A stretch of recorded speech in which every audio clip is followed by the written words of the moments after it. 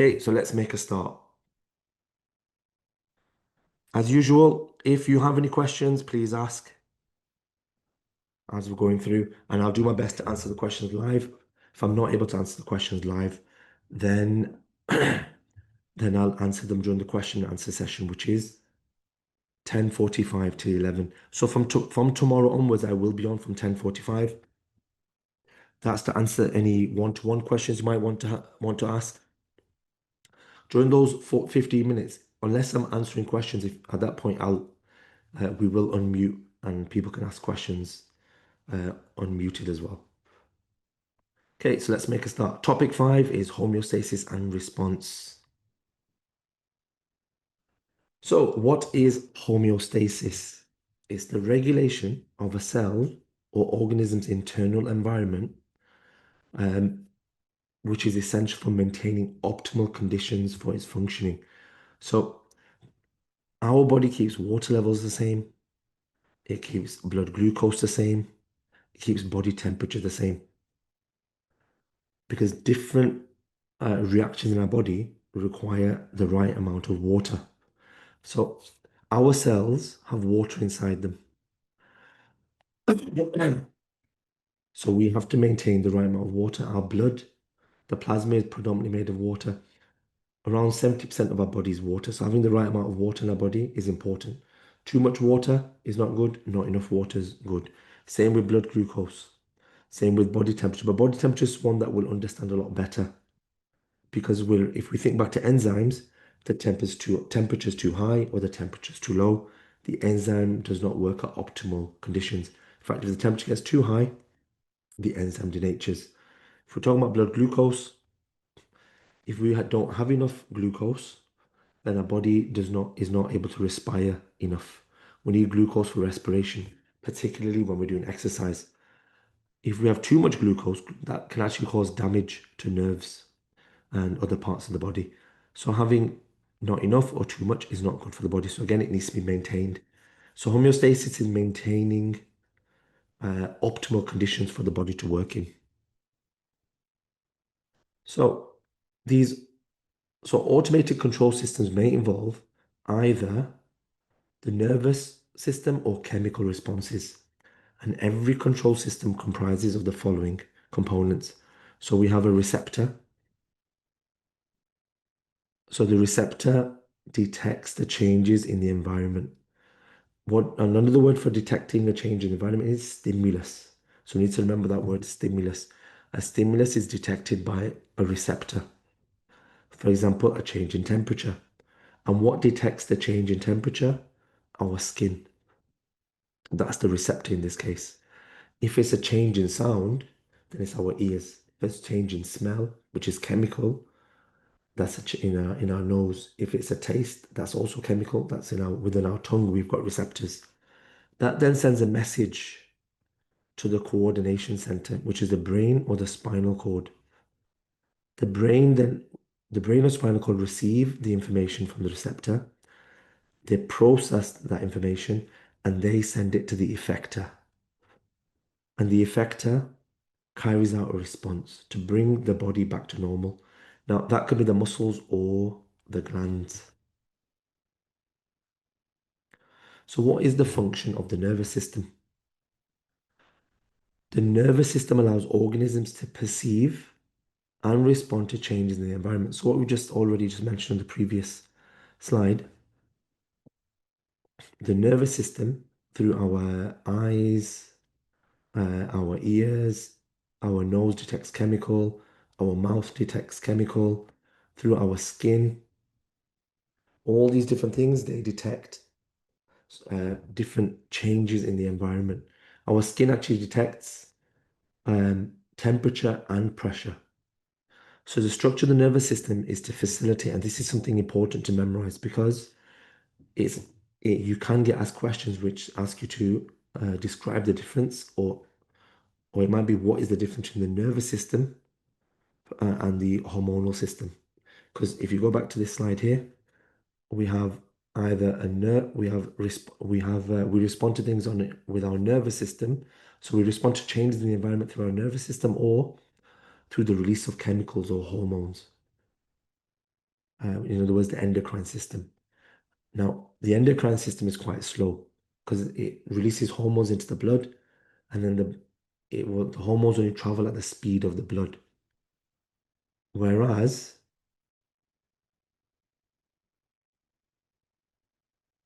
the nervous system is rapid. It's short-term responses to various stimuli. It's a quick response to something. So it allows us to respond to things quickly, and in danger, it allows us to respond even faster to help us save us from danger. That's a reflex arc, which will come. So how is the information processed by the nervous system?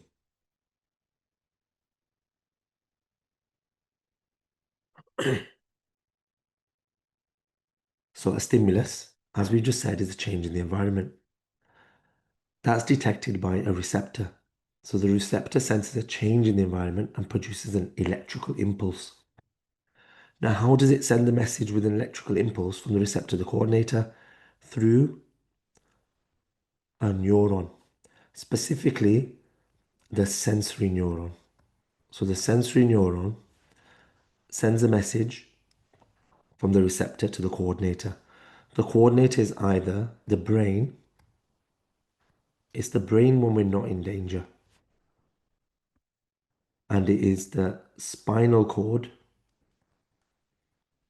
when we are in danger. And in the spinal cord, we have something called a relay neuron, which will come after. Then the coordinator sends a message to the effectors through the motor neuron,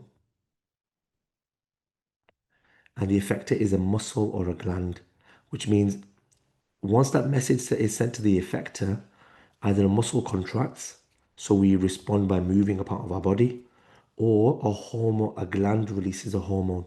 So glands are parts of the endocrine system that make and release hormones. So they secrete hormones. Secrete meaning it makes it and it releases it. So once these glands release the hormones travel through the blood, and wherever that hormone gets to, particularly the target areas, it has an impact on them. But that's much slower than what we're trying to show here. So how does so let's go back to this initial point here, or let's quickly recap everything. Stimulus is a change in the environment. That's detected by the receptor. A receptor senses a change in the environment and produces an impulse. That electrical impulse travels through the sensory neuron. The coordinator is the brain if it's not danger. The brain makes a decision on how to respond. So it sends a message through the motor neuron to the effector. The effector is usually a muscle or a gland. So let's use the example of a muscle this time. The muscle then contracts and we respond.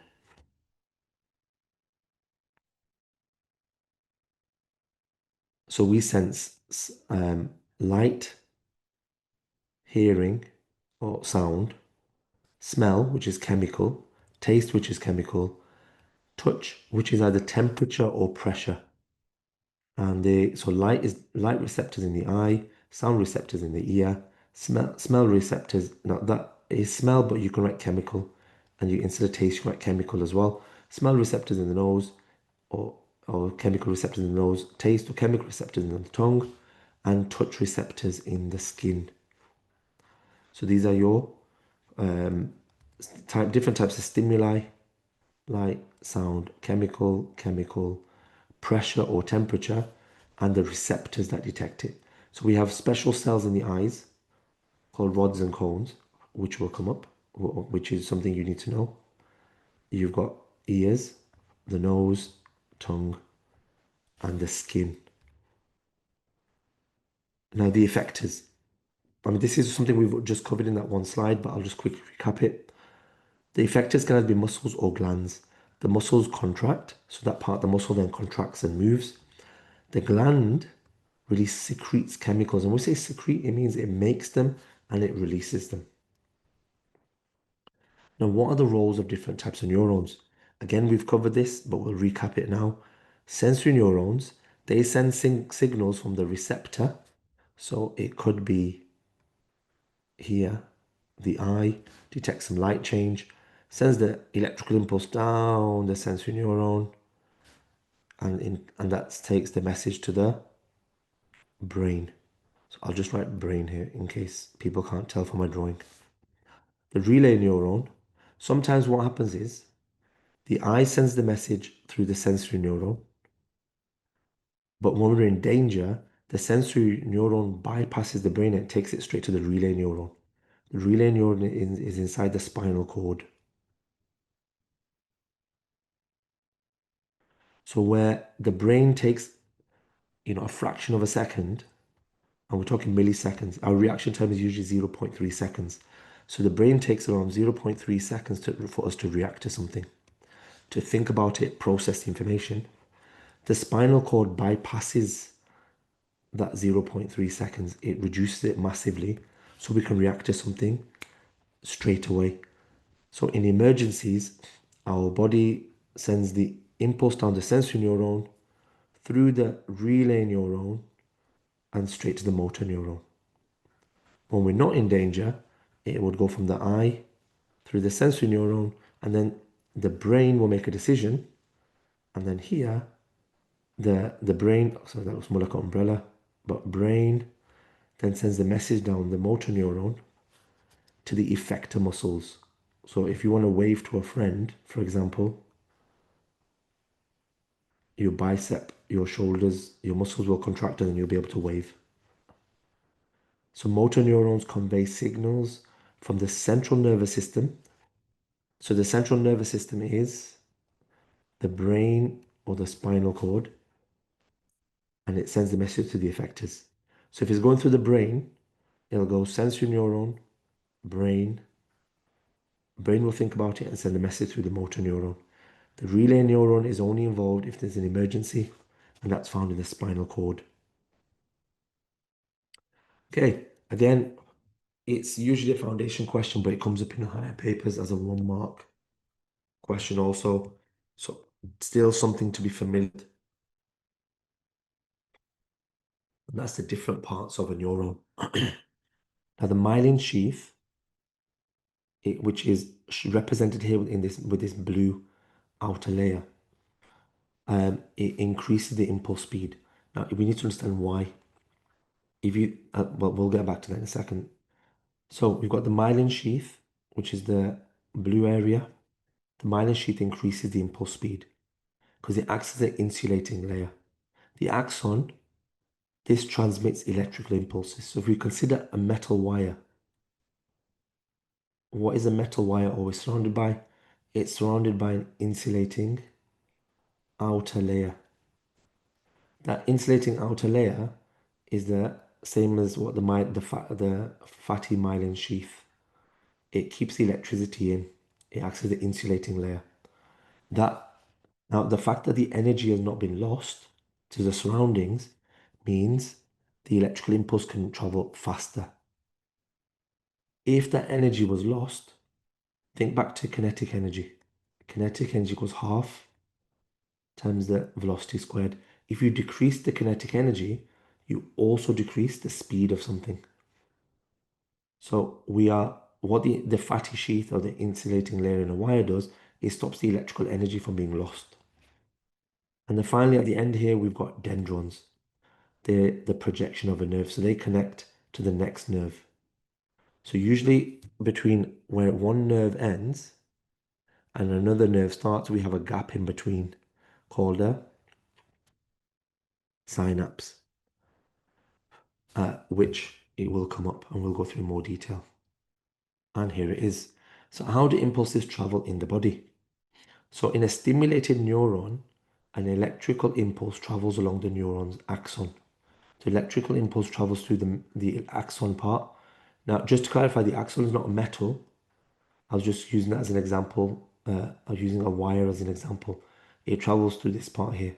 The fatty myelin sheath is an insulating layer and it helps speed up the process. Now, what happens is, in a stimulated neuron, an electrical impulse travels along the neuron's axon. So let's use this neuron first. The electrical impulse has traveled through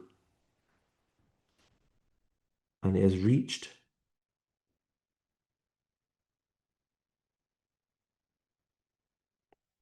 and it has reached the end of one neuron.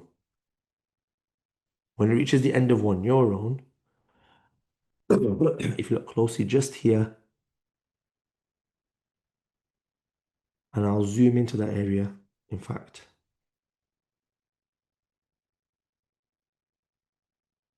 What happens is these small, what we call neurotransmitters, which are chemicals, they diffuse across the gap.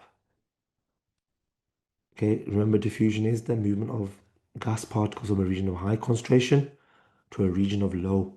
Until, if you look at these, what looks like a little bit like this, the chemical messengers, the neurotransmitter attaches to these receptors. When they attach to these receptors, that causes the electrical impulse to continue. Now, just a quick question or a quick thing for everyone to consider. If I added some medication, let's say someone's taken a painkiller, how would a painkiller work in this scenario? So what the painkiller is, imagine these dots are the painkiller dots. So the painkiller has been broken down in the body, and the painkiller is now within that synapse alongside the neurotransmitter. So an electrical impulse arrives, the neurotransmitter is released, but you've now also got these dots representing the painkiller. And what happens is the painkiller attaches to these receptors. Now, if it attaches to these receptors, that means the neurotransmitter doesn't attach to these receptors. And so the electrical impulse stops. So if that was a message saying, ow, that hurts, you stop getting those messages. And so you don't feel as much pain.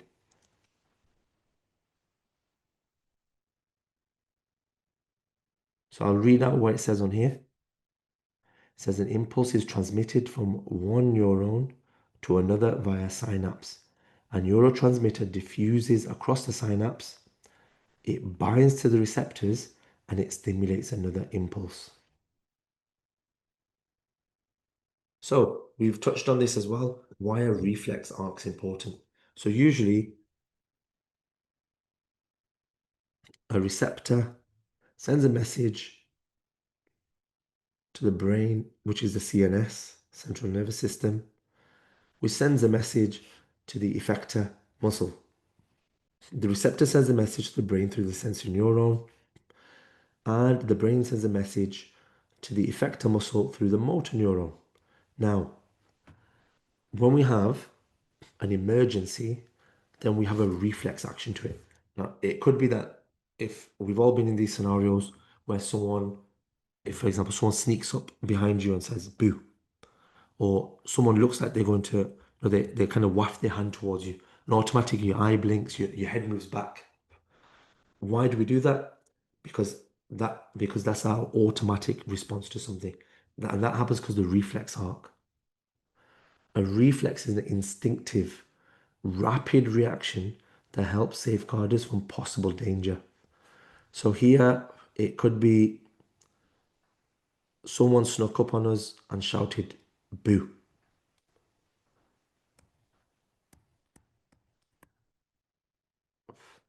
Then the receptors detect that change in sound. So the receptors in the ear, they send a message down the sensory neuron. Now note here, it's not gone to the brain. We've gone to the spinal cord.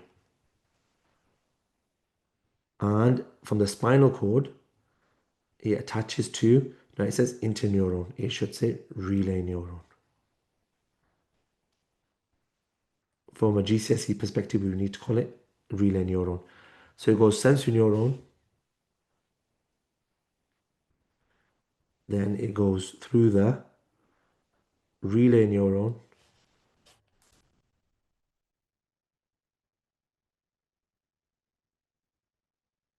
and then down the motor neuron. The motor neuron sends the message to the effector muscle. The effector muscle contracts, and we move away from that sound. So that's our instinctive rapid reaction that helps safeguard us from possible danger. So let's go through that scenario one more time. Someone shouted boo. Our receptors in the ear detect it. They send a message down the sensory neuron, and not to the brain, but to the spinal cord. In the spinal cord, we have a relay neuron, which, without having to process the information, so it means not taking the 0.3 seconds reaction time, it sends a message down the motor neuron to the effector muscle, and we react to it. We either scream, we shout, we move out of the way, we quickly turn, we do whatever's necessary to protect us. Very important to be able to react. So this is just a summary of what happens. The receptor detects a change and generates an electrical impulse. This impulse travels along the sensory neuron and it crosses synapses. Now, just to quickly explain this, if this is the sensory neuron, and then you have the relay neuron, and then you have the motor neuron, then you've got gaps in between each neuron, and those gaps are synapses. So if you're answering a 6-mark question on the reflex arc, you should always talk about the synapse as well and bring all of this information into your answer. In a 6-mark question into reflex arcs, the reflex arc, sorry, it may also expect you to talk about how the myelin sheath works, what the role of the axon is. So it is important to memorize everything. So the impulse travels along the sensory neuron and crosses the synapse. Subsequently, the impulse is processed by a relay neuron before moving along the motor neuron to reach the effector. So when we say process, meaning the electrical impulse travels through it. Finally, the effector triggers a response. Okay, so here we've got key terms. Nervous system, the body system that detects changes. The central nervous system, which is made of the brain and the spinal cord. It receives information from the sensory neuron, from the receptors, and it sends information to the effectors through the motor neuron. The sensory neuron sends messages from the receptor to the CNS. A synapse is a small gap between neurons where chemicals carry the signal across. One reason why synapse is important is as the electrical impulse travels this way, then you've got a gap. Chemical neurotransmitter travels, diffuses across, then the impulse continues. It ensures, because the chemical only diffuses from one side to the other side, this ensures that the electrical impulse only travels in one direction. Then we've got the relay neuron, which passes messages from the sensory neuron to the motor neuron in the CNS. And we finally have the motor neuron, which carries information from the CNS to the effectors. So all very important key terms that we should do our best to memorize. Okay, so how can we determine someone's reaction time? This is a common question. So I really would advise that you take some time and memorize it. When we do the pre-exam workshop, we'll be doing lots of past paper practice on this as well. So the person designated as the catcher, they take a seat, resting their arm on the table with their hand extended over the edge. So this is their hand extended over the edge. If you look at the hand, it's ready to catch the ruler, and it's right at the bottom. So it's at 0 centimeters. The other participant positions the ruler so it's the bottom and it aligns with the catcher's thumb and finger. So the other person has hold of it here. And they position it so 0 centimeters is between the other person's thumb and first finger. Now, without any verbal cues, so without giving any hints, anything, the ruler's released. So the ruler starts dropping downwards. The catcher swiftly attempts to grab the ruler, and the distance it falls is recorded. Because if they catch it here, and that's 32 centimeters, then that's what they're going to record. Repeat the test several times. Eliminate any outliers or anomalous results, then calculate the average distance. You utilize a conversion table to translate the distance into a corresponding reaction time. Alternatively, you can just measure the time. Having said that, measuring the time is inaccurate usually. But this conversion table is based on the average person's reaction time being 0.3 seconds. Okay. Now, with this question, there are some variations that come up in exams, and we will go through that pre-exam workshop, but just so you're aware. Um, what we can do is we can check how different chemicals impact on a person's reaction time. So we might give one person a cup of coffee and one person a glass of water and check the difference between how quickly they catch it. Now, the issue with using one person for each experiment is that you've got two different people that might have two different reaction times. So if you're going to use multiple people, then you need to try and make sure they're the same age, same level of health, similar reaction time. They don't have any genetic disorder that would slow them down. So there's a lot of controls to be considered here. There's lots of independent variables that we can look at. A lot of that will come through past paper practice. Okay, we're moving on to the brain. And the brain is a triple only, a biology only topic. The brain is a biology only topic. The eye is a biology only topic. Control of body temperature is a biology only topic. After that, we'll move on to the endocrine system, which is back to combined. So hopefully, so those that are doing combined, if you are patient with us for about 20 minutes, then we'll go back to the combined. What I would advise is you have all the resources. For those that are doing combined, just read ahead. Just in case you have, look for things that you might struggle with. So you can ask me questions before I even start the topic. Okay, what is the brain? Now, the majority of the questions on the brain that I've come across over the last few years, and many of you will have noticed in past papers, is usually connected to recall, memorization type questions. So the brain is an organ that controls intricate behaviors. It consists of billions of interconnected neurons and features various regions that perform distinct functions.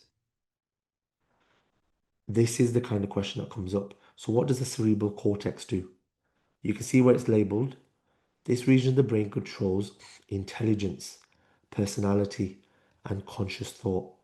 It plays a crucial role in the decision-making process. Then you've got the medulla or the medulla. This section, no, sorry, the medulla oblongata. This section of the brain regulates involuntary, so it's just here, involuntary functions, for example, breathing and heart rate. So these are the things that happen without us having to think about them. And then we have the cerebellum, which is this part here. This section of the brain is responsible for regulating balance, coordinating movement, and managing muscular activity. I strongly advise you memorize these points here. Now, how do we know what different regions of the brain actually do? So one way we can gain insight. One way we can gain insight to different brain regions is by studying patients with brain injuries. This process entails pinpointing the damaged area and observing the resulting effects. So, for example, and this is something you probably already come across in school. There's a man called Phineas Gage who, in the 1800s, experienced a severe accident with an iron rod which pierced his skull. So this is essentially what happened in this picture. It pierced just under his eye socket and it went through his skull. Remarkably, he survived, but his personality underwent significant changes due to the area of the brain that was the brain that was affected, or the areas of the brain that were affected. Now, that was a rare, I don't really want to say opportunity because it's horrific to have to study a person that's going through so much pain. But that in those days, because they didn't have scans, this would have been a good way to understand what that part of the brain actually did. And they saw a massive change in his personality, he became a lot more aggressive. He wasn't able to regulate himself as well. Now, another method for mapping the brain includes the use of weak electrical current to stimulate various regions of the brain.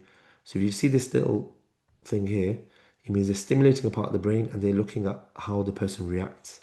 So the patient is conscious, in other words, they're awake, and that way they can articulate their experiences when their brain is stimulated. This might involve seeing something, recalling a memory, detecting a scent.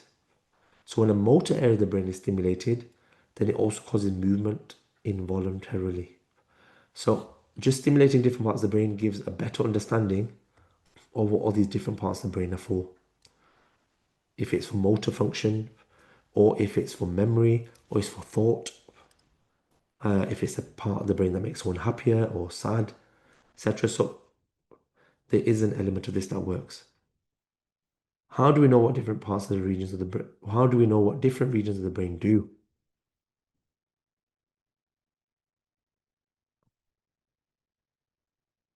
Another method for visualizing the brain involves utilizing MRI scanning techniques.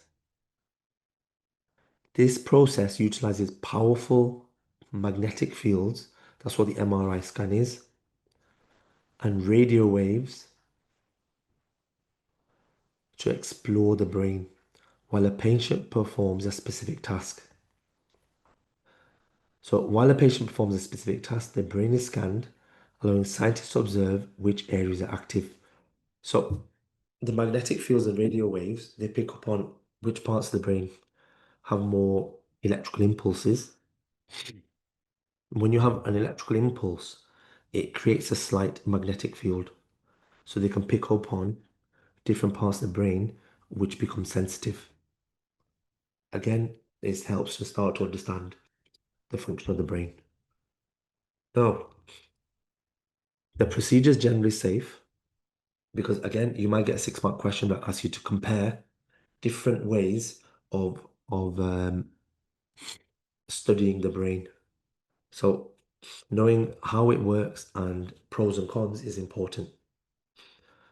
So here, the procedure is generally safe and it can be used to identify the specific area associated with various functions of the brain. The person having the scan will need to stay completely still, which may not be possible if the person has a condition such as Parkinson's.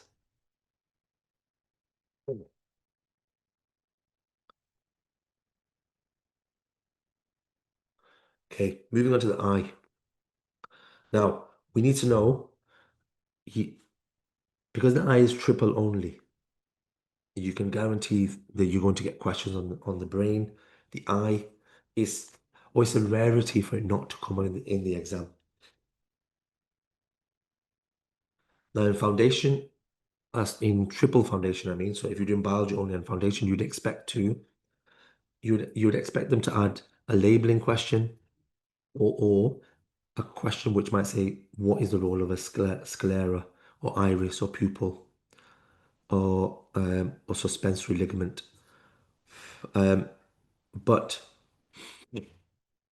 so that should say suspensory ligament. However, in triple award in higher, you can still be expected to be asked a bigger question where defining the role of one of these parts of the organ, the parts of the eye, will be needed. So it's still something that I would advise you memorize. So we've got the retina just at the back here. There's a gap in the middle here, which is where the optic nerve is. So that's what we would call our blind spot. The retina contains our cone cells and our rod cells. So they detect light, they send a message through the optic nerve.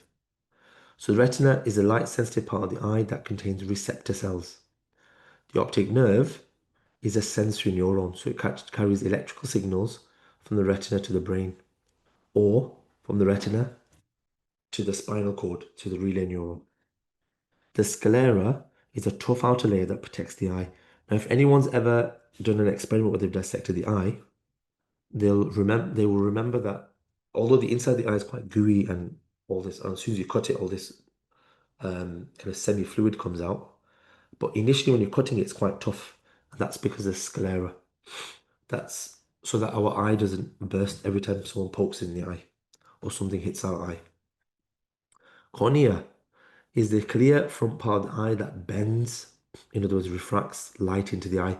Cornea will come up multiple times, that's an important word. And iris, the colored part of the eye that controls how much light enters by changing the size of the pupil. So the iris is this part here, and it contracts and relaxes to make the pupil a different size. Okay, so again, these are usually 3-mark questions.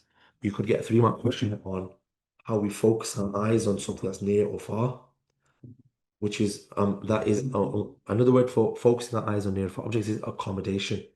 So accommodation is the process of altering the lens's shape. So the lens is here. You can see it's thinner here and it's a bit fatter here. Uh, the thicker it is, or the wider or fatter it is, the more it refracts the light. And the thinner it is, the less it refracts the light. So accommodation is the process of altering its shape to focus on objects that are either near or far away. So this is something that happens automatically. The muscles around the lens contract and relax to change its shape. So how do we focus on a near object?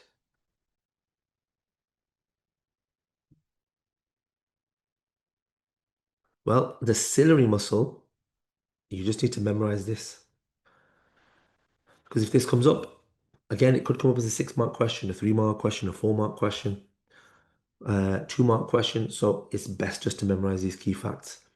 The ciliary muscle tightens, the suspensory ligament relax, the lens becomes thicker, which means if it's thicker, the light travel has a longer distance to travel through in a denser material, so the light bends towards the normal. So in refraction, what happens?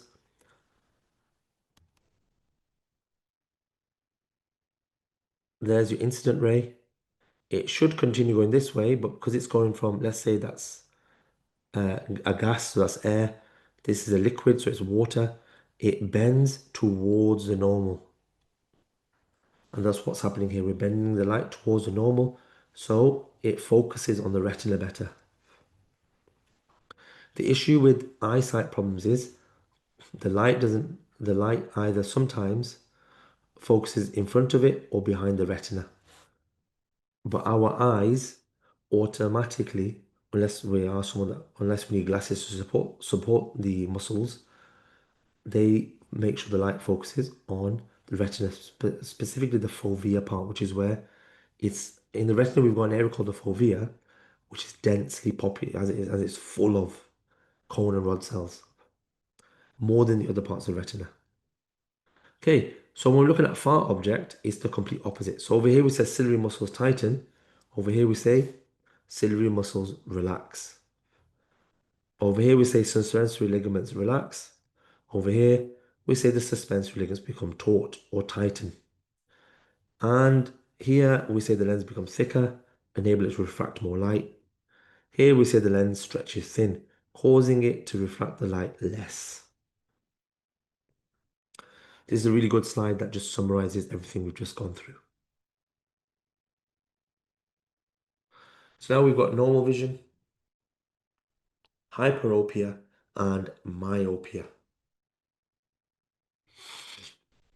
So hyperopia is commonly known as long-sightedness, and myopia is commonly referred to as short-sightedness. The main problem is the rays of light do not focus on the retina. So here in hyperopia, which is long-sightedness, the image is formed behind the retina. In myopia or short-sightedness, the image is formed in front of the retina.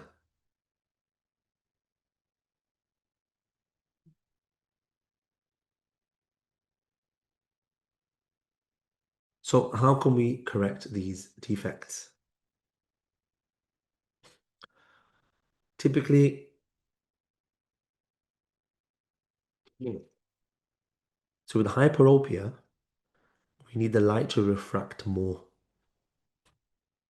So we use a convex lens. So if you had a convex lens here, it refracts the light slightly more inwards. For myopia, we use a concave lens. So what the concave lens does is thinner throughout the middle of it. When the light's going through, it refracts the light outwards slightly. So now when it refracts, when it gets to the lens, it ends up on the retina. That's why when we go for eye tests, we check with different lenses to see which one we need.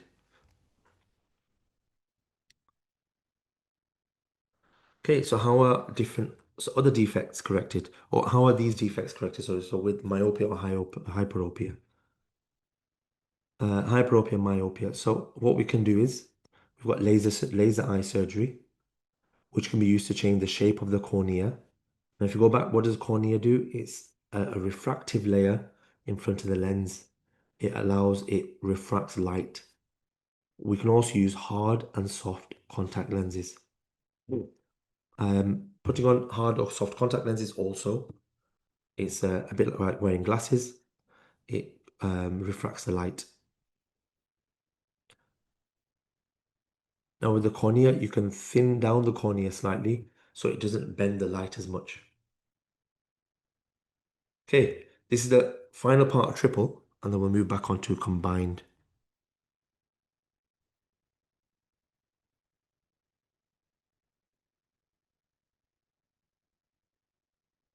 So now control of body temperature.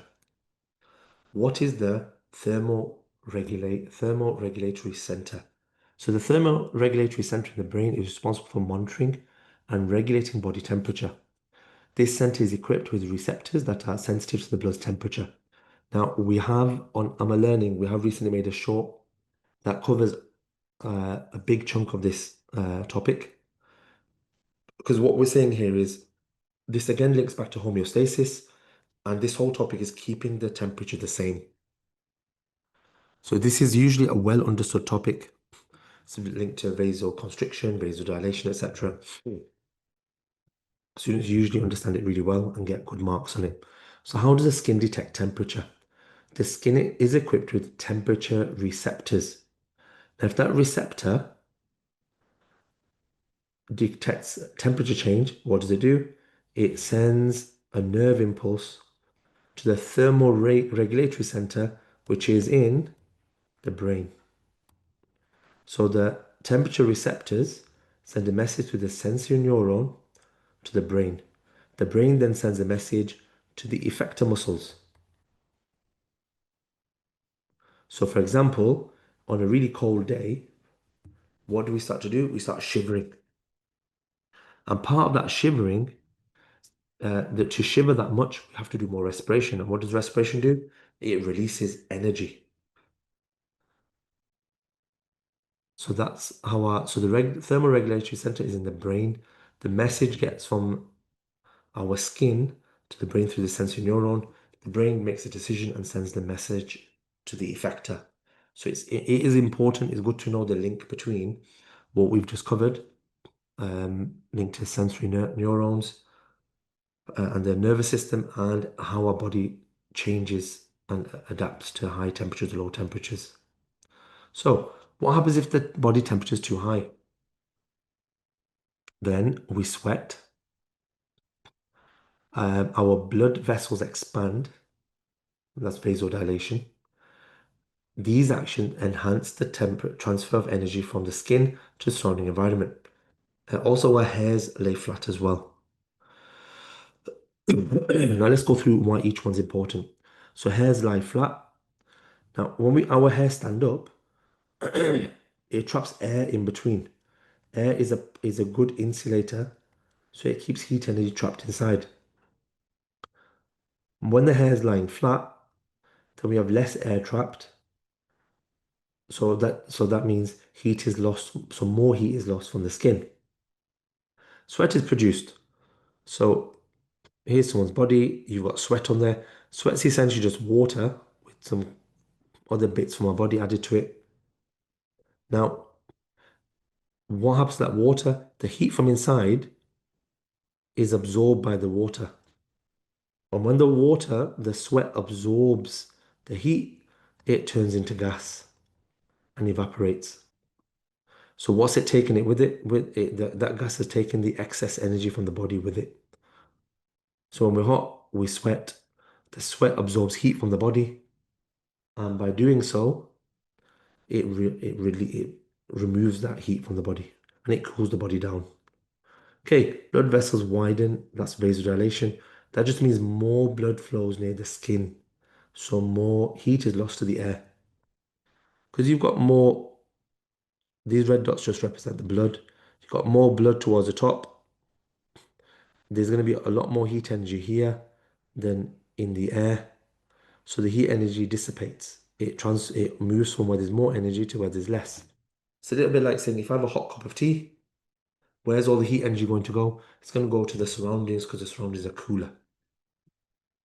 And the bigger the difference in temperature, the more heat energy that is lost. Okay, this temperature tends to increase when we exercise.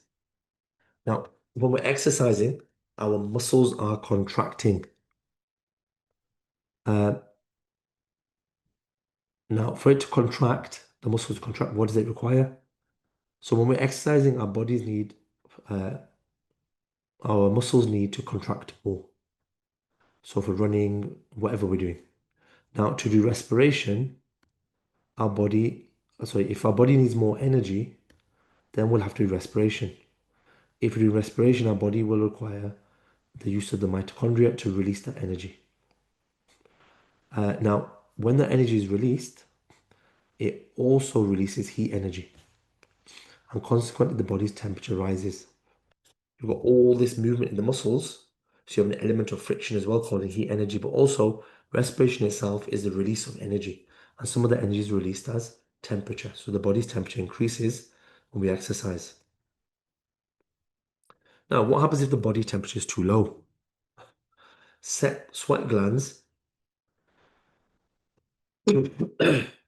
sweat glands cease the production of sweat. So we decrease the sweat or get rid of it completely. We have vasoconstriction. The skeletal muscles tighten and start shivering. Now, what all of these do is they reduce the energy transfer from the skin to the surrounding environment. If we're not sweating, we're not losing heat energy. Vasoconstriction means more of the blood vessels are towards the inside. So the heat energy dissipates, but it's still quite far from the skin, so it doesn't get lost to the surroundings. What we just said on the previous slide, when the muscles tighten and start shivering, we get an increase in respiration, which releases energy and warms us up. So this is just a summary of what we just discussed, which is in your notes. And that is the end of the triple only section. Now we did start at 11:05, so we are going to continue till 12. We'll have a 5-minute break at 12 o'clock. So what glands are in the endocrine system? The most important is the pituitary gland. From a digestive perspective, pancreas. From a reproductive perspective, we've got testes and ovaries. The adrenal gland releases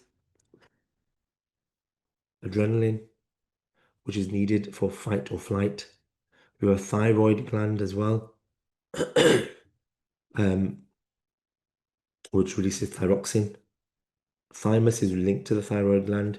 Then we've got hypothalamus, which is linked to our temperature control. But the pituitary gland is the most important. We call it the master gland. It's located the pituitary gland, or you can just call it the PG. It's located in the brain.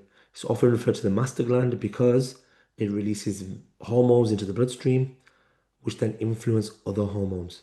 So here, it's showing the pituitary gland. It releases ADH, which then has an impact on the kidneys.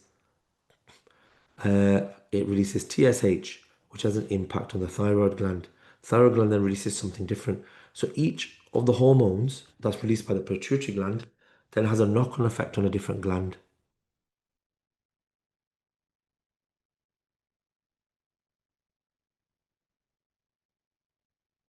Okay, control of blood glucose. So we've got hypoglycemia, when there's not enough sugar in the blood, and a person can pass out at that point. Because if they don't have enough sugar in the blood, it ultimately what it means is respiration will not happen enough. The person will initially have low energy levels, and they can get to a point where they can collapse. Then we've got normal, where you have the optimal amount of sugar, and hyperglycemia is too much sugar. And glucose, too much glucose can have an impact on the nervous system, on nerves, particularly where the blood flows slower, for example, the feet. So what it starts to do over time is damage the nerves within the feet, within the eyes, in other parts. Now, eyes and feet are particularly two areas that are damaged by hyperglycemia. And it ultimately, if someone becomes, for example, diabetic, then the body tries to get rid of all the extra sugar through the blood.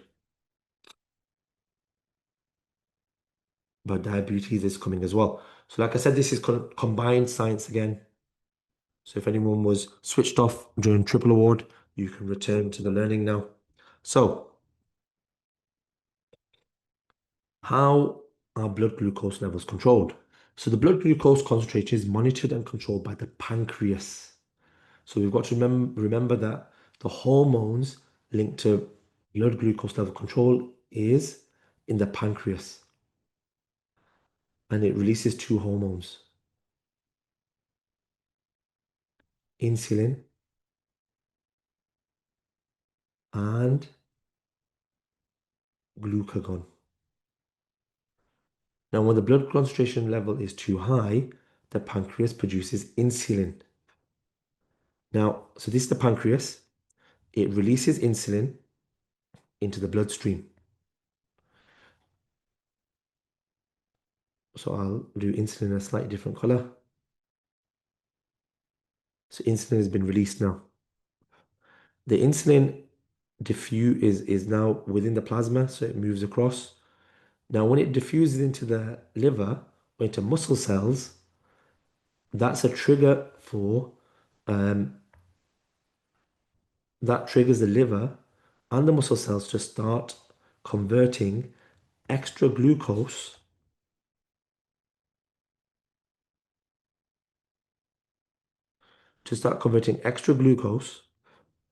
that's in the blood and converting it into something called glycogen. So look, the pancreas produces insulin. I've done that as a blue dot. The blue dots, the insulin is absorbed by the liver and the muscles. That triggers the liver and the muscles to take the glucose and convert the glucose into glycogen. Glycogen then can be stored.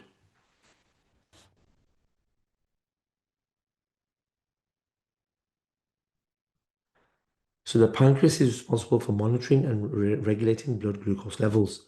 When blood glucose concentration is too low, again, the pancreas makes a different hormone. It makes glucagon. So let's have glucagon flowing through. Now, when the liver or the muscle cells absorb glucagon, it does the opposite. Glucagon causes glycogen to convert back to glucose, and then that's released into the blood. So let's just quickly look at this. When the blood glucose is too high, actually, let's write glucose, not sugar. Blood glucose is too high. What does the body release? Insulin. So what does the liver and the muscles do? They convert glucose into glycogen.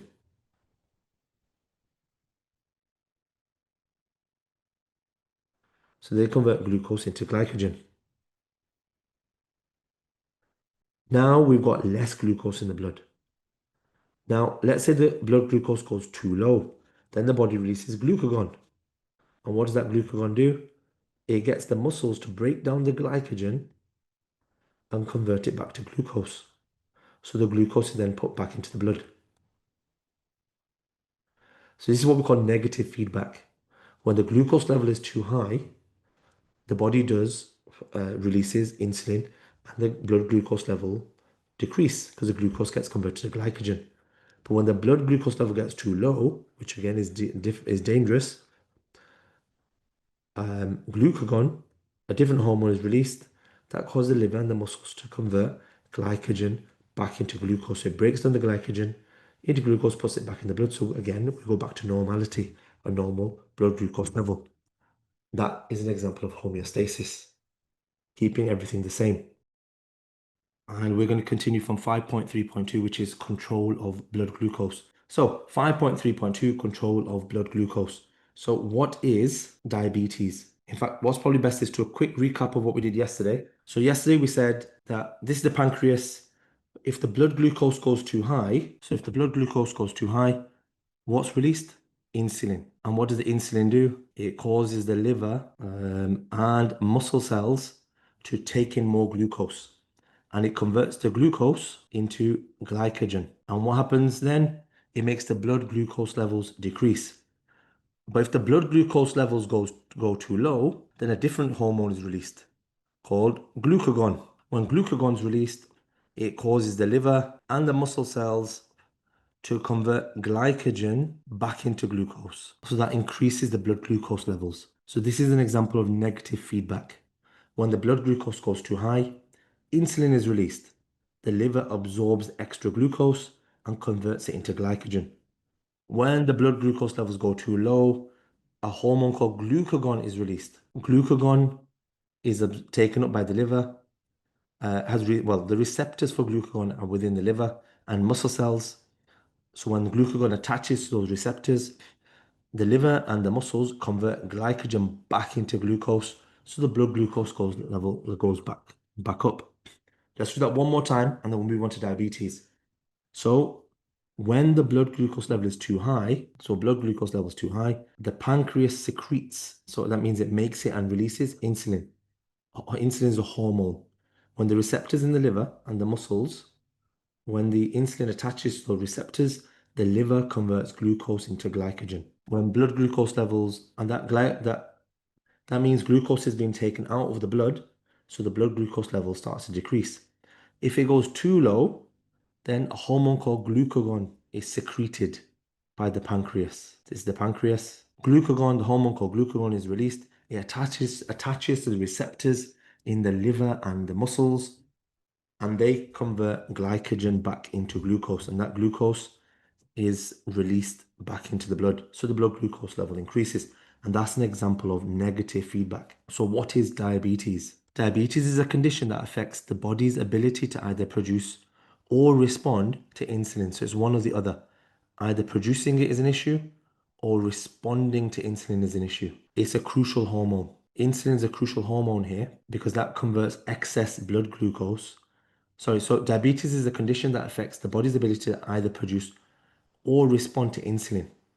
Insulin is a crucial hormone because what does insulin do? As we just said on the previous slide, insulin attaches to the receptors in the liver and the muscle cells, and the muscle cells in the liver convert excess glucose in the blood into glycogen. So as a result, the body struggles to regulate blood glucose levels effectively. So if insulin is not controlled, so the body doesn't produce enough insulin or our body stops responding to insulin, then we cannot control and regulate blood glucose levels effectively. So type 1 diabetes, the issue is that the body doesn't produce enough or doesn't produce insulin at all. That's caused by a problem in the pancreas and is treated with insulin injection. So diabetes type 1 is inherited on the recessive allele. So it's inherited on the recessive allele. So both parents have to be carriers for someone to be born with diabetes. So if two parents are carriers, there will be a 1 in 4 chance, or 25% chance the child is born with type 1 diabetes. It means the body can't produce insulin because of a problem linked to the pancreas and is treated with insulin injections. Type 2 diabetes the body cannot respond to insulin properly. So this is essentially, there's a link here to genetics, although type 2 diabetes can happen to anyone. But if it's within our genes, as in we have grandparents or parents that have got type 2 diabetes, then that should be enough of a sign for us to take extra care in our food intake. Because it's often linked to obesity and poor diet. And it's a point, it's when the body reaches a point where it no longer responds to insulin. So if it runs in the family, the better our diet is, the more we can stay away from things like obesity, the less likely we are to get type 2 diabetes. And it can be treated with lifestyle changes and medication. So that is the kind of question that is either a 3-mark question, 2-mark question. It comes as a 4-mark question where you compare type 1 to type 2. It could be added into an extended question, like a 6-mark question, where this might be part of the answer. So what are the risk factors and treatments for type 1 diabetes? So type 1 diabetes is treated with insulin. Insulin is a protein that would be broken down in the stomach if consumed in the pill form. That's why it has to be injected. It has to be injected because it's a protein and the stomach will break down the protein with the protease. So the stomach's got protease inside it that will break down the insulin. So it has to be injected. The issue with injections is that it can lead to infections. Genetics, family history is a risk factor for type 1 diabetes, so it's genetically passed on. So what are the risk factors and treatments for type 2 diabetes? So it's more likely to happen to someone over 40, someone that's obese, someone that eats a lot of high in cholesterol food. It can be genetic, someone that has arterial hypertension or high blood pressure. Now, how can it be prevented? Healthy diet, exercise, no smoking, glucose control.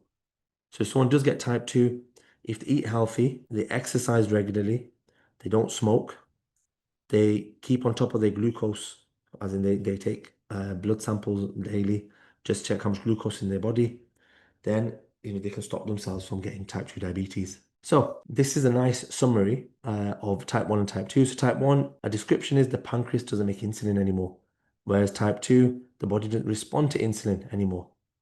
Risk factors. Type 1 starts in childhood and is usually passed on genetically, but not usually, it is passed on genetically. Type 2 is linked to being overweight and not doing enough exercise. Type 1, the treatment or prevention is treated with insulin injections, whereas type 2 is controlled by eating well, losing weight, and exercise. So this is a really good slide to memorize. So, individuals with diabetes must regularly monitor their blood glucose levels. This can be accomplished with various devices, and that allows them to keep a track of whether the blood sugar is too high or too low. So they can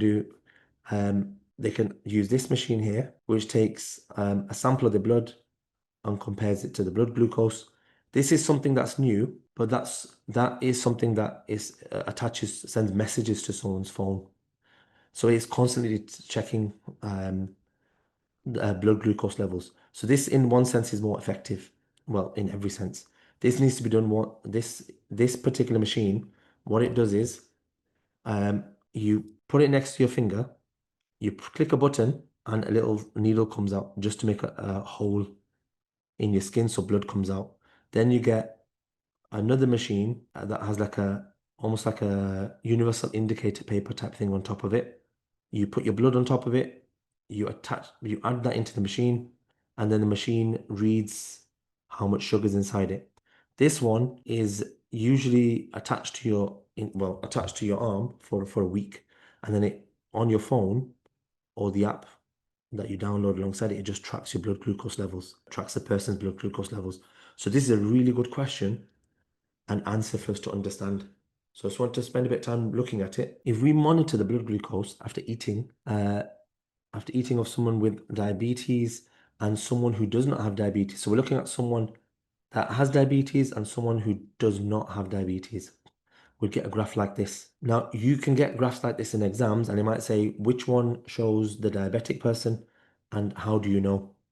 So you can see straight away, as soon as they've eaten food, the initial peak is higher. And after eating, if you look at the person that doesn't have diabetes, it goes up and the spike is dealt with straight away. Whereas after eating, blood glucose levels fall much slower when someone's got diabetes.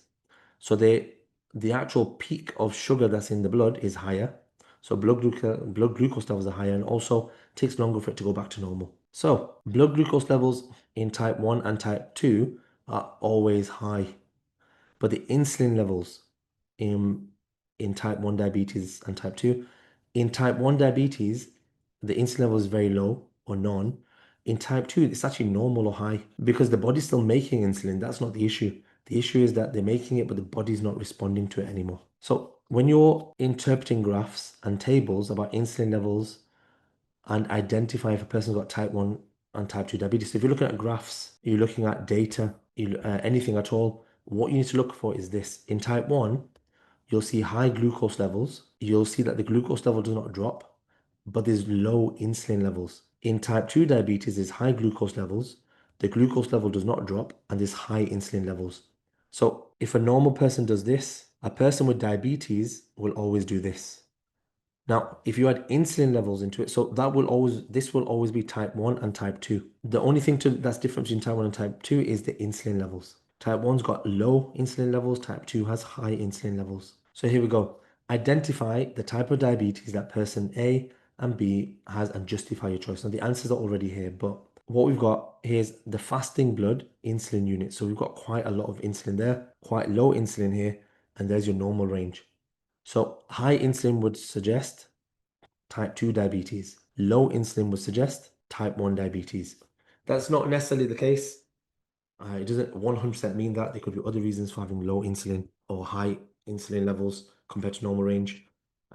But that indicates type 2 and type 1 diabetes. So what's the difference? Again, this is a very common type of question. Type 1, pancreas. Main issue with type 1 is pancreas cannot produce insulin. That means there's very low or no insulin. And how do you treat it? With insulin injections. Type 2, the body cannot respond to insulin, so there's normal or high levels. And how can it be treated? Healthy diet, exercise, and medication. Now, why does the insulin need to be given as an injection?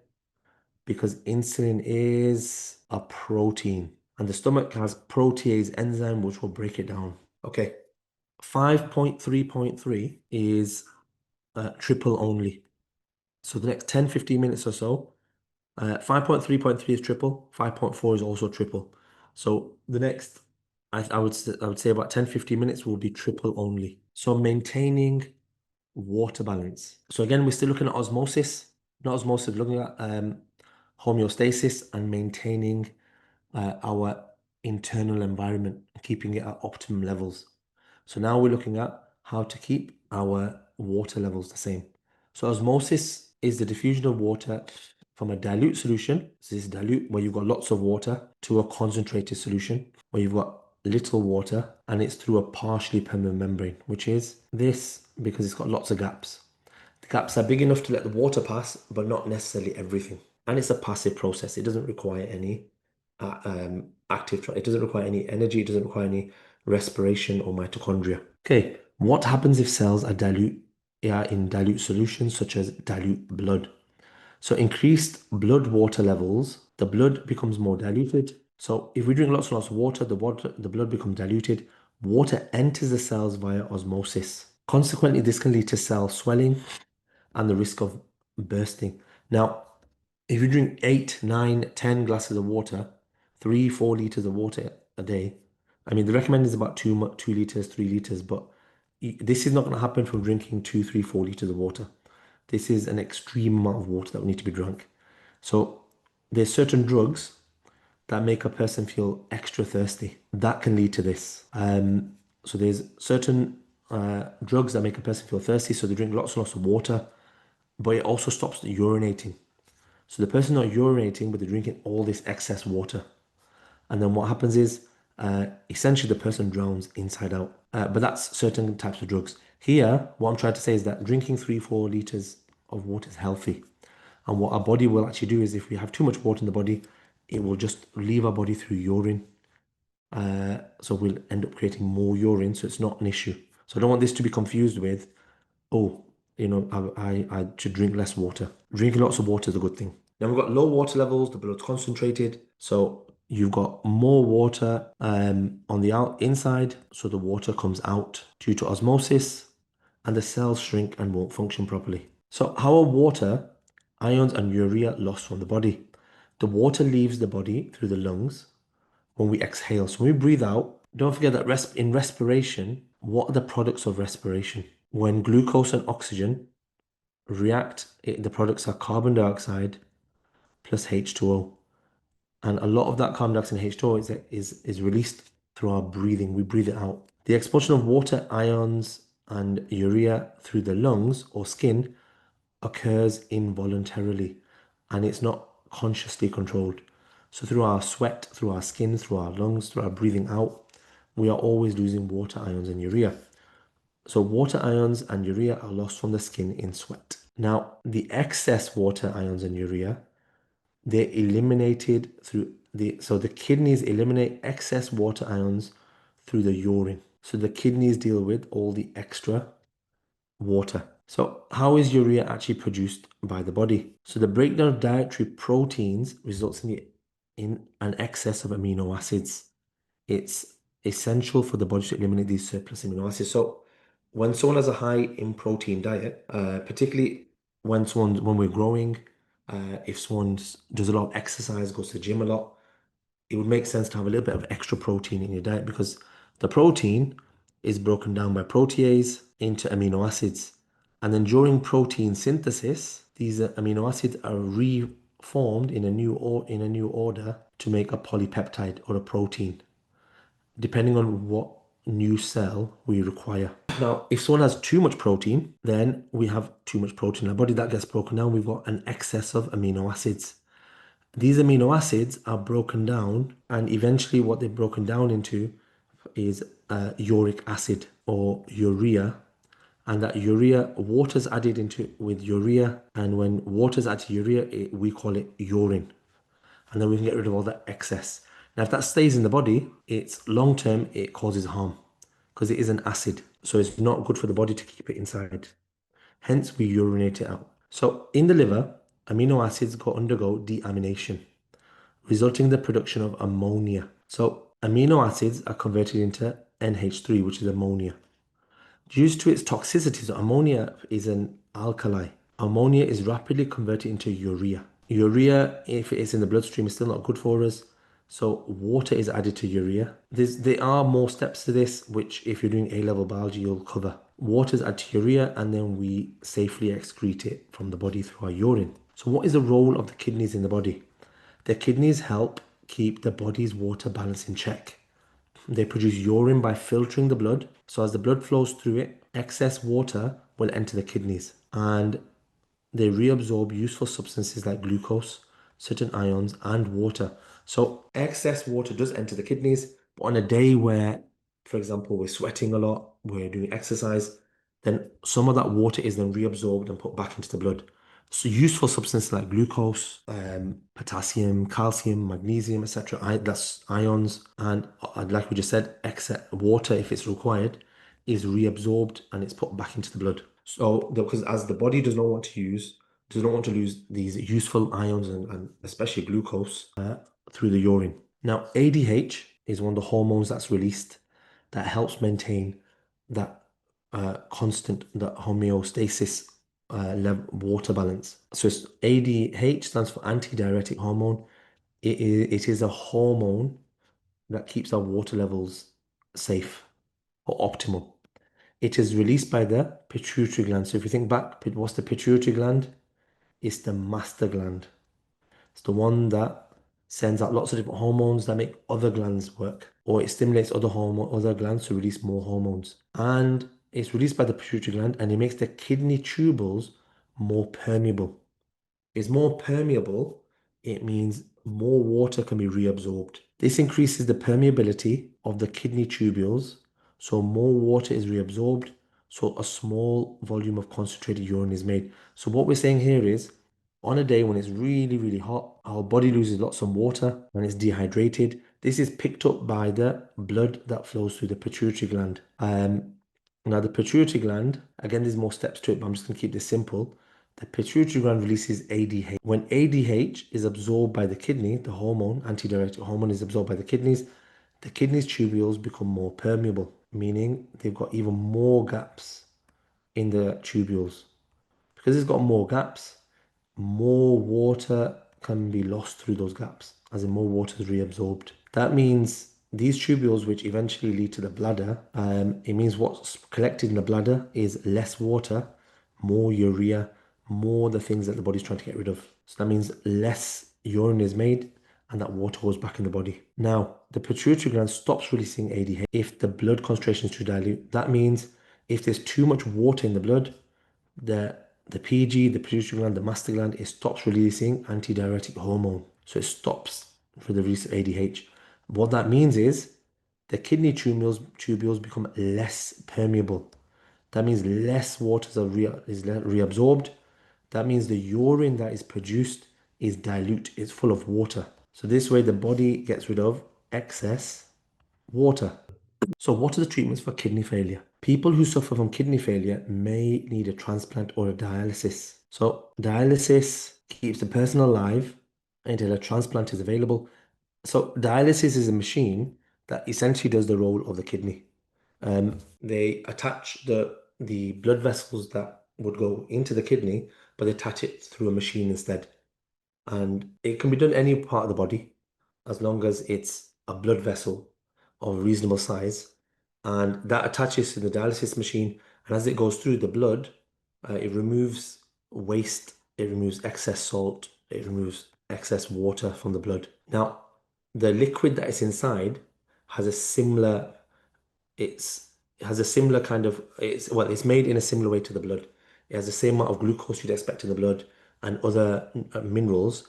So the blood that's flowing through the machine, it doesn't lose too much. It doesn't lose glucose and useful ions. So it keeps a concentration gradient low. So there's not much movement of useful things. It keeps the concentration gradient between the waste products high, so a lot of it is lost from the blood. But it's time consuming, several hours, multiple times a week. It can be uncomfortable. It's expensive for long-term use. In the UK, it's not expensive for the patient, but it is for the NHS. Now, kidney transplant. Advantage, it means dialysis can stop.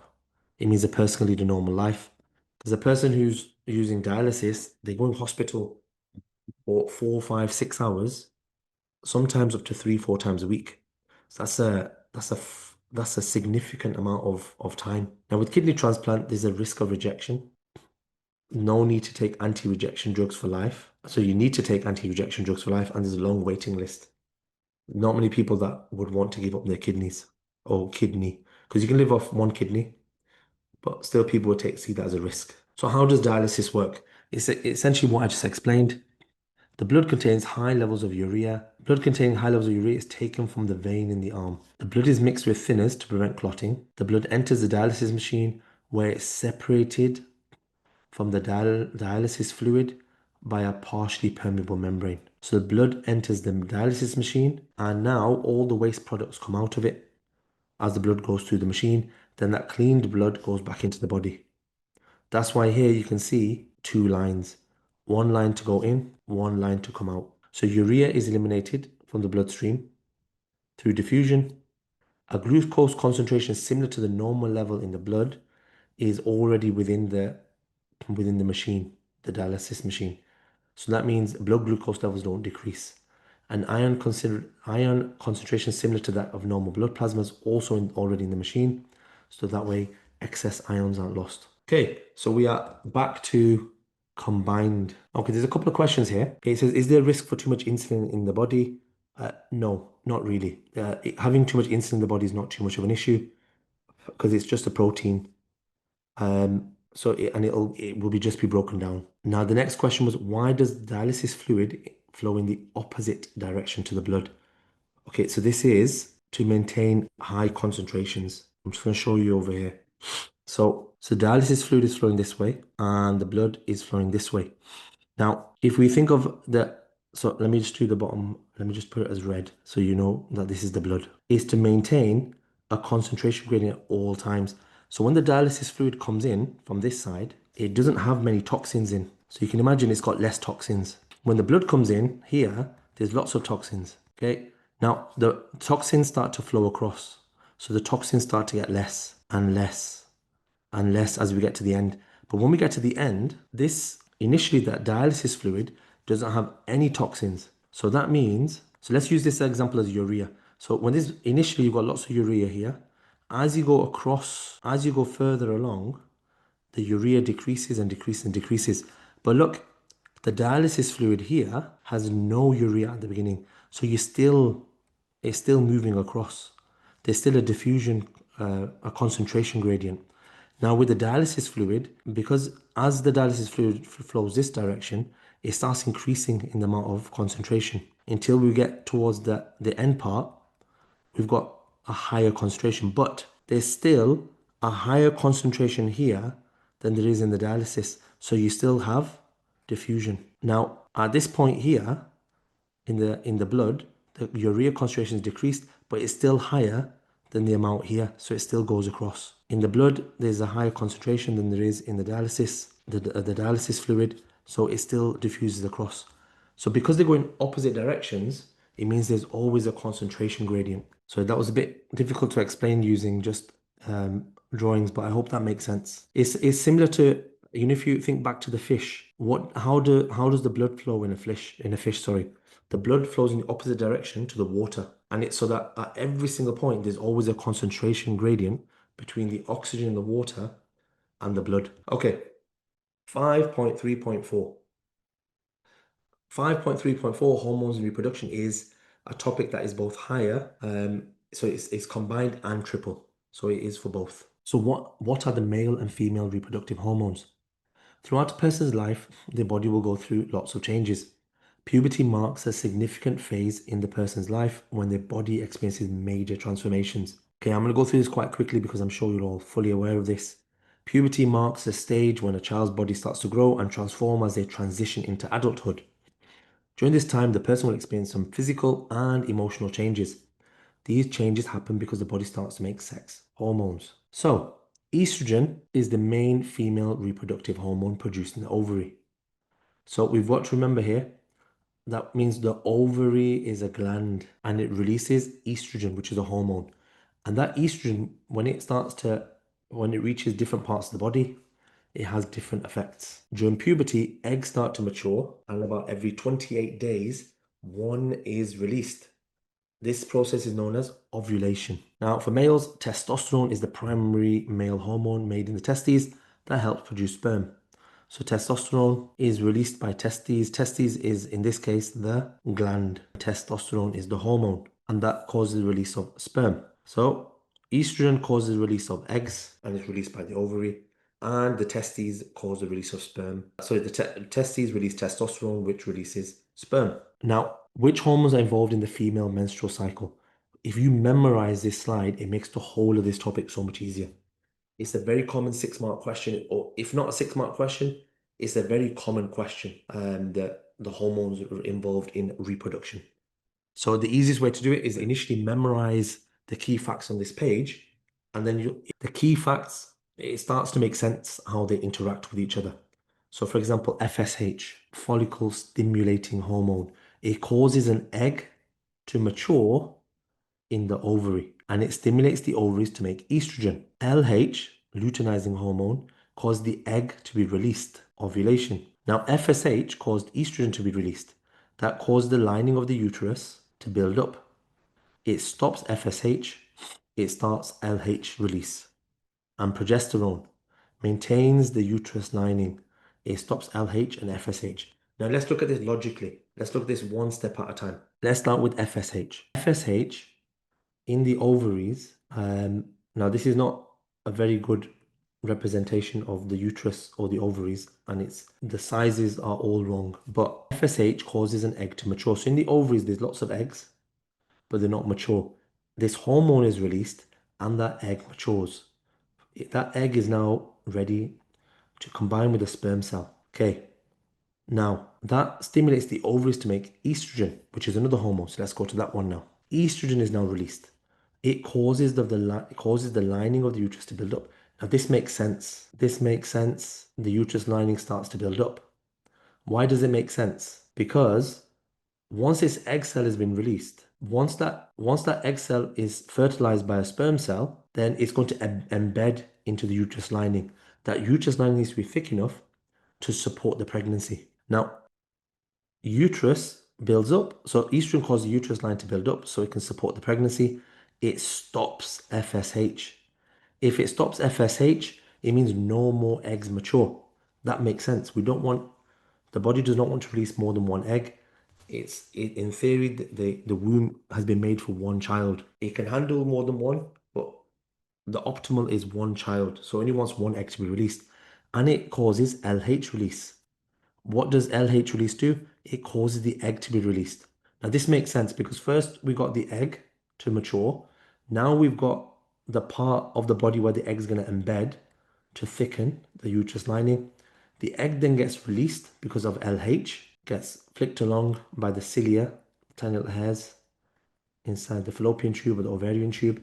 Now that egg has been released, that egg, if it combines with a sperm cell, it has a thick uterus lining ready. Now, LH causes progesterone release. It doesn't say here, but it really causes progesterone release.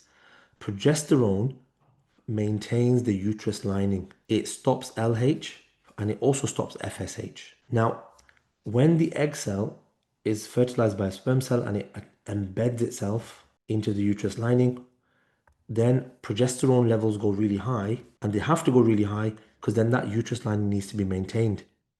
If progesterone stops being released, then essentially what that means is the uterus line starts to break down and it is released as the part of the menstrual cycle, as a period. So, which hormones are involved in the female menstrual cycle? So let's go through this now as a full process.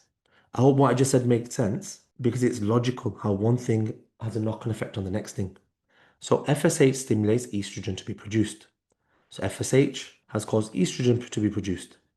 Estrogen stops FSH, but it encourages the release of LH. So FSH, so we're just going through the whole process again. Because the more times we go through it, the better we're going to understand it and memorize it. FSH stimulates the maturation of the egg within the ovary. So the egg has matured. It also causes the release of estrogen. So FSH stimulates the maturing of the egg, and now estrogen has been released. Estrogen causes the lining of the uterus to build up. It stops FSH. It starts LH release. LH causes the egg to be released. That's ovulation. And that makes sense now because the estrogen has built up the uterus lining ready for the pregnancy. Progesterone, it prepares the uterus lining for the implantation of an egg. Estrogen has already started that process, which is released from the follicle that housed the egg. Now, both estrogen and progesterone inhibit the release of LH and FSH, particularly progesterone stops both. Now, if you think of if someone was taking a medication now and they want the hormone medication to stop them from getting pregnant, what hormone would work best? The hormone that would stop pregnancy best would be progesterone, because that means FSH would stop the follicle from maturing, as in it would stop the egg cell from maturing. It will stop the egg from maturing, and the LH will stop it from being released. So progesterone stops the egg from maturing. That means you can't have a pregnancy. An immature, an egg that's not matured cannot be fertilized by a sperm cell. And if it's not released from the ovary in the first place, it's not going to be fertilized in the uterus. So progesterone is a hormone that is used in medication that stops pregnancy as well. Now, as progesterone levels fall, the thickened uterus will break down and it'll be discharged during menstruation. And then the whole process starts again. Because if you have low levels of progesterone, because look, progesterone inhibits LH and FSH. So now as progesterone levels start to decrease, the FSH levels start to increase again. So an egg starts maturing again. Then estrogen is released and the uterus lining starts to thicken again. Then LH is released and the egg is released into the uterus, and progesterone is released and that maintains the thick lining. But if there's no viable pregnancy, progesterone levels start to decrease and the lining here starts to break down and it's lost through menstruation. And what happens? FSH is released. So this process goes around in circles, hence menstrual cycle. The only time it stops is if this egg is fertilized by a sperm cell. So How can fertility be controlled? Fertility can be controlled by a variety of hormonal and non-hormonal methods of contraception. Now, again, these are questions that come up as individual questions. It could be part of a big 12, 15, 16 mark question.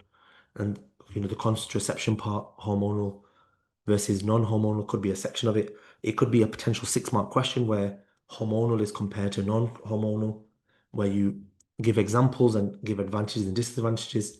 So again, it's something to memorize. So oral contraceptive pill, for example, a pill that's full of progesterone or estrogen, because they inhibit FSH, it means the eggs don't mature. If they inhibit LH, it stops the egg from being released. Now, the good thing is they're easy to take, they're highly effective, but they have many side effects and they have to be taken daily. At the end of the day, what a young lady would have to do or a lady would have to do is take this pill on a daily basis. So they're adding up hormones to their body that would not be there in that amount on a regular basis. So it does mess up with the monthly cycle, etc. So, barrier method. This is non-hormonal. So, for example, a condom, it prevents sperm entering the uterus. It has no side effects. It prevents STIs. Because don't forget, oral contraception does not prevent STIs, sexually transmitted infections or diseases, because it's not preventing the sexual fluid, the semen, from entering. Now, the problem is they can break or slip off. Okay, spermicidal agents. So, this is non-hormonal. It kills or disables the sperm. It has to be entered into the vaginal area. It can be added to the barrier contraceptive, which is a positive. So that means if the male is using a barrier contraceptive and alongside a spermicidal agent, it's just double protection, I suppose. But the disadvantages can cause allergic reactions. Surgical methods, non-hormonal. What it does is it cuts the tube that releases sperm, or it can cut the tube that releases the egg. It's effective at preventing pregnancy, and it's difficult to reverse as opposed to it can't be reversed. Okay, so how is infertility treated? The mother receives FSH and LH. So before doing things like IVF, if someone is struggling to conceive, the initial thing they're given is FSH and LH. And don't forget, what does FSH do? It matures the egg. What does LH do? It causes the egg to be released. So giving additional FSH and LH, what it does overall is it causes a few eggs to be matured and it causes a few eggs to be released. Then the eggs can be gathered from the mother while the sperm is obtained from the father. Now, initially this medication is used to see if natural pregnancy can occur.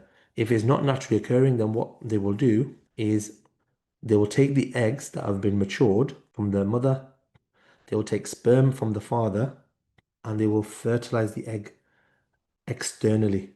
And once the egg's been fertilized, then they will insert it into the uterus. So the eggs are fertilized with the father's sperm in the lab. The fertilized eggs develop into embryos. So we're talking 6 days, 1 week, 2 weeks. At the early stage, when there are small clusters of cells, 1 or 2 embryos.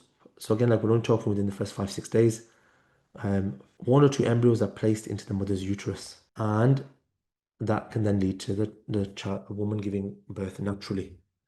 Now, fertility treatments can be used to give a woman the change to have a baby of her own. So this is a positive, but because it can be emotionally and physically stressful because success rates are not high. So fertility treatment gives hope, but at the same time, it's emotionally and physically stressful. It's not that successful. Also can lead to multiple births, which can be a risk to the babies and the mother. So usually with this kind of fertility treatment, usually leads to multiple children giving birth. Sorry, the mother giving birth to multiple children. Okay, negative feedback. This is what we went through before, but we've not been through adrenaline yet. During moments of fear or stress, the adrenal glands, produce adrenaline. So when we're scared or stressed, for example, just before an exam, if you've been in a race or before a football match or before something important, before doing a play or a recital or before an exam, you get that kind of horrible feeling in the stomach. That is adrenaline. So the adrenal glands release adrenaline at the time of fear or stress. What adrenaline does, it increases heart rate. It gets the body ready for fight or flight. So at this point, if we have to fight, we have this increase in heart rate. If we've got to run, we've got that increase in heart rate. And why is that increase in heart rate important?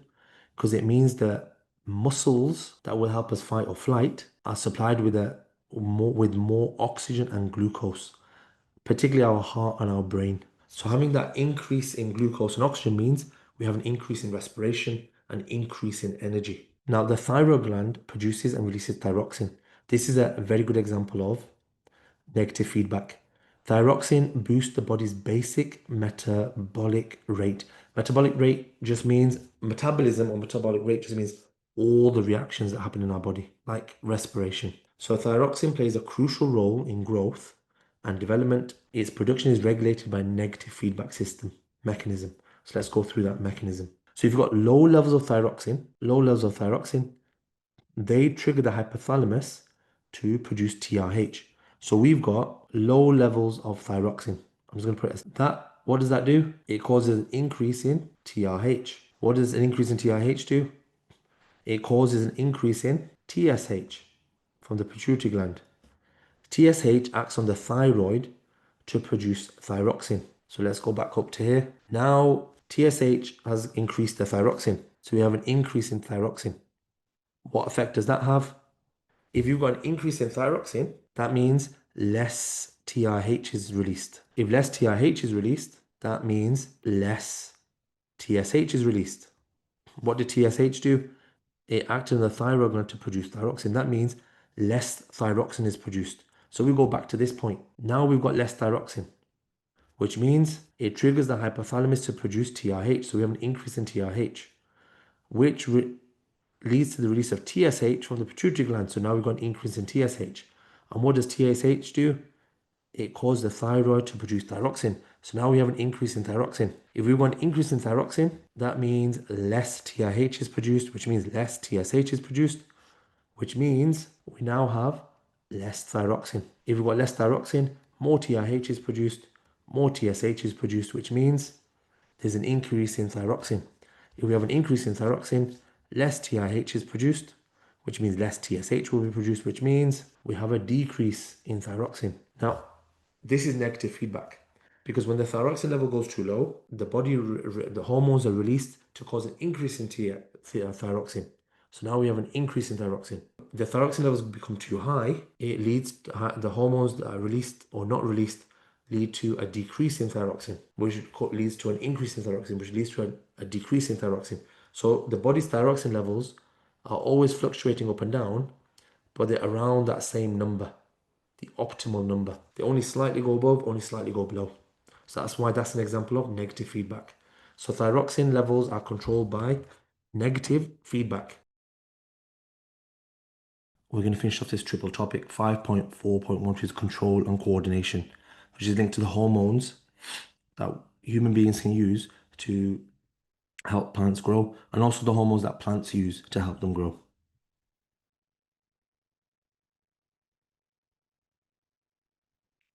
So plants produce hormones to help manage and guide their growth, as well as their reactions to light and gravity. So what is phototropism and gravitropism? Now, gravitropism is otherwise known as geotropism, which you don't need to know about in too much detail.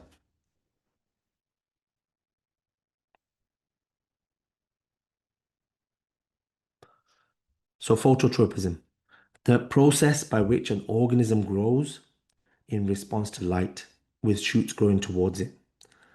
And gravitropism is the growth of plant parts in reaction to gravity, where shoots grow upwards, away from gravity, and roots grow downwards.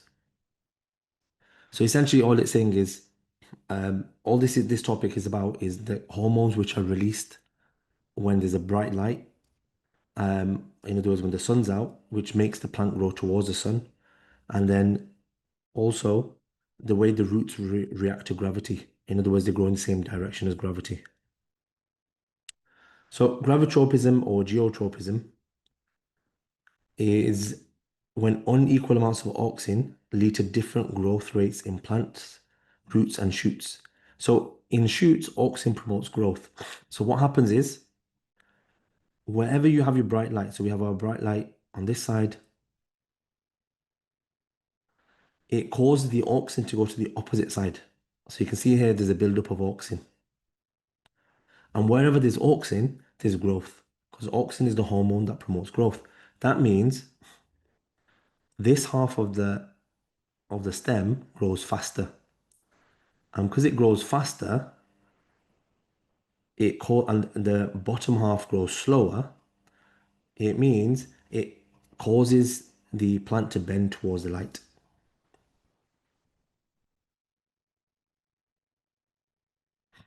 Now in roots, it's the other way around. The auxin slows down the growth and it moves towards the side closest to gravity. So the cells grow less on the underside while they grow more growth occurs on the side of the roots away from gravity. So what that means is, here's your roots.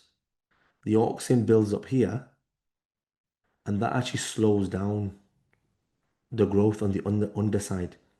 That means you've got more growth.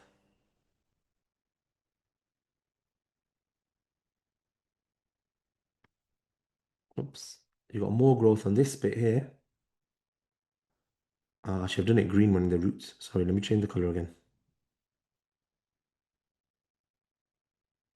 It's fine, let's just do the purple. So you got more growth on the top than you have at the bottom. So the roots grow downwards. So what we're saying this time is the auxin goes to the lower side. So let me just show that again. So let's put the auxin with red. Auxin's on the lower side, which slows it down. So auxin has the opposite effect on the roots. It slows growth down. This top part, there's lots of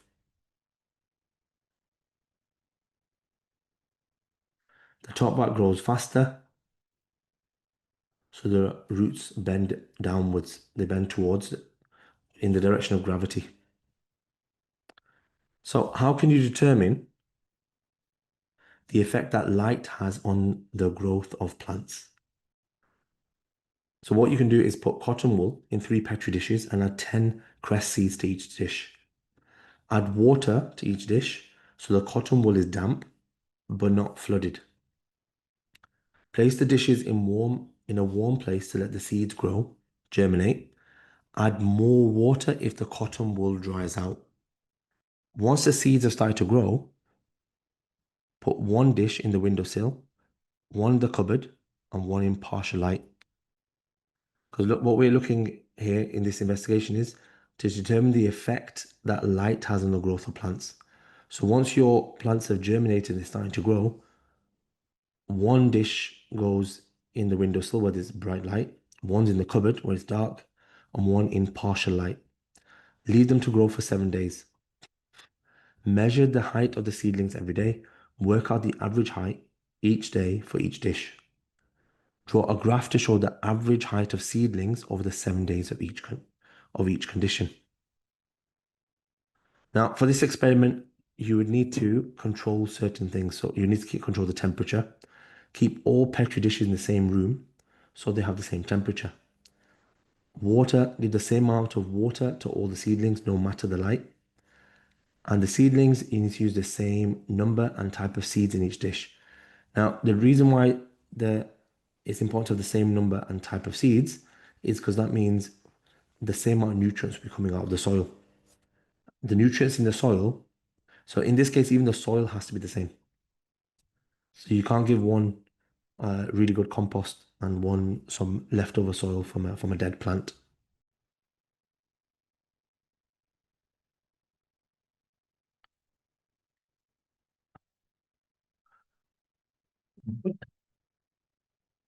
So another thing that you could control also is the final number of plants. So for example, if you put 10 seeds in each one, but in one of the petri dishes, 2 seeds don't grow, then it's probably best to remove 2 seeds from the other ones as well. So you end up with 8 plants in each one. So keeping that consistency is probably a very good thing to do as well. Because if you've got two extra growing, um, if you have two extra growing in one of the dishes, then that means the one that's, so if you've got 10 in two of them and 8 in the other, the one that only has 8 plants will have an advantage because they will have access to more nutrients. Okay, how could you alter this method to investigate the effect of one directional light on growth? So, so one condition is light from all sides. So you can put the dish in a bright room, so light comes from every direction. You could do it with one directional light, use a box with just one opening to let light come from only one side, or you can do with no light. So you can that can be used as a control. So you can do all of these conditions. So this is just highlighting the three different ways of doing the experiment. So you've got your three Petri dishes. One Petri dish would get light from every angle.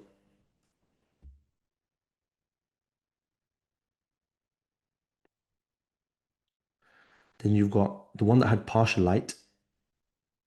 So it has light coming from one direction, but the rest of it is boxed up, and no light is essentially just putting a box around it or putting in a cupboard. Okay, so uses of plant hormones. So we can use auxin to promote growth in tissue cultures. So this is where you take a cutting from a tree, for example, or from a plant. Now, usually cuttings are taken from plants which have the ideal fruit or vegetable coming from it. So from a consumer perspective, for example, banana trees. Banana trees, there are some, most banana trees are clones. The reason they're clones is from a consumer perspective, people like a certain color, a certain size, a certain texture, taste. So usually what they do is that now that they have that perfect tree after lots of selective breeding, because your original bananas had a lot of seeds. So through selective breeding, they've made the seeds smaller. They've made them a certain color that looks more appetizing. So now that they've reached that point, what a lot of these companies do is they will just clone the banana tree rather than planting seeds. So to do that, all they've got to do is take a cutting like this, add auxin to it, and the auxin promotes growth. It can be used as weed killers. Now, the reason it can be used as weed killers is because the auxin targets certain types of leaves and it makes them grow too much until the plant can't handle that growth. And then rooting powders. Again, when you take cuttings, you can dip the cutting into auxin and it increases its growth. Then you've got ethene.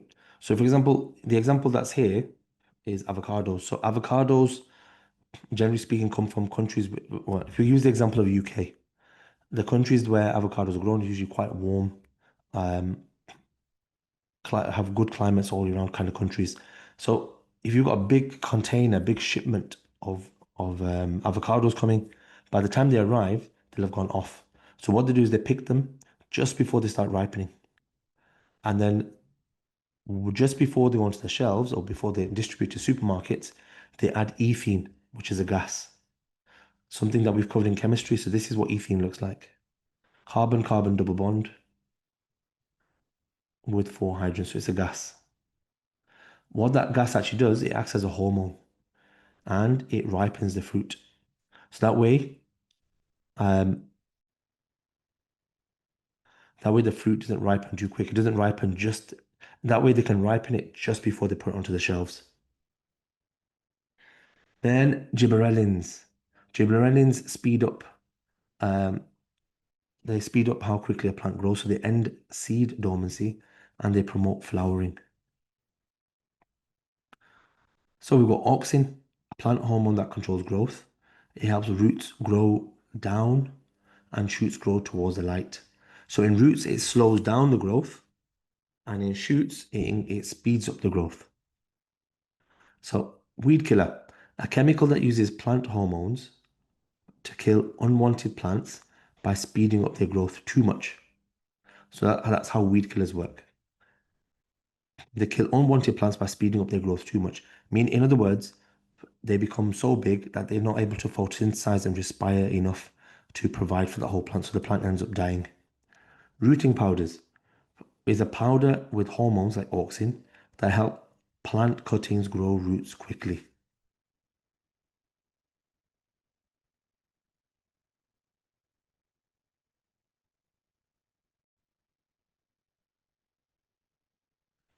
Okay, so biology, AQA paper 2, topic 6, inheritance, variation, and evolution.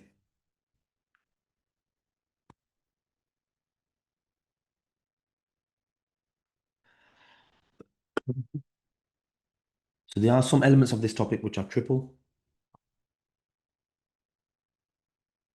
but I'll point them out as we're going through it. So sexual reproduction. And remember, keep asking lots and lots of questions and I'll answer them as I'm going through. Sexual reproduction involves the joining, so the fusion of male and female gametes.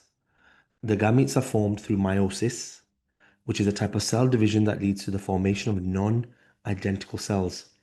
There's a mixing of genetic information which leads to variation in the offspring. So when we say mixing of genetic information, we mean that half of the chromosomes come from the egg cell, from the female gamete, from the ovum, and half of the chromosomes come from the sperm cell, from the male gamete. So in other words, you get half the chromosomes from the male, half from the female. So you get a mixing of genetic information, and that means the offspring has a unique set of chromosomes.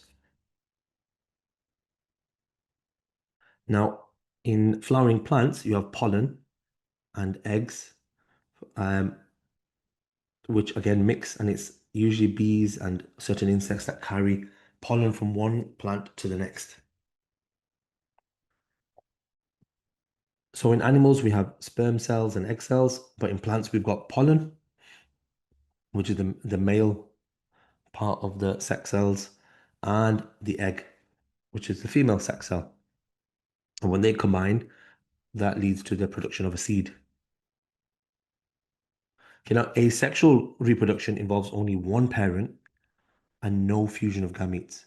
Now, a very common question is a comparison between sexual and asexual reproduction.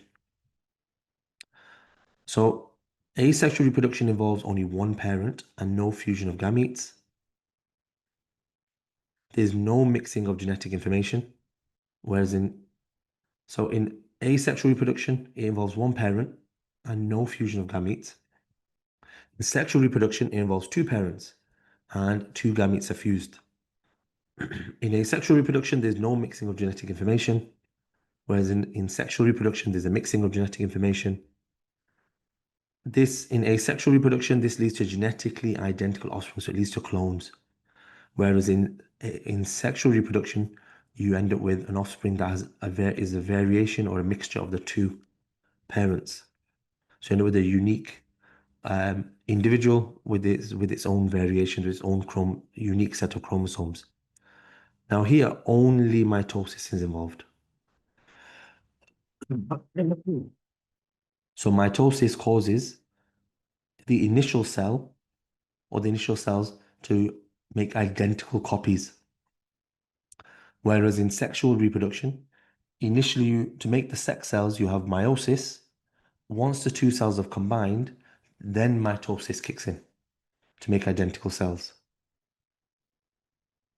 Now, things like strawberries, they can make clones of themselves. Starfish can make clones of themselves as well. Both of these can sexually and asexually reproduce. So here's a similarity and difference between, this is a table that shows the similarities and the difference between asexual and sexual reproduction. Now, both are forms of reproduction in which DNA is passed onto the offspring. That's a similarity. A lot of people, a lot of students, they miss this out as a similarity. That both are types of reproduction or forms of reproduction, and DNA is passed on from parent to daughter cells or offspring.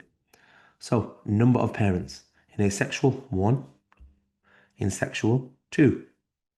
Number of cell divisions involved, or type of cell division involved, sorry. Mitosis is for asexual. For sexual, it needs meiosis. But after that, for the actual offspring to grow, then mitosis is also required. Asexual, there's no variation, you get clones, and in sexual, you have variation. So it's a good table to memorize. And when you're looking through past paper questions, you will see questions that are similar to this. Okay, meiosis. Gametes contain half the number of chromosomes. The chromosome number is restored upon fertilization. So you get half from the egg cell, half from the sperm cell. And for human beings, that's 23 chromosomes and 23 chromosomes to give us the complete number again of 46 chromosomes once fertilization's occurred. Now, cells in reproductive organs divide by meiosis to make gametes. So in the reproductive organs, the cells will go through meiosis and that will produce a sperm cell and egg cell. The cell divides by mitosis. Now, as the embryo once the egg cell and the sperm cell have combined, so firstly, how are the egg cell and sperm cell made? Through meiosis. When the egg cell and sperm cell combine, we go back to the original number of 46 chromosomes. So with two haploid cells join to make a diploid cell. That diploid cell now multiplies and divides through the process of mitosis. So meiosis is only needed when gametes are being produced.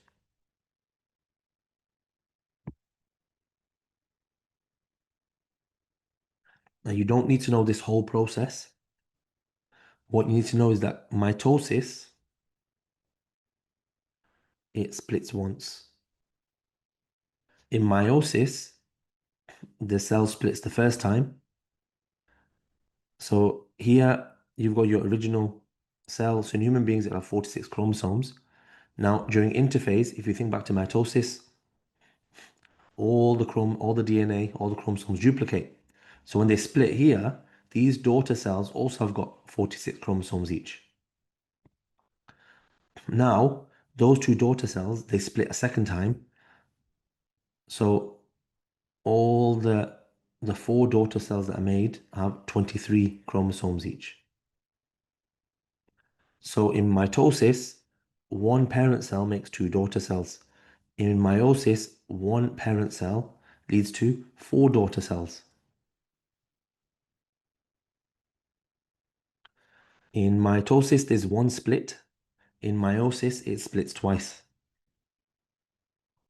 Okay, 6.1 through 6.1.3 sexual and asexual reproduction. So what are the advantages and disadvantages of sexual reproduction? This is a triple only topic.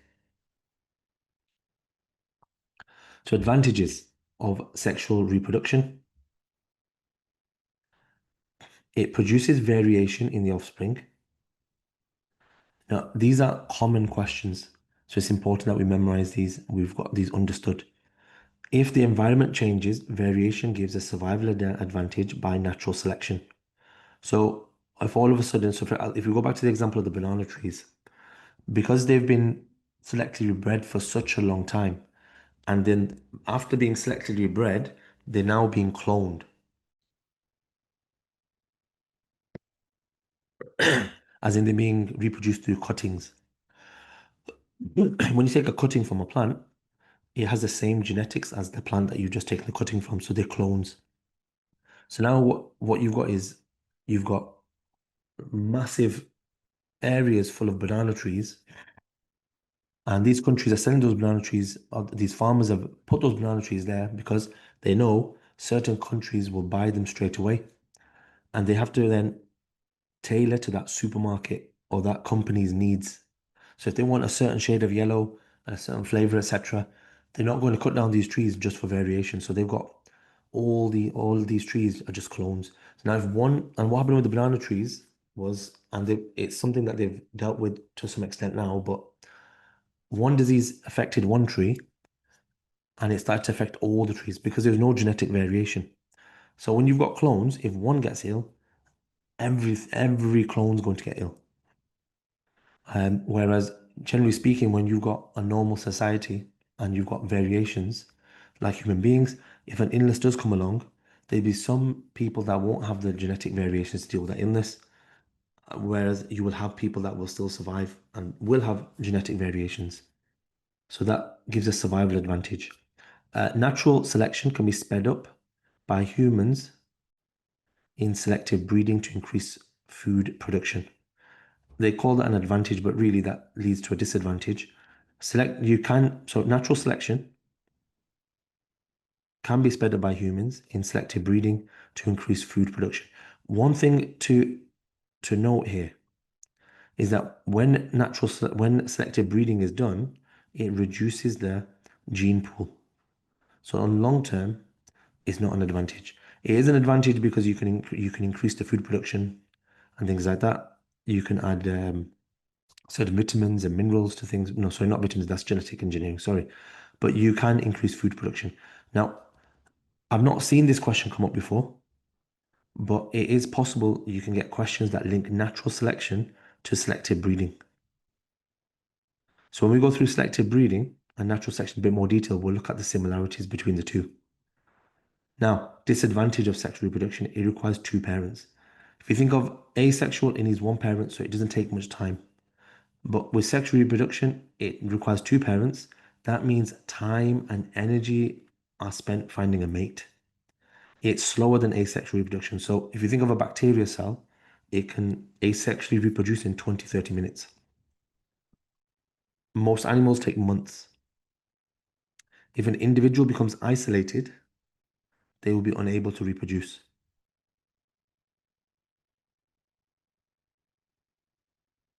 Okay, which organisms can reproduce sexually and asexually?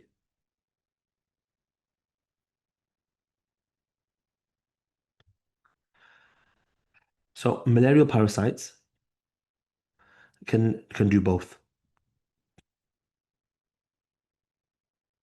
Um, so they can asexually reproduce in the mosquito.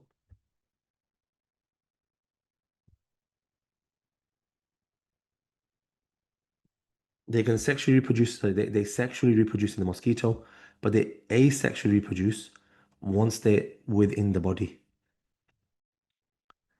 So once they've infected a person, they can asexually reproduce. So this is just an example of an organism that can do both.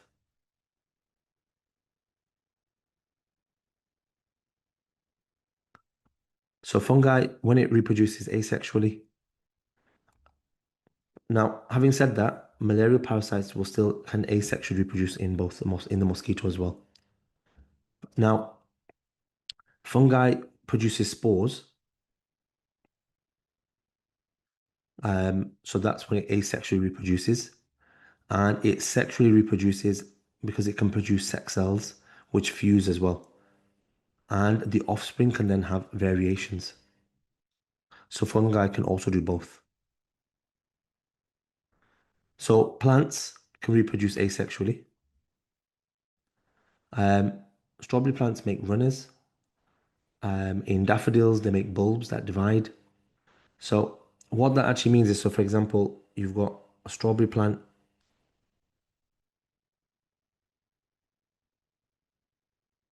Under the ground, they make runners, and from that, new plants emerge, which are genetically identical to the initial plant. And same with daffodils and certain plants, they can divide the bulbs, so it produces more than one plant, and they're all genetically identical. Now, sexually, they all produce flowers which are pollinated.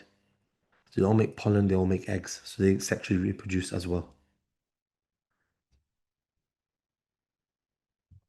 Okay, 6.1.4 is combined and triple. So this is both combined and triple. So DNA and the genome. The genetic material found in the nucleus is made up of a chemical called DNA. So we know within a cell, you have the nucleus. If you zoom into the nucleus, you'll see that it's full of chromosomes. If you unravel that chromosome, you get DNA.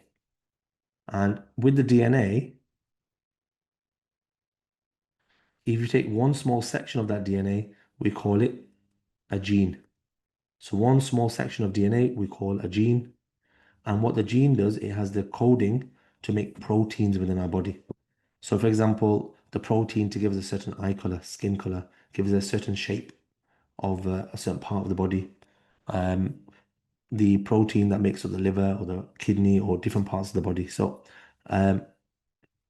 it contains the genetic information. So different segments have genes for different proteins. And different versions of that same gene, we call it allele. Now, this topic is mainly about DNA, but I just want to quickly recap that. Now, DNA is a polymer. It's made up of two strands and it forms a double helix. So that's a lot of information in that one paragraph, in that one sentence, sorry. It's a polymer. So if it's a polymer, it's made up of monomers. And the monomer is called a nucleotide.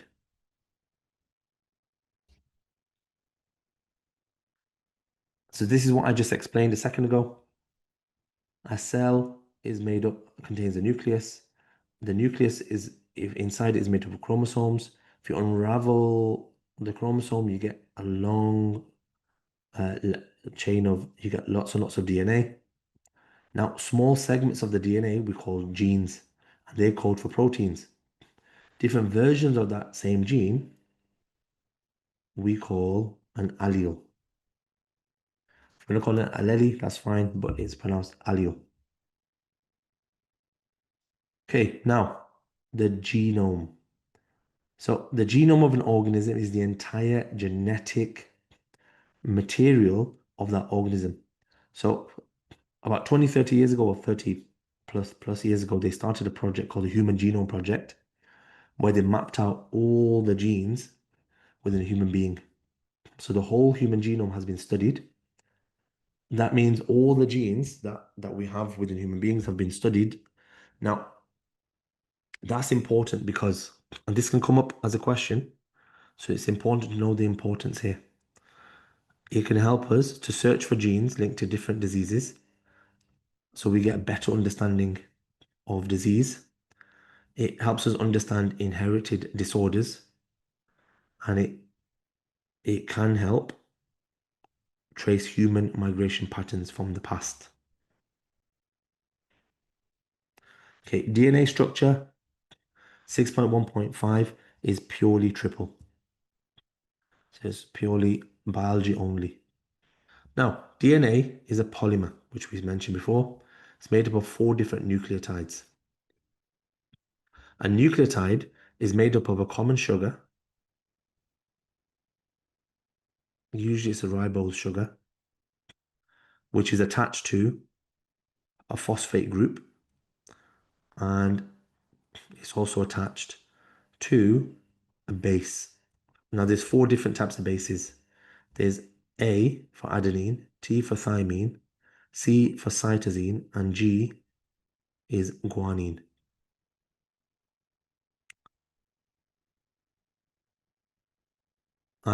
So it's made up of the nucleotide. So that's the monomer. So DNA is made up of repeating monomers, repeating nucleotides, and the nucleotide is made up of a sugar group, a phosphate group, and 4 different bases. The 4 different bases are A, C, G, and T. Now, 3 bases code for an amino acid. Now, C is always complementarily linked to G. So C has a complementary link with G, and T and A are always have complementary links as well. Okay, protein synthesis, ribosome and mutation. Now, the processes of carrier proteins bringing specific amino acids to the ribosome during the production of protein. So, in protein synthesis, something called a carrier protein brings specific amino acids to the ribosome, and that helps make a protein. Now, the ribosome is a structure inside the cell where protein synthesis takes place. A mutation is a random change in the genetic material that can lead to new characteristics. Now, when protein synthesis comes up as a topic, which is coming up now, I will explain it. But if anyone wants to go through it with an animation, if you go to the AMALearning YouTube channel, if you go to topic 3.8, that goes through the whole of protein synthesis in a lot of detail. So, mutations occur continuously, but most do not alter the protein. Remember, if you think back to what we just said,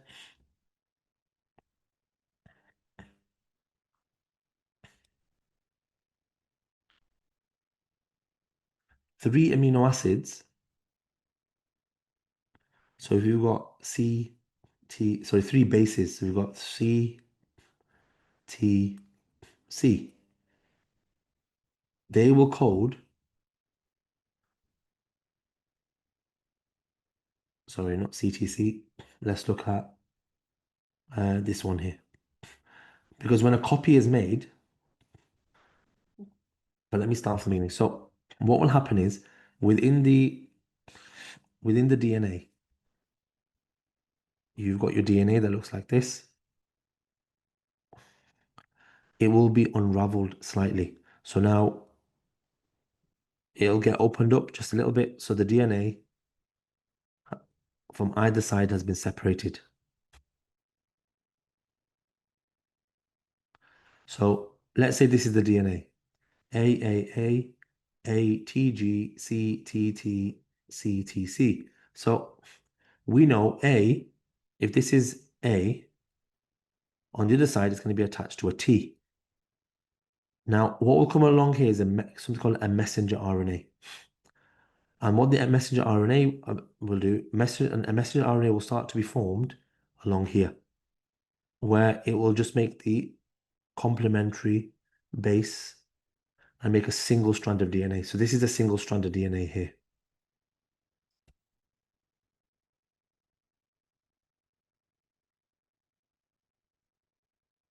The only difference is T is swapped with a U, uracil. So you can see A linked to U, A linked to U, A linked to U, A linked to U, T is linked to A, G linked to C, and so on. Now that single strand of mRNA that's formed within the nucleus, it goes through the nuclear membrane and goes to the ribosome. When it gets to the ribosome,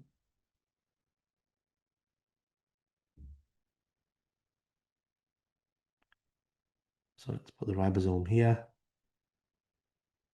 that will go through the ribosome, and every three, something called a tRNA, will come along, and for every three base pairs, the corresponding tRNA, so there's lots and lots of different tRNAs. When the tRNA comes along, it attaches, and if it makes that attachment, because each tRNA is specific to a certain a triplet code, 3 bases, it releases an amino acid. Then the next tRNA will come attach and release an amino acid. The next tRNA will come and attach and release an amino acid. Then the amino acids attach to each other to make a polypeptide chain or a protein. Now, in the DNA or in the mRNA, as the translation is occurring, so when the mRNA is being made, you can get mutations, or within the DNA, you can get mutations. Most do not alter the protein. Most mutations do not cause a change in the phenotype. But some parts of DNA are non-coding, and so a mutation in these parts would cause a change. And I explained that too. So if you get a chance to look at 3.7, 3.8, 3.9, and 3.10, it explains this with visuals in a lot more detail. So what can happen if we look at when we look at mutation? I'm not going to go into too much detail with protein synthesis just yet, because the topic here is mutation, and I want to explain that first. So here, what can happen is you've got your normal GAG, you've got your normal mRNA strand there. Now you can see just here where you've got C, a substitution has occurred. Now what that means is before GAA made this amino acid, but now it's made this amino acid. So it's only affected one amino acid. So if you've got a chain of millions and millions of amino acids to make a protein, one amino acid being different isn't going to alter the overall protein. Then you've got insertion. The thing with insertion is, what's actually happened is, can you see, if you look at this section here, I'm just going to highlight it. This additional amino acid has been inserted. Because it's been inserted, all the other amino acids, all these that I've just highlighted yellow, have shifted one to our right. So they've all shifted down. So that C there would now be here. Because it's all shifted down. Now, everything after the insertion has led to a new amino acid being produced. So now with insertion, it depends where the insertions occurred. If it's occurred towards the end of the amino acid, it doesn't end up making too much of a difference because you just get a few amino acids. So if it's towards the end of the DNA chain, it doesn't make too much of a difference, or towards the end of that gene in particular, it doesn't make too much of a difference. However, if it happens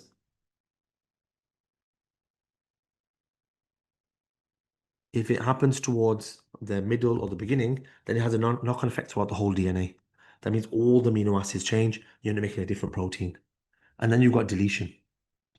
So here you can see that A has been deleted. So everything is shifted to the left. And again, you've got different amino acids produced. Again, it makes a difference where that occurs. Now you've got two different types. Within the DNA, you've got coding regions. Coding region is the part of the gene. So for example, if we said this was the coding region, that is the part that makes the amino acids. Well, this is the whole thing's a coding region because it's making amino acids. There are some parts within the DNA that don't give information to make amino acids. They give information on how many should be made and how often they should be made. So now if a mutation occurs in the non-coding region, now if you think the non-coding region, the whole point is to give information on how many and how often, how fast a protein should be made. Now, if the non-coding part has a mutation and it changes the mutation so that it causes it to make it faster, then that leads to something that can lead to cancer. That means now that protein is being made too fast, as in excess amounts of protein are being made.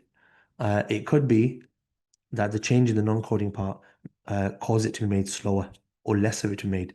Then that has its own effect. And that will lead to a certain type of deficiency or a problem. Okay, so a change in DNA structure may result in the change in the protein synthesized by a gene. A few mutations code for an altered protein shape. An enzyme may no longer fit into a substrate, so this is the impact it might have, or a structural protein may lose its strength. That's if it affects the coding part. So if too much of the protein is changed, then that protein, whatever's been made from it, won't work properly. Okay, 6.1.6. So now this point onwards until we get to 6.2.5 is all combined and triple. So chromosome. So this is back to combined again and triple again. So a structure found within the nucleus that carries genetic information in the form of genes.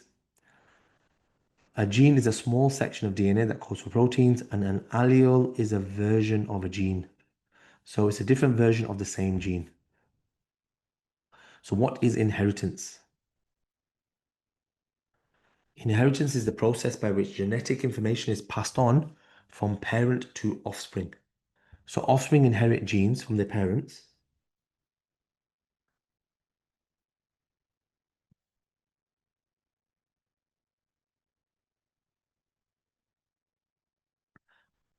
And these genes code for different characteristics. So this is what we've already covered. Male and female sex cells are called gametes. They're formed by meiosis and they're haploid cells. So they contain half of the chromosomes. And we've covered this already as well. Okay, what is a genotype and a phenotype? So genotype is the genes that an organism has. For example, for blue eyes, the genotype will be small b, small b. So from a genotype perspective, this patient has the genes small b, small b. Phenotype is the actual characteristic that's expressed. For example, this person has blue eyes. So this is phenotype and this is genotype. So genotype is the genes. Phenotype is the name of the characteristic that the person has. Dominant and recessive alleles. So dominant alleles are represented by capital letter. For example, for brown eyes, it would be capital B. Dominant alleles are expressed even in the presence of other alleles. So what that means is, if you've got two dominant alleles, and we're saying capital B equals brown eyes. Now, if the child has two dominant alleles, the child will also have brown eyes. If a person's or a child has capital B, lowercase b, that lowercase is a recessive allele. So the child will still have brown eyes because it's the dominant one that's expressed. So recessive alleles are represented by lowercase letter. For example, here I've put a lowercase b. Let's call lowercase b blue eyes. Recessive alleles are not expressed when in the presence of dominant alleles. So if a child has capital B and lowercase b, that child will also have brown eyes. So in these two scenarios, the child will have brown eyes. The only scenario a child has blue eyes is if they have two lowercase b recessive alleles. The reason we're showing two genes here is one comes from the mother and one comes from the father. So one from the male, one from the female.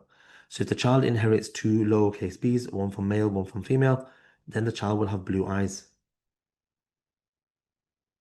In this scenario, if a child gets a brown eye allele from one parent, but a recessive blue eyes allele from the other parent, then that child will have brown eyes.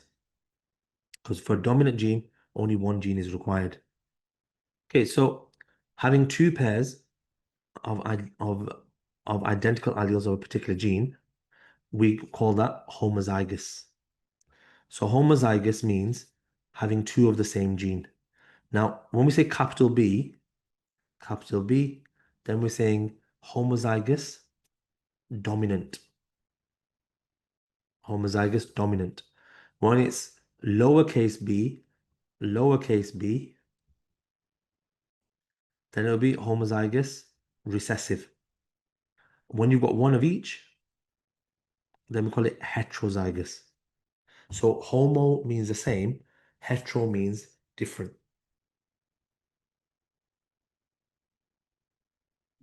So a dominant allele is a variation of a gene that will produce a phenotype in the presence of other alleles. So meaning you only need one of them for it to be expressed.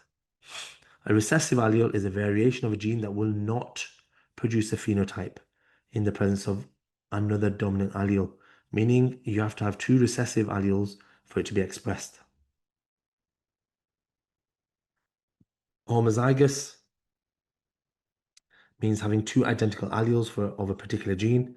Heterozygous means having two different alleles of a particular gene. Genotype, the genes an organism has, and phenotype, the characteristic expressed because of the genes an organism has. So let's have a look at some characteristics that are controlled by a single gene.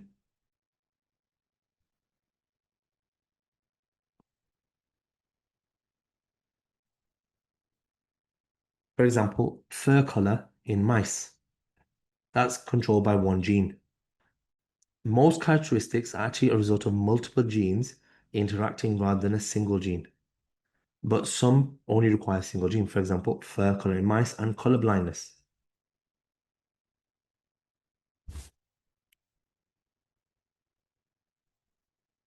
Okay, polydactyly. So this is an inherited disorder. So what causes it? what is it? What causes it? So polydactyly is a disorder. If you count the fingers, you'll notice there's an additional finger in each of these pictures. So these are different types of polydactyly. Polydactyly is a disorder in which an organism has extra fingers or toes. Is caused by a dominant allele. And if you go to certain parts of the world, for example, in Brazil, there's a whole area where polydactyly is quite common because in that community they see it as a thing of beauty. So they've not shunned people away or take it as negative. They've celebrated the polydactyly that they have. And it's something that's transferred to a dominant allele. So if a parent has it, um, if they pass on that one gene, then their child will have it. Cystic fibrosis is another genetic inherited disorder. It's Cystic fibrosis is a disorder of cell membranes. It's caused by a recessive allele. What happens is certain cells in the body produce extra mucus. And what that mucus does then is it clogs up the, for example, the trachea, the bronchi, the bronchioles. Um, so it makes breathing very difficult. It also makes it difficult from a reproductive perspective because it can block the ducts from where the sperm or the egg cell is released. It also can cause digestive issues because it can block the pancreas.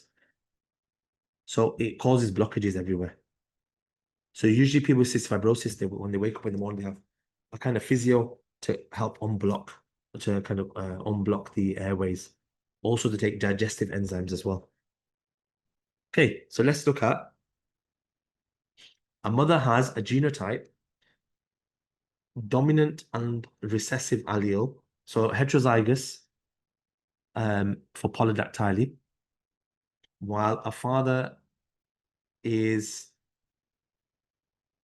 homozygous recessive, meaning the mother has polydactyly, but the father does not have polydactyly. So calculate the percentage chance for the child having polydactyly. So always go through these 4 steps when you're drawing Punnett squares. So drawing a Punnett square, add the genotype for the mother, capital D, lowercase d. It's this capital D that causes the polydactyly. Then you complete the cross. So capital D, lowercase d makes lowercase d, capital D. They combine to make the same thing. Then in the final one, we've got lowercase d, lowercase d. Again, lowercase d, lowercase d. So that means 2 out of 4 children have a chance of having polydactyly. In other words, 50%. So there's a 50% chance that their children will have polydactyly. Okay, so let's look at another example. Both a mother and father are heterozygous. Heterozygous being that you have one of each gene. Calculate the percentage chance of the child not having polydactyly. So again, draw your Punnett square, complete the cross of different alleles.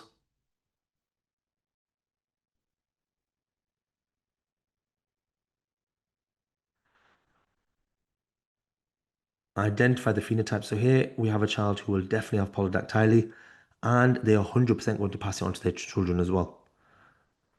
Here we've got a child with polydactyly, but they're carrying the normal gene. Again, here we have a child with polydactyly, but a carrier of the normal gene, and one child will be born without polydactyly. So there's a 1 in 4 chance the child will be born without polydactyly. In other words, 25%. Okay, a mother has a genotype of homozygous dominant. So a mother has a genotype of capital F, so homozygous dominant. The father has a genotype has a heterozygous genotype, so they are a carrier.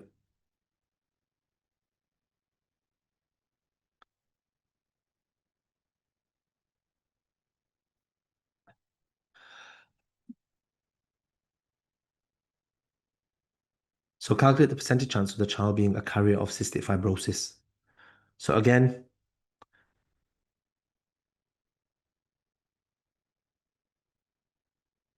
we've got two children here.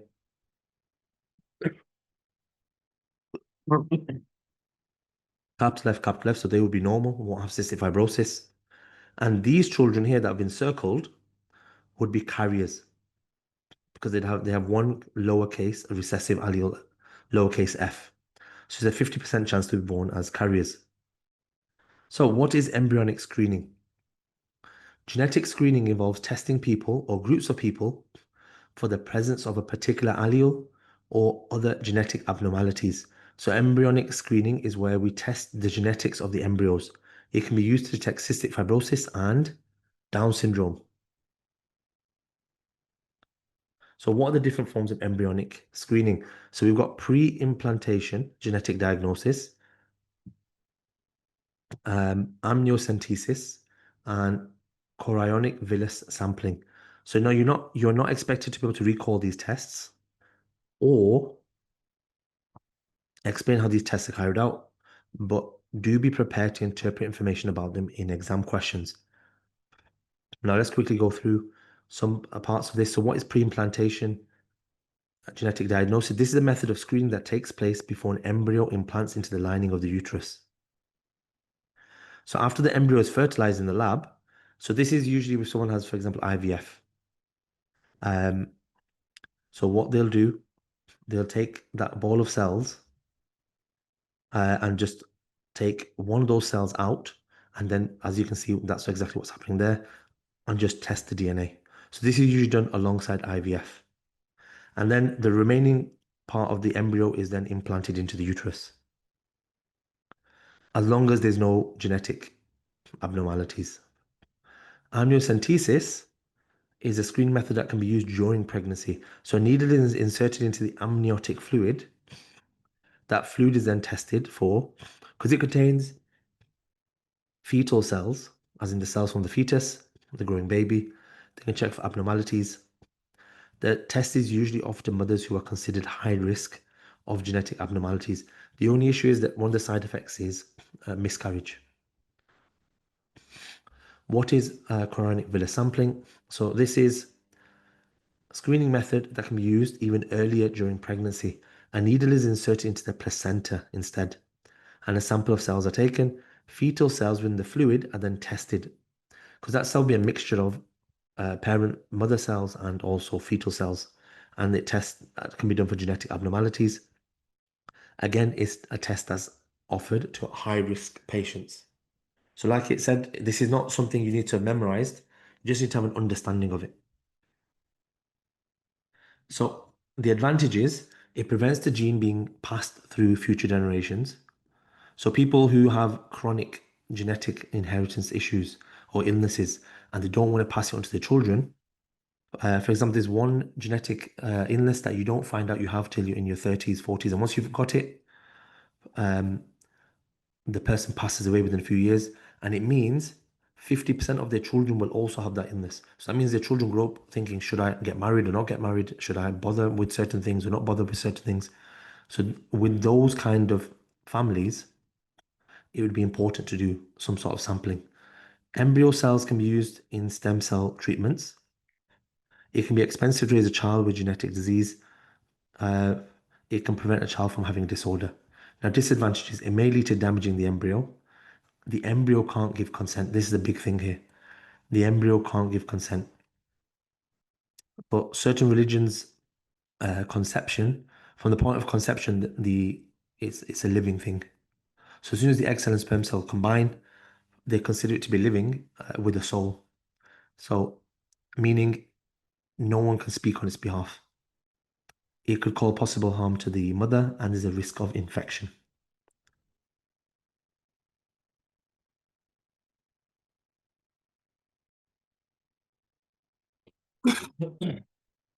So we're going to continue with 7.3, which all of 7.3 is triple only, so it's chemistry only.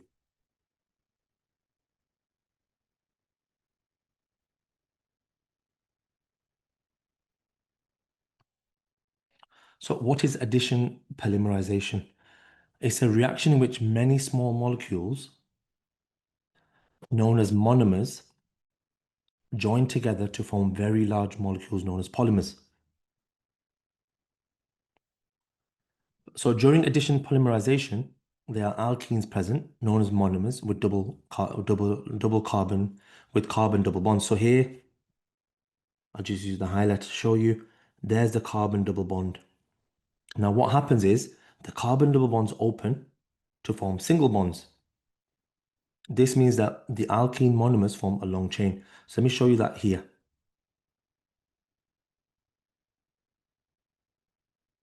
So let's say you've got a carbon double bond. If that carbon double bond breaks, in other words, one of those double bonds goes, then what that carbon now has is an additional bond available. So it's what we were showing before. If we get rid of this double bond here, it can now bond there and bond there. So if I've got two of these, carbon double bond, now where I've drawn the lines, just assume they're attached to hydrogen. I've got another one here. Now if I break this double bond, break that double bond there, that carbon, each of those carbons now only has 3 bonds. So now it can have a fourth bond here and a fourth bond here. If I break this double bond here, this carbon can also have a fourth bond here and a fourth bond here. What can actually happen is these two carbons can join to each other. So these two monomers have attached to each other, which can then attach to the next monomer, which can attach to the next monomer, making a long chain polymer. So however many, N just means the number that you're reacting together. So if I had 5 of those, then I would get a chain, a polymer chain, that's 5 times as big as this. So hopefully, hopefully you can see how we've gone from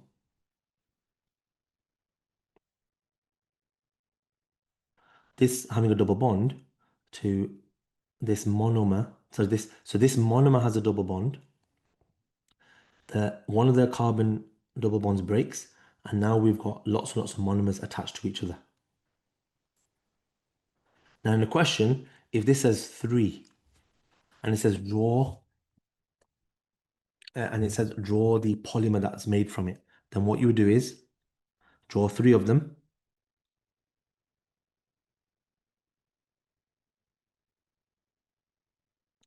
But now when you're drawing them, you remove the double bond. Because you've removed the double bond, you can add the extra bonds that are available. So that was extra bond available there, that one attaches to the other carbon. This one makes it attach, and just one there. And now we have got this. What's in the square brackets to the power of to the ratio to well, 3 of them attached to each other.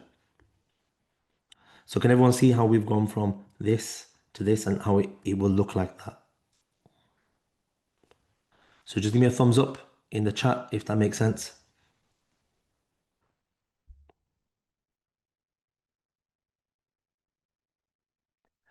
Excellent. Okay, thank you. Let's move on.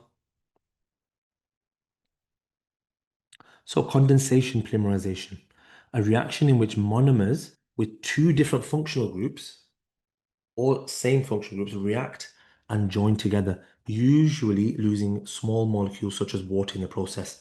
Usually this causes the loss of water. So when we make an ester from a carboxylic acid and an alcohol, we lose water.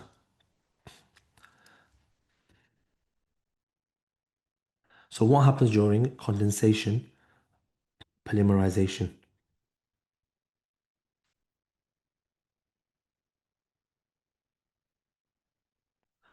So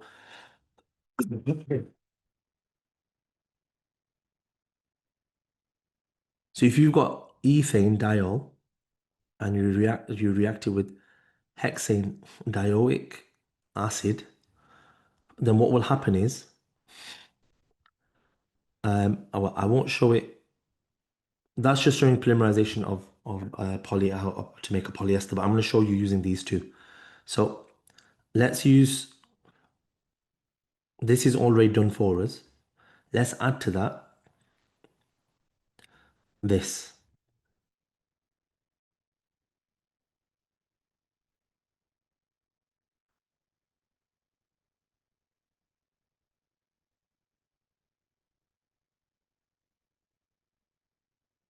Now that rectangle in the middle just represents all of these carbons, the CH2s.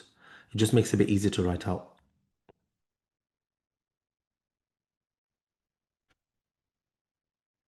So what we're reacting here, we've got our ethane diol, we've got our hexane dioic acid. So we've got an alcohol and we've got a carboxylic acid. Now what will happen is the hydrogen from here and the HO from there will join and water will be lost. H2O is lost. And because they're lost, they're removed, a bond will be made between, so we've got a carbon, the oxygen group there. So with the carboxylic acid, let me just make some room to show it. So you can see the water was removed. Actually, sorry, I'm going to show this in a slightly different way. So here you've got carboxylic acid, this part here.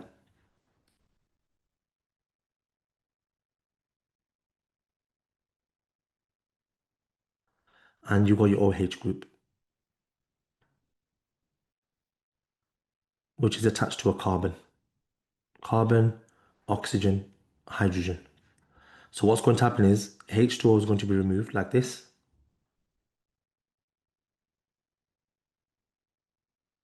That's the condensation part. And so from the carboxylic acid, that's all that's left. From the alcohol group, the rest is left except the OH. That's been taken away. And then they attach like that. So now we have an ester formed. So whatever's attached here will still remain attached here. Whatever's attached here will still remain attached there. But now they're attached to each other. So these two things have attached to each other to make an ester. Okay, so what are amino acids? Amino acids, similar kind of thing occurs. On one side of amino acid, you have this functional group, which is an acid, ethanoic acid, well, a carboxylic acid group, and you've got an amine group on the other side. And they will attach to each other. So a H from NH3. Now, the reason I'm not trying to show you this in too much detail because you don't really need to know until you get to A level. So you've got NH3, you've got COOH. In this case, that H2O has gone and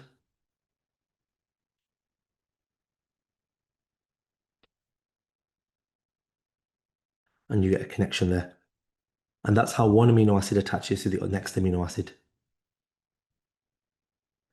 Okay, how are proteins made? So different amino acids can be combined in the same chain to make proteins, which is what I just explained on this slide. Like I said, you don't need to know how to combine them, but it's just so you can see what it means. It's the functional groups that are making bonds. And condensation, these are condensation reactions because it's losing water.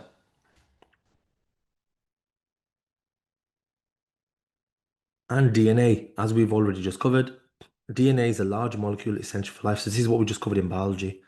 It's similar kind of thing that you need to know here.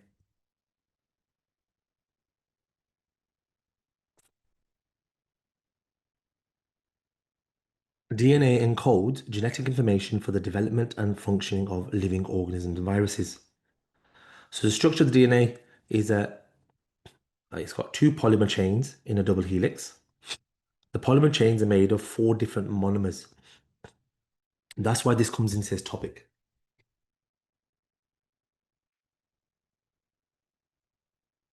So those monomers attach to each other to make a polymer, and that polymer is the DNA.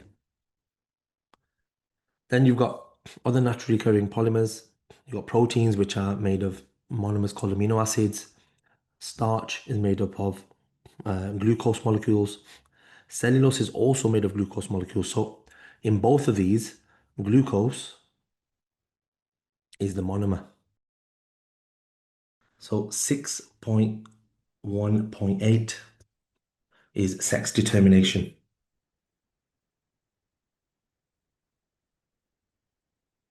So ordinary human body cells contain 23 pairs of chromosomes. Now, 22 pairs control characteristics, but one of those pairs carries the genes that determine sex. So the female sex chromosomes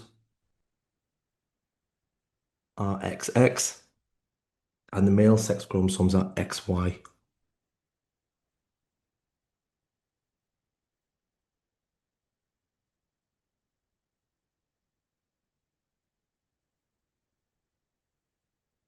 Okay, so this just goes back to Punnett squares. So not overly complicated. A mother has a genotype of, so this question has nothing to do with it, nor does this Punnett square. So what we're looking at here, and let's just start from fresh.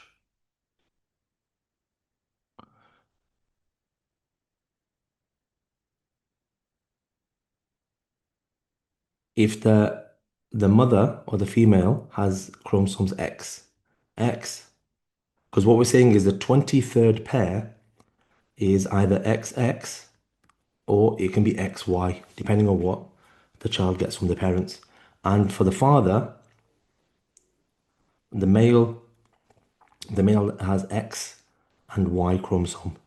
So that means if these two combine, we've got XX, that means it's going to be a girl, female.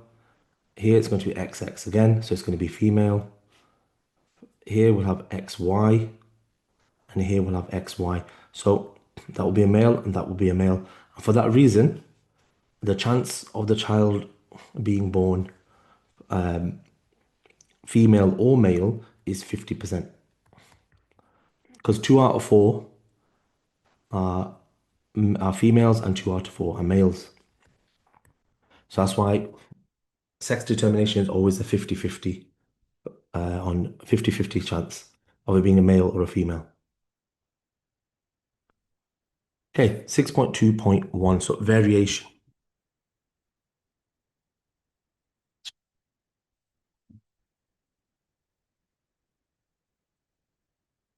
So what is variation? Variation is the difference.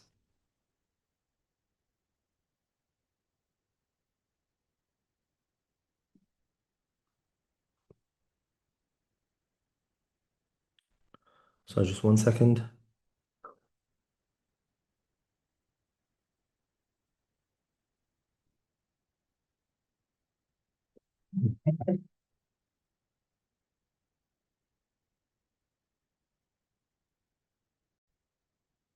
Okay, so what is variation? Variation is the difference in characteristics of individuals in a population. These differences can be due to the genes that they've inherited, the conditions in which they've developed, and or a combination of genes and the environment. So the variations that we have is either genetic or it's environmental.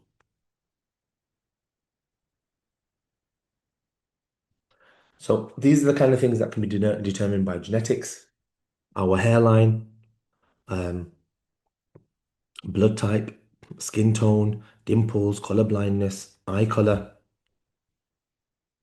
hair color, freckles, attached and detached earlobes. So these are specifically genetic. Now, how does variation actually occur? So variants arise from mutations which happen continuously. So we covered the topic on mutations and how they occur. And when a mutation does occur in a gene, it means a different protein is made. And that different protein could lead to a different phenotype, a different characteristic. But usually mutations are ineffective and the body destroys them quite quickly. Now, most mutations have no effect on the phenotype, but very rarely they can lead to a new phenotype. So if the new phenotype is suited to the environmental change, it can lead to a relatively quick change in the species. So what they're trying to talk about here, or what they're explaining here, is natural selection and survival of the fittest. Meaning, if one organism has a mutation which is beneficial, and suddenly the environment changes, and that variation is beneficial in that particular change, then it's more likely to survive. And if it's more likely to survive, it's more likely to reproduce and pass its genes on. And that's why evolution has come next. So, how does variation actually occur? A change in the inherited characteristics of a population over time. So, this is what evolution is. This is the definition of evolution. It's a change in the inherited characteristics of a population over time through a process of natural selection, meaning whoever is more successful survives, which may result in the formation of a new species. Um, of course, this was something that was presented a few hundred years ago, a couple of hundred years ago, in the 1800s. And there are some people that will believe this religiously, and of course there's some people that disagree with the whole process as well. So the theory of evolution by natural selection states that all species of living things, all species that are living have evolved from simple life forms that first developed more than 3 billion years ago.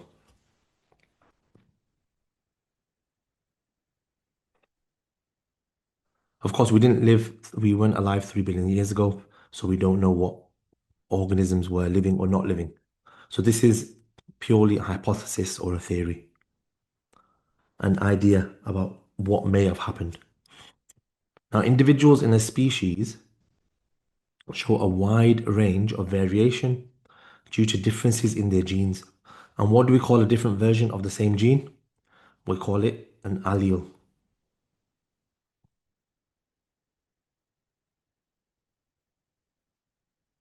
Now, an individual with the characteristics most suited to the environment are more likely to survive and reproduce.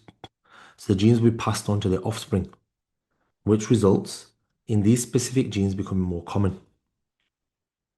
So whenever a question comes up on evolution, even if they're talking about, it doesn't matter what they're talking about, monkeys, donkeys, bacteria, whatever it is, the process is the same. There is a change in the environment. Actually, sorry, let me start this again. There is a change in characteristics. So there's a mutation which leads to genetic variation, meaning within that one species, there's more than one type of gene for each characteristic. For example, with human beings, we have different eye color. Now there's an environmental change, and because there's an environmental change, survival of the fittest kicks in. Meaning the one with the best genetic variation or the adaptation that allows them to survive, because that's the genetic variation, that's the adaptation they have. The one that has the adaptation that allows us to survive, they're the ones that reproduce and pass their genes onto the next generation. Now, if this happens over multiple generations,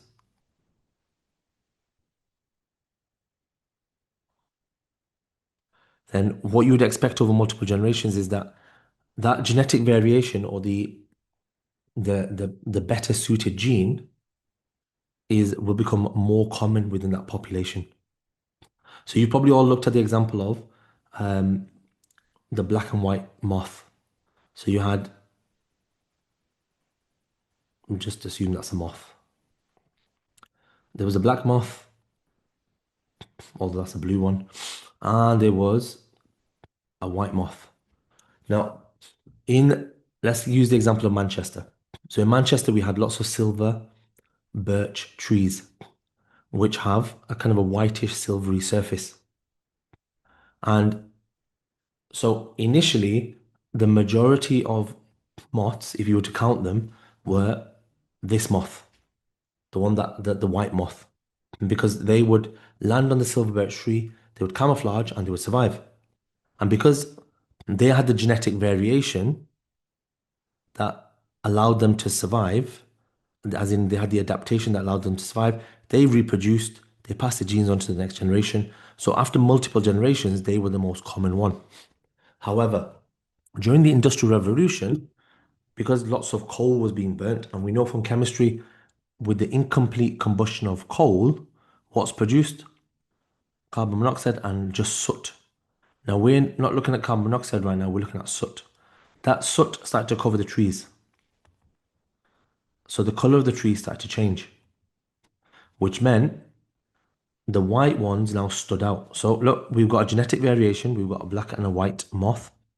There's been environmental change, in other words, the industrial revolution. Survival of the fittest, which one is better at camouflaging now? It used to be the silver one, the white one, sorry, because that would camouflage into the silver trees, but now it's the black moth that can camouflage. So because it had the better adaptation, it survived, it therefore reproduced and passed on its genes, which meant after multiple generations, the black one became more common. Now, as the Industrial Revolution's effects have worn off, um, the white one has started to become more common again. But the genetics for both are still there, as in both have still survived. Now, if two populations become so different in phenotype that they can no longer interbreed to produce fertile offspring, then we now have two new species. So, for example, well, this is a good example: zebra and a horse. If they were to reproduce, they would make a zorse, looks a bit like a medium-sized horse with stripes, with a few stripes. Now, how do we know that the zebra and the horse are not the same species? Because the zorse is infertile, as in it cannot, it cannot give, it's not fertile, as in it can't give birth to the next generation. So a zorse cannot give birth to more zorses. It's infertile. Because genetically, although a new offspring can be produced, they're not the same species anymore. So when they interbreed, they can't have fertile offspring. So this is the example that I've just explained. Zebra and horse can produce and make a zorse. There's your zorse, medium-sized horse with stripes. The zorse is not fertile. That means zebras and horses are two different species. Similar species, but different. Okay, selective breeding.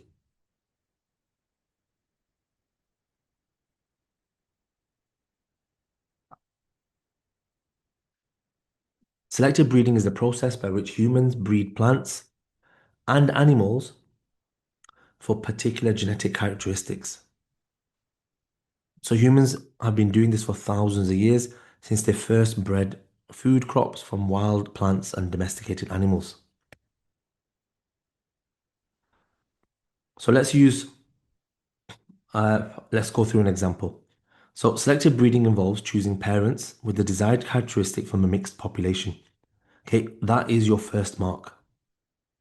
So the first thing you do is from the initial population of animals, and it could be plants as well.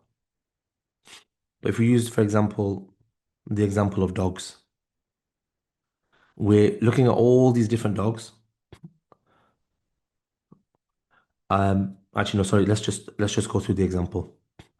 So we're trying to get a cow that produces lots and lots of milk.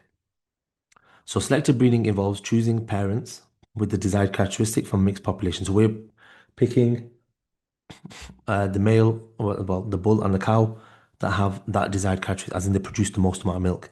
Now, obviously, when we're talking about the male doesn't produce milk, but we're looking for the one that gave birth.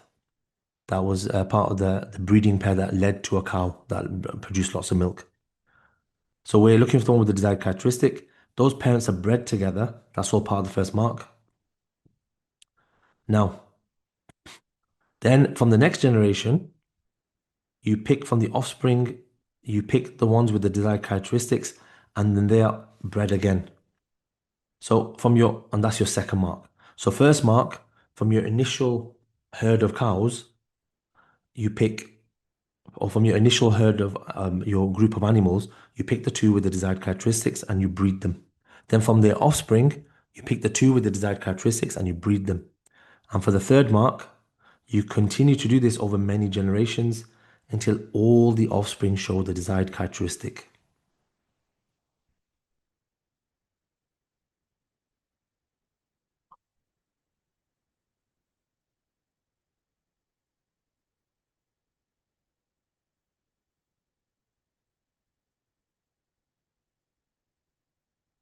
Okay, so what are the advantages and disadvantages of selective breeding?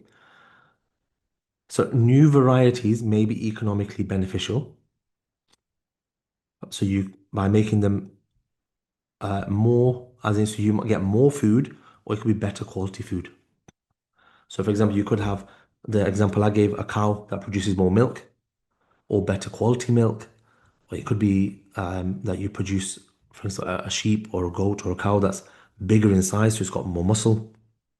So it can be sold for more money. And animals can also be selected that cannot cause harm. For example, cattle without horns. Even if you look at the domesticated dogs that we have in homes that people have as pets, that comes from selective breeding. It's through people picking the softest, most gentle dogs from each pack, breeding them, and then again breeding the most gentle natured, and then breeding them until they were domesticated enough to be within the home. Otherwise, dogs were wild. Now, risk of selective breeding is inbreeding can occur where some breeds are particularly prone to disease or inherited defects. So, reduced genetic variation can lead to attack by diseases or insects. Rare disease genes can be unknowingly selected. So, what this means is if you're constantly picking the two that are most similar, and again, the two that are most similar to the most similar, and you're doing it generation after generation after generation, what you're doing is you're reducing the gene pool. If you reduce the gene pool, that means if one of those animals get ill, it's likely that all of those animals will get ill. And what is the impact of selective breeding on animals and plants? So, specifically looking at plants here, disease resistance in food crops. So you can selectively breed the plants that are more likely to survive.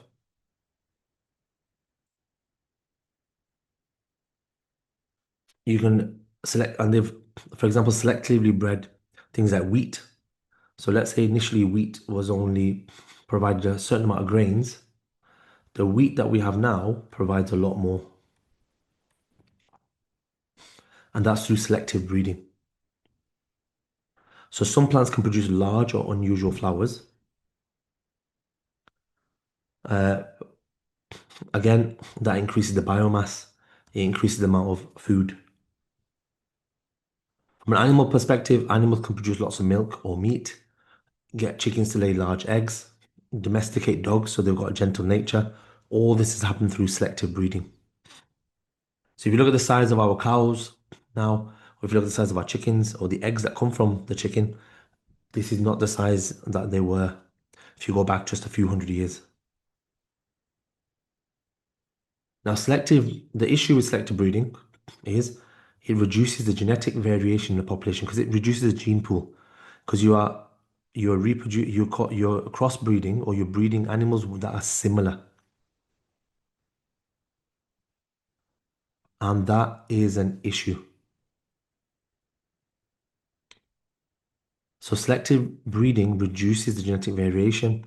the phenotype of the organism may not be beneficial to its survival. So you might end up with a chicken with producing large eggs, but there may be other elements to the chicken that are then removed because the gene pool's been narrowed. So what is genetic engineering? So genetic engineering is a process. Genetic engineering is a process which involves modifying the genome of an organism by introducing a gene from another organism to give a desired characteristic. Meaning, if you, for example, you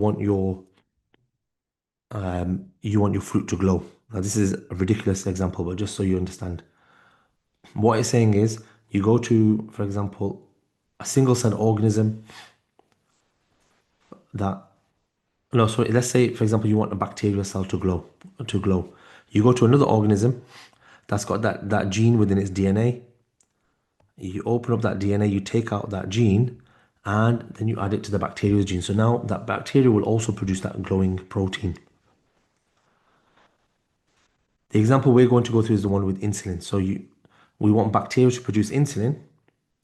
We go to the human DNA, we cut out the part that makes the gene that produces insulin, and we add it to the bacteria. And that way the bacteria starts to produce insulin. Plant crops have been genetically engineered to be resistant to diseases or to produce bigger and better fruits. So, for example, if you want a potato to survive through the winter, you can take a gene from a fish that survives at in a really cold, well, -4 and below temperatures in the sea. Not -4, so in really cold temperatures in the sea and the oceans. And you can take the gene that helps that fish survive in the cold and you can add it to the DNA of a potato. And that potato then is more likely to survive during the winter. So what is genetic engineering? Genetic bacterial cells have been genetically engineered to make useful substances such as human insulin to treat diabetes. Now, prior to this, getting insulin was an issue because they had to come from whenever they slaughtered a cow or a pig, they would take the insulin out of the pancreas. Now that was an issue because a lot of people's bodies rejected it because at the end of it, it's something that's come from an animal. It's genetically different. So cow and pig insulin does have an impact on the body, but not as well as human insulin. And also from a religious perspective, it was an issue as well. Some religions had an issue with cows, other religions issues with pigs.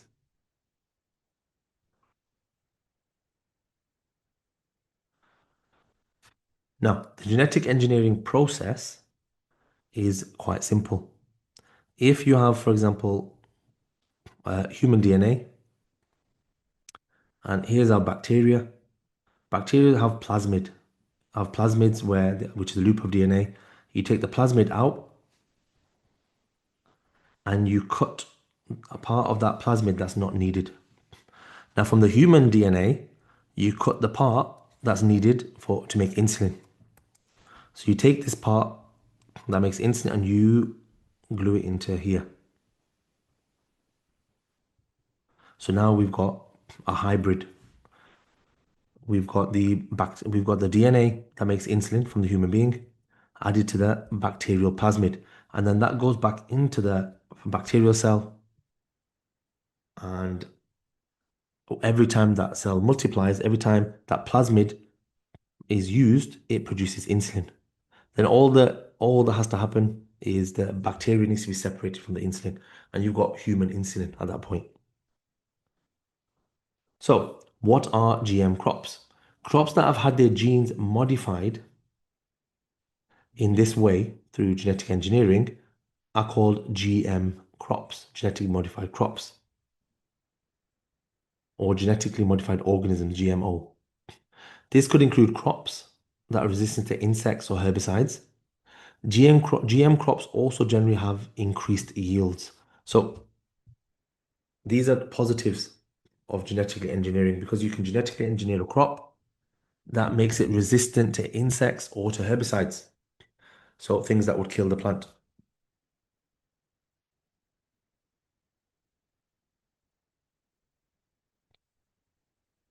Genetically modified crops also generally have increased yield. So if they're not, if they're resistant, for example, to cold, or resistant to disease, they're resistant to certain insects, it means they're more likely to not get eaten. So for a farmer, this is excellent because it means they have all these crops that haven't been attacked. They don't have to throw any of the crops away. So benefits and genetic and risks. Again, these kind of questions are very common, so it's important to memorize. Crops can be grown that have an increased yield. Crops can be grown that are resistant to insects and herbicides. Um, they could be used to overcome genetic disorders. So they could be some certain genes could be put inside that would benefit the person eating them. They could be used to treat diabetes. So you could have something that's lower in. You can genetically modify certain plants to have certain chemicals in them that help uh, attach to cholesterol, for example. So it automatically, when the person eats it, it attaches to the cholesterol or it attaches to sugar to reduce your sugar. And it's faster than selective breeding. Selective breeding takes generations, whereas genetic engineering um, happens straight away. Now, one thing that I've not seen come up, but it's you should have an understanding of, is the similarities between selective breeding and natural selection, and to some extent genetic engineering as well. Because when we talk about in natural selection, we talk about an environmental change, and then in that environmental change, the organism that has the best adaptation or the genetic variation that helps it survives and reproduces. Now, in selective breeding, the environmental change is caused by human beings. They are specifically picking the gene that they want, but overall the impact is the same because those organisms reproduce, they pass the genes on to the next generation. In selective breeding, the organisms chosen by the humans, by the farmer, they reproduce, they pass the genes on to the next generation. Over multiple generations, those genes become the most common, and that happens in both of them. Except one happens potentially as a natural process, and one's happening because it's been influenced by um, by the farmer. Now, with genetic engineering, it's being influenced by humans, but we're giving one one type of organism the genetic variations to survive. So if it survives, it reproduces, it passes the genes on to the next generation. So something that's been genetically modified is being given the variations, again, because of scientists and human beings, they're being given the variations to survive. So I hope you can see the connection between the three. Because in all three, whichever one has the best genetic variation or adaptation survives, it passes its genes on to the next generation, it reproduces, passes genes on.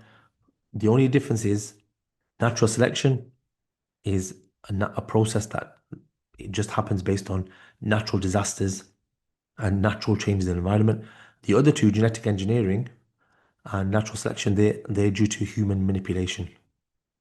Okay, so these are the risks of genetic engineering. So there are ethical concerns around genetic engineering, as some people think it's wrong to transfer a gene from one species to another. And some people are concerned what the long-term effects of that is. Because you have something that's natural and you're adding something inside it that should not actually be there. And there's concerns about the possible health risks of eating genetically modified food. And also, genes may spread to others. So if you've got, uh, for example, a certain type of crop that has been given a gene to make it resistant to a certain herbicide. So a bit like a herbicide in a sense is a bit like a weed killer. So this particular herbicide is resistant to the weed killer. So when all the crops are sprayed, all the weeds die, and those particular crops reproduce. Now, what if there was cross pollination between some of the weeds and this weed killer resistant plant? That means there's potentially a super weed could be made, and that super weed would then multiply everywhere and wouldn't get killed off by weed killer. So, what happens during genetic engineering? So, I went through this briefly. I'm going to go through it in a bit more detail now.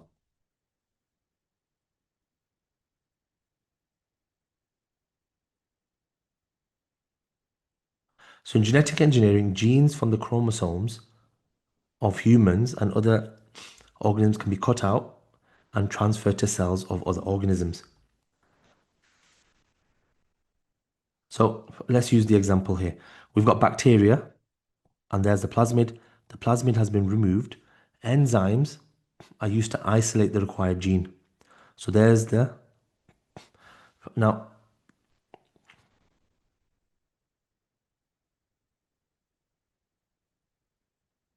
this is the other way around to what I was explaining, but it's fine. So the gene that's required is here. So it's cut out using a restriction enzyme.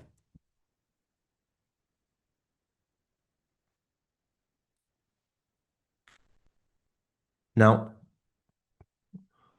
the gene's cut out, and then the gene is inserted into a vector, usually a bacterial plasmid or a virus. Um, so actually, let me start this again. If you've got a specific gene, so let's use the example of insulin. I know we've got different images here, but it's just easy to explain with insulin. So if you've got human DNA, using the restriction enzyme, you cut out the desired gene, which in this case is insulin. So that desired gene has been cut out. When you cut it out with what we call sticky ends. The sticky ends afterwards will help join it to the plasmid. Then you'd remove the plasmid from the bacterial cell, and again you cut out the part that's not required. Again, you use a restriction enzyme. So the restriction enzyme cuts the plasmid.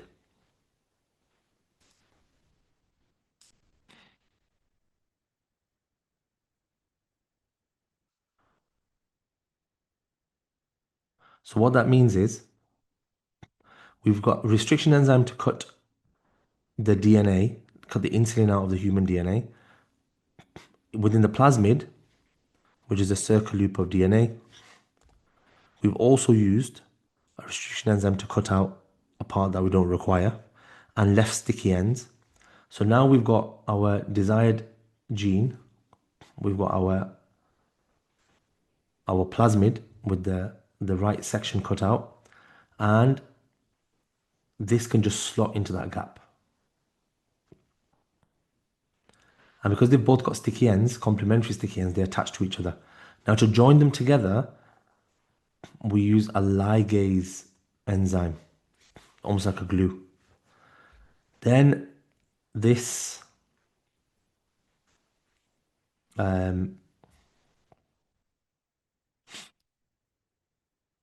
what's it called? This recombinant DNA, this plasmid that's got the human DNA inside it, is put back into a bacterial cell. And every time that bacterial cell multiplies, it produces insulin. Then all that has to happen is the pharmaceutical company just needs to separate the bacteria from the insulin, and it can be put in an injection and injected, as we covered when we covered diabetes. Now, I'm just going to use this example, the one that's actually shown, because it's good to see a few different examples. Here, the enzymes are used to isolate the required gene. The gene is then inserted into a vector, usually a bacterial plasmid or a virus. So you've taken out the gene that's needed, then you have, and how do you cut out the gene? That's the desired gene with a restriction enzyme.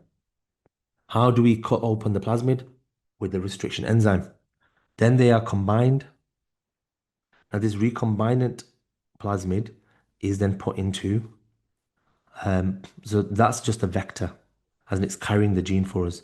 Then the vector is used to insert the gene into the required cell genes, are transferred to the cells of animals, plants, or microorganisms at an early stage in the development, so that they can develop with the desired characteristic.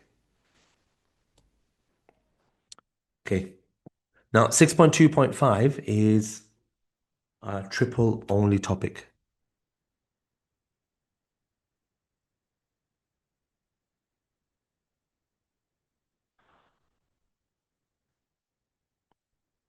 As is 3.1, 3.2, and 3.3. And then it goes back to being both. So, what are tissue cultures? Tissue cultures are a method of cloning in which we use a small group of cells from part of a plant to grow identical new plants. This method is important for preserving rare plant species and is used commercially in plant nurseries. Now, I'm not sure which video it is, but tissue cultures is covered in one of the animations on the AMALearning YouTube channel. So you can look at the actual, it's sometimes easy to see that as a visual as well. So if you look at what happens here, we've got a cut from the mother plant. Now, if you think about roots and shoots, the roots and shoots have got meristems. So if you get those meristems and start to grow them, you can take those individual cells and you can grow them into plants, and that's essentially what tissue culture is. So here it shows the the cells start to develop within a tissue culture, like within a starch, within agar. So within this nutrient-filled broth or liquid, the cells get enough nutrients to start multiplying until they get to a point where they've got shoots and they've got roots. And once they've got shoots and roots, then they can be put into soil and they grow into plants. But they are then all genetically identical to the mother plant. So again, from that mother plant, if you take a cutting and from specifically from the shoot, you take all the cells, then you allow those cells to start multiplying. And when you get to the point where you've got shoots and roots, you can then plant them and you've got exact clones of that mother plant, of the initial plant. Obviously, there are issues with this, but there's some benefits too. So cuttings, and actually, so some of the benefits would be if you've got a plant that's about to become extinct, you can break it down on a cellular level and make lots and lots of clones of it.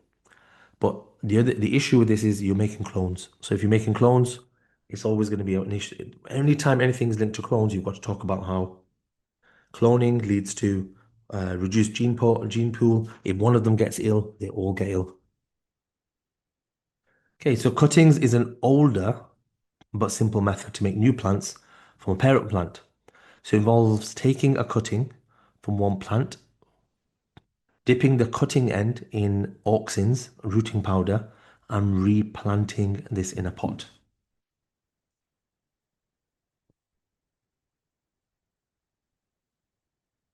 So essentially, you're just going to a tree that you like, take a cutting from it, particularly where you can see it's got new shoots coming through. Then you dip it in rooting powder, which helps it grow. The auxins help it grow, and just replanting in a pot. And in the end, you get a clone. Now, in this method of cloning, we split apart cells from the developing embryo before they can become specialized. We then transplant these identical embryos to host mothers. So what we've got here is we've got the main cow.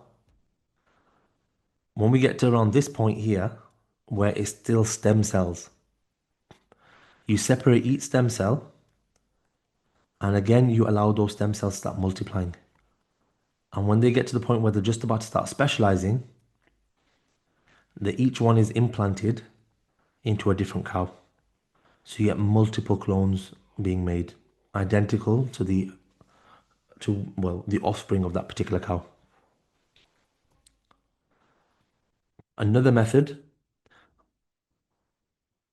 the nucleus is removed from an unfertilized egg cell. So this is what happened with Dolly the sheep many, many years ago. So we've got a domestic sheep. We take one of the egg cells.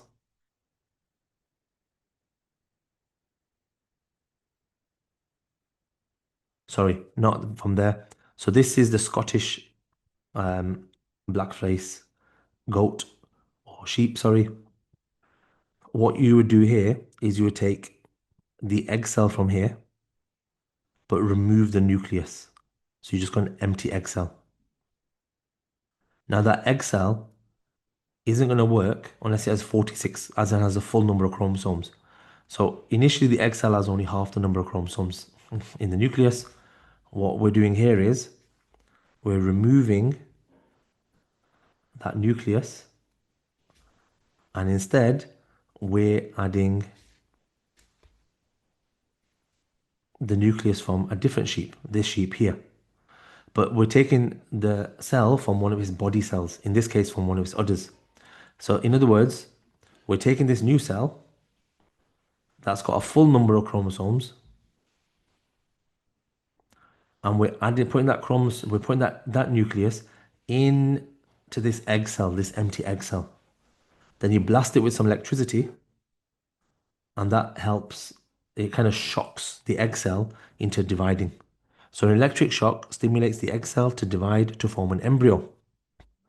So that now starts dividing and dividing and dividing until that foster mother, that is, because once it starts multiplying, is then implanted into a foster sheep. And then that sheep gives birth to a lamb, which is genetically identical to wherever the chromosomes came from. So that's how Dolly the sheep was born. So let's quickly go through these steps again. The nucleus is removed from an unfertilized egg cell. That's what's happening here. And then from a donor from this particular sheep, we're taking the nucleus from one of its body cells, and we're now combining the two. Electric shock stimulates the egg cell to start dividing to form an embryo. The nucleus from an adult body cell, such as a skin cell, is inserted into the egg cell. That happens second, so it's first, second. These have got mixed up. Third. Okay, these embryo cells contain the same genetic information as the adult skin cell. When the embryo has developed into a ball of cells, it's inserted into the womb of an adult female to continue its development. So whatever it gives birth to is genetically identical.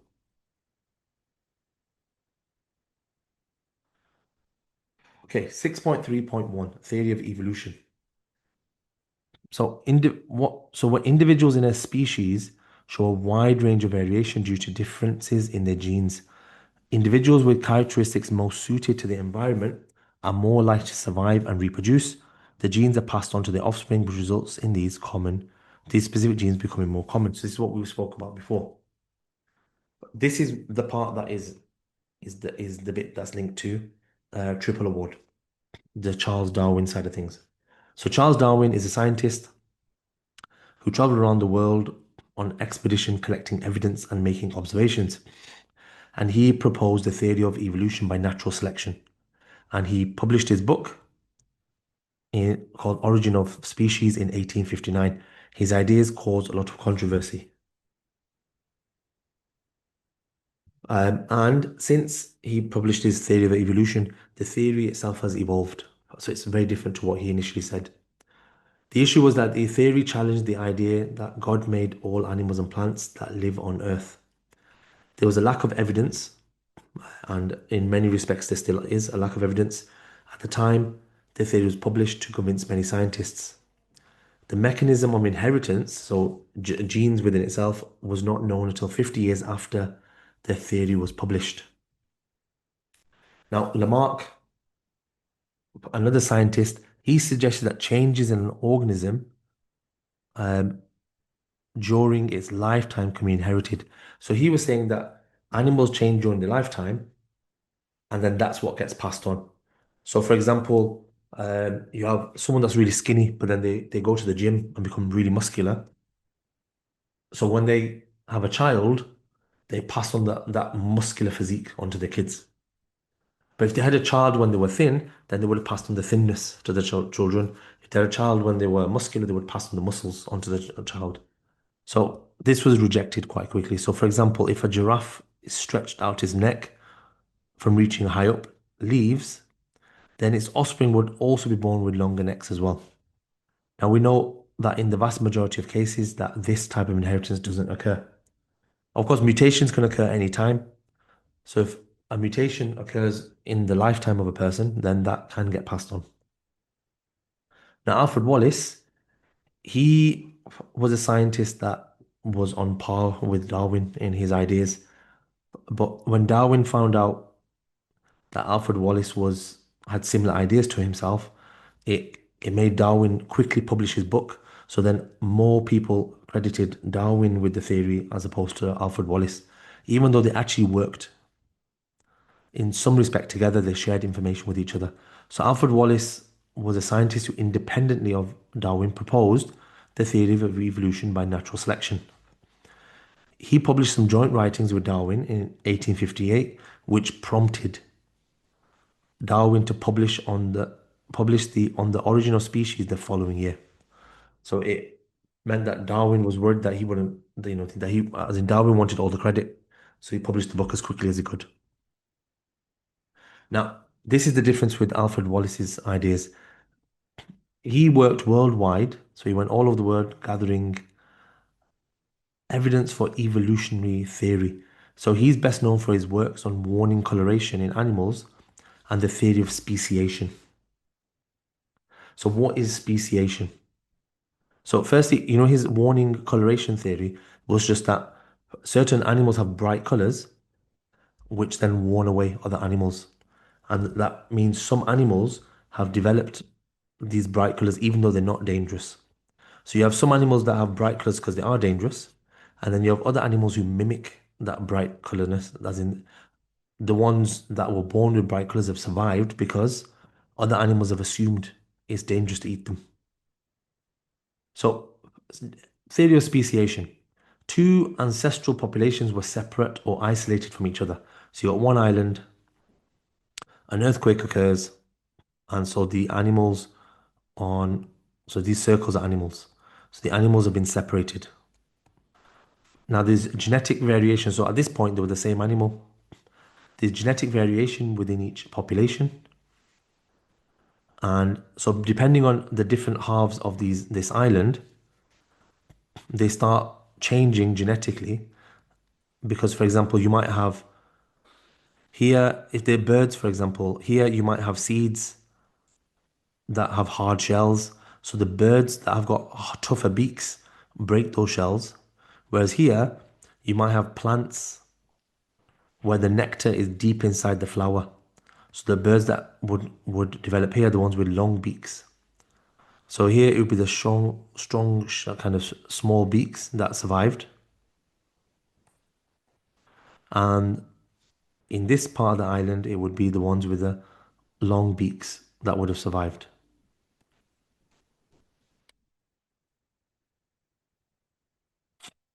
So natural selection occurs and the better adapted organisms survive to reproduce.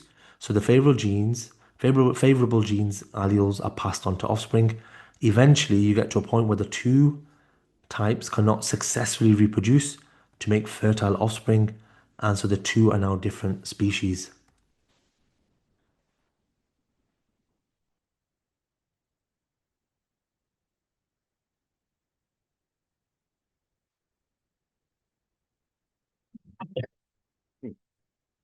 Yeah, so good question. Does the separation of population have to be geographic? Yes. As in speciation, if we had that earthquake on that island that separated the island into two, it wouldn't work if all the animals are on one side. You wouldn't get speciation on one side of the island. They have to be geographically separated from each other. In other words, they have to be in two different environments. And what those two different environments, well, in this theory, what it's saying is that the two different environments mean that each one evolves differently or survives in different ways.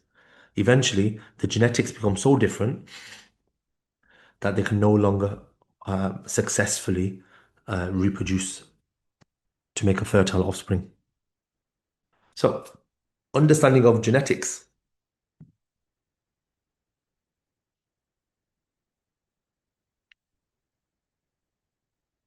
In the mid 19th century, Gregor Mendel carried out breeding experiments on plants.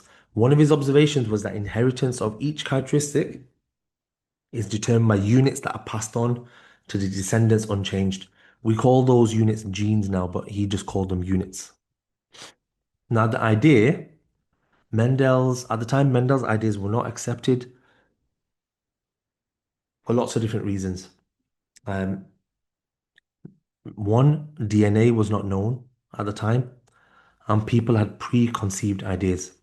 His mathematical approach was new, and he was not part of the academic establishment. He was a monk. Also, his work was published in obscure journals, and so scientists we didn't really actually end up reading his work. So it was published in journals that most people that weren't necessarily popular or read by too many people. Now, by the late 19th century, the behavior of chromosomes during cell division was observed because of the microscope. And by the early 20th century, it was observed that chromosomes and Mendel's units behaved in similar ways. And this led to the idea that units, now called genes, were located on chromosomes. Now, by the late 20th century, the structure of DNA was determined and the mechanism of gene function was worked out. So the theory of evolution by natural selection is now, so that's that bit now finished. So now we're back onto evolution. Now, the theory of evolution, in reality, is a hypothesis, as in it's an idea, and an idea only becomes a theory once there's enough evidence. So there would still be a lot of scientists that would argue there's not enough evidence, but there are, as a lot of scientists agree with evolution now, it's now classed as a theory. So the theory of evolution by natural selection is now widely accepted. Evidence for Darwin's theory is now available. It has been shown that characteristics are passed on to offspring in genes. So there is evidence available, but it still has many gaps. And there's still many elements that are unplausible.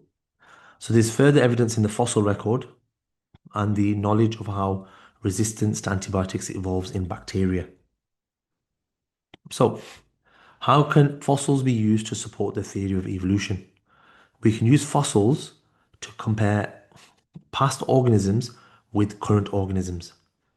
So we can use fossils to find evidence of transitional species. They can be used to find species with a common ancestor. So, for example, you can look at the foot of each of these animals to show how it's gone from this to this. Fossils, another way of evidencing. Fossils are the remains of organisms from millions of years ago, which are found in rocks. We can use fossils to learn how much or how little how organisms have changed as life on Earth has developed. Many of Earth's early organisms were soft-bodied, which means they've left few traces behind. Now, what traces did remain have been destroyed by geological activity. This means we can't actually be certain on how life began on Earth. Now, from parts of organisms that have not been decayed, because one or more of the conditions needed for decay are absent, because for decay to occur, there has to be reduced oxygen. So only anaerobic respiration can occur. So that it occurs so slowly that around the bones, the mud that's trapped it in solidifies. Now, as that mud around it solidifies and turns to rock, what you've now got inside is a bone-shaped hole, a gap. Because eventually even the bone's going to be decayed by microorganisms. So when we find a fossil, we're not finding bones, we're finding a rock replica. So what happens is initially the animal is surrounded by mud. That mud turns to rock. The bone or whatever's in the middle, animal in the middle, slowly decays. So you're left with a gap. Now over time, that gap then fills with crystals, as in with ions and salts. So you can imagine if, for example, water enters into this gap. When the water evaporates away, what's left behind are all the salts within that water. So then over time, this becomes a rock. That's a different type of rock to the surroundings. So you have a bone-shaped rock. So when parts of the organism are replaced by minerals, so this is how fossils formed. When parts of the organism are replaced by minerals as they decay. So the bone is decaying away, and the bone takes a bit longer to decay, and then that decay, that gap that's left behind is replaced by minerals. So how do fossils form?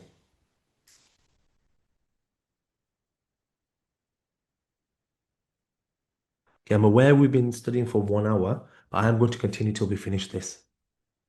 So, so how do fossils form? As preserved traces or organisms, such as footprints, burrows, and rootlet traces. For example, this was made by pouring plaster into a cavity within ash found in Pompeii. So essentially, they found a big hole in the earth. They filled it with plaster. They poured plaster into it, and what they got was the shape of a human being. That means the soft tissue of the person had decayed over time within the ash, leaving that space behind. So why is the fossil record incomplete? In other words, why is the potential evidence for evolution not available? We do not we don't have evidence for every organism that's ever existed. This means that the fossil record is incomplete. And the reasons for that are soft tissue. And these are kind of questions that come up because it is triple only, so it's important to memorize these. Soft tissue of organisms does not form fossils. We haven't found all the fossils yet. Fossils might be damaged. And also with when most animals have died, the conditions may have not been correct for fossil formation.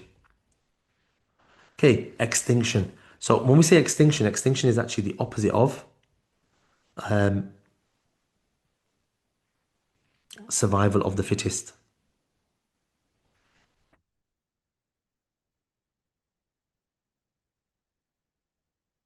Oh, apologies. So 6.4 onwards, so everything we've quoted from 6.4, evidence for evolution, this is all combined and triple. So only 6.1, 6.2, and 6.3 were triple only topics. So the remainder of this booklet now is is for both. Okay, so extinction is the opposite of survival of the fittest. So you've got two animals, and within these animals you have different genetic variations.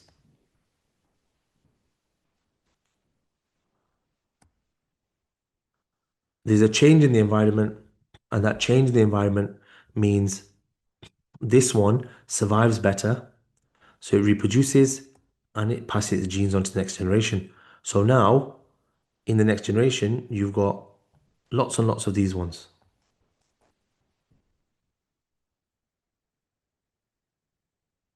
And what I should have done to show this more easily is just use a red pen.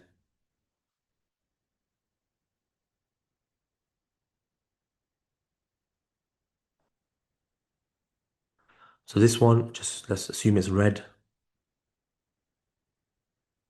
Now, what we're saying here is it has a genetic variation that doesn't allow it to survive. So it doesn't reproduce as often. It doesn't pass its genes on to as many offspring. So over time, they become less. And eventually, we get to a point where none of them are left.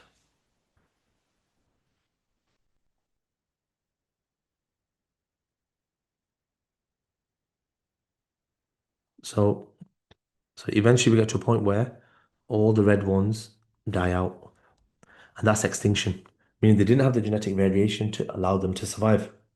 So, what can cause extinction? So, what we're actually talking about here is this part here, the environmental change. What environmental change has occurred that stopped it from surviving? So some would have survived and some won't have survived. So the ones that become extinct are the ones that aren't able to adapt to that change. So it could be a new disease. So a new disease comes along and the animal has no immunity to it. So the animals rapidly die off. It could be a new predator. With the arrival of a new predator and a new predator animal that preys upon it, it will have that means it will decrease their numbers because it has a new animal hunting it. They will be unaware that the new predator could eat them. So the animals that already preyed upon the new predator's food will not have will have less to eat. So their numbers could decrease rapidly also. So what we're saying here is when a new predator comes along, the animal won't necessarily see it as a predator, and so they won't react to it. So a good example of this is the dodo. The dodo bird, when the um, so this was a part of the Pacific Ocean, in the islands in the Pacific Ocean. So when the crew of when a ship landed there, they saw these big birds and they were able to walk straight up to the bird without the bird running away because that dodo bird had no natural predators on that island. So what that meant was the human beings, when they landed there, they just picked the bird up, killed it, took its feathers off and cooked it. So for that reason, it became extinct very quickly because they didn't have an instinct to run away. Another thing is that more successful competitors, so the squirrel is a good example of that. In England, naturally, we had the red squirrel, but the grey squirrel came from Canada. And people initially bought it for their own homes, almost like a pet, because people were quite rich due to the Industrial Revolution.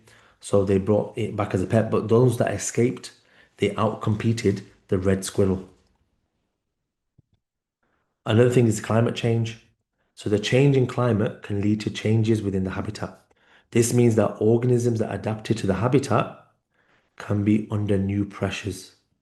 So organisms that are not adapted to the habitat can be under new pressures and stresses as they no longer are well adapted. So you have some animals that can survive, like rats and pigeons, etc. It doesn't matter where you put them, they'll survive. But if you look at the example of a panda, pandas can only survive in certain habitats. Now, if there was a sudden change to the panda's habitat, then it would take it closer and closer to extinction. Another example, a better example, is the polar bear, which could be extinct in the next 20 years or so. So, why is that? Because climate change is causing its habitat to melt faster, which means the polar bears aren't getting enough food. They don't have the adaptations to get as much food as they would have if the ice stayed there for longer. Volcanic eruptions, so this is something that's happened in the past as well. Mass destruction of habitats in the surrounding area, leading to death of animals and plants. Collisions with asteroids, so potentially the force of an asteroid colliding with the Earth could destroy habitats and kill plants and animals. Okay, resistant bacteria. So whenever we talk about resistant bacteria, we need to talk about it from a survival of the fittest perspective. So why is it some bacteria? So here it says bacterial cells in the human body, some are drug resistant. When we say some are drug resistant, why is that? That's because of a mutation that's led to a genetic variation. Now, a person has got this bacterial infection, they feel ill, they go to the doctor gives them antibiotics. That's the change in the environment. Antibiotics. So a person starts eating them for 3 days, 4 days, etc. And then they find that they're feeling better after a few days. Now, here, Which one, we're looking at survival of the fittest. Which one survives? The one with the genetic variation or the adaptation that allows it to survive. So all the weak ones get killed off, the normal bacteria, but the resistant ones survive. And because they survive, they reproduce. And because they reproduce, they pass their resistance gene on, and that is the one that gets passed on to the next person. So how can we reduce the rate of development of antibiotic resistant strains? Doctors should not prescribe antibiotics inappropriately, such as treating non-serious or viral infections. So there was a point 30, 40, 50, 60 years ago when doctors were giving antibiotics for everything. It was a cure for everything. And we still have people who have this same mentality, not doctors, but people. So I can give an example of myself. I'm asthmatic. I remember when I met someone, they offered me a box of antibiotics and said, oh, it will cure your asthma. So some people think it's a miracle cure. It can't cure everything. Antibiotics only kill bacteria. So patients should complete their course of antibiotics so all bacteria are killed and none survive to mutate. So these two steps are very important. Why is the development of antibiotic resistant drugs a concern? So the development of new antibiotics is slow and very expensive, and they don't actually the process of making the new antibiotics cannot keep up with the emergence of new resistant strains. There's now bacteria that we aren't able to kill with antibiotics, so we have no treatments. The only thing we can do is support the body in getting through the process. Okay, classification. So traditionally, classification is a method of putting organisms into groups. Traditionally, living things, organisms have been classified into groups depending on their structure and characteristics in a system developed by Carl Linnaeus. So Carl Linnaeus looked at things like, has it got fur? Has it got feathers? Does it have heavy bones, light bones? Um, can it fly, not fly? Is it cold-blooded, warm-blooded? Does it lay eggs or does it give birth? Does it have live? Does it give birth to live organisms? Does it feed its prey, its offspring with milk? So in this classification system, organisms were grouped into 5 different kingdoms: animals, fungi, plants, prokaryotes, and protists. Organisms are then next classified by phylum. So examples of phylum in the animal kingdom include chordata, which are animals with backbones. So vertebrates and invertebrates. In arthropods, um, which have jointed legs and exoskeletons.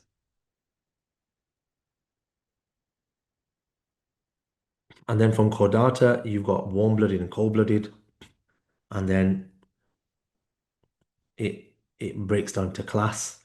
And so organisms are classified next by class. Examples of class for chordata, organisms with backbones, can be seen in the image. So you've got mammals and birds, etc. So you've got warm-blooded, cold-blooded, and then it breaks down further. Now, organisms are then further grouped into order, then family, then genus, and then species.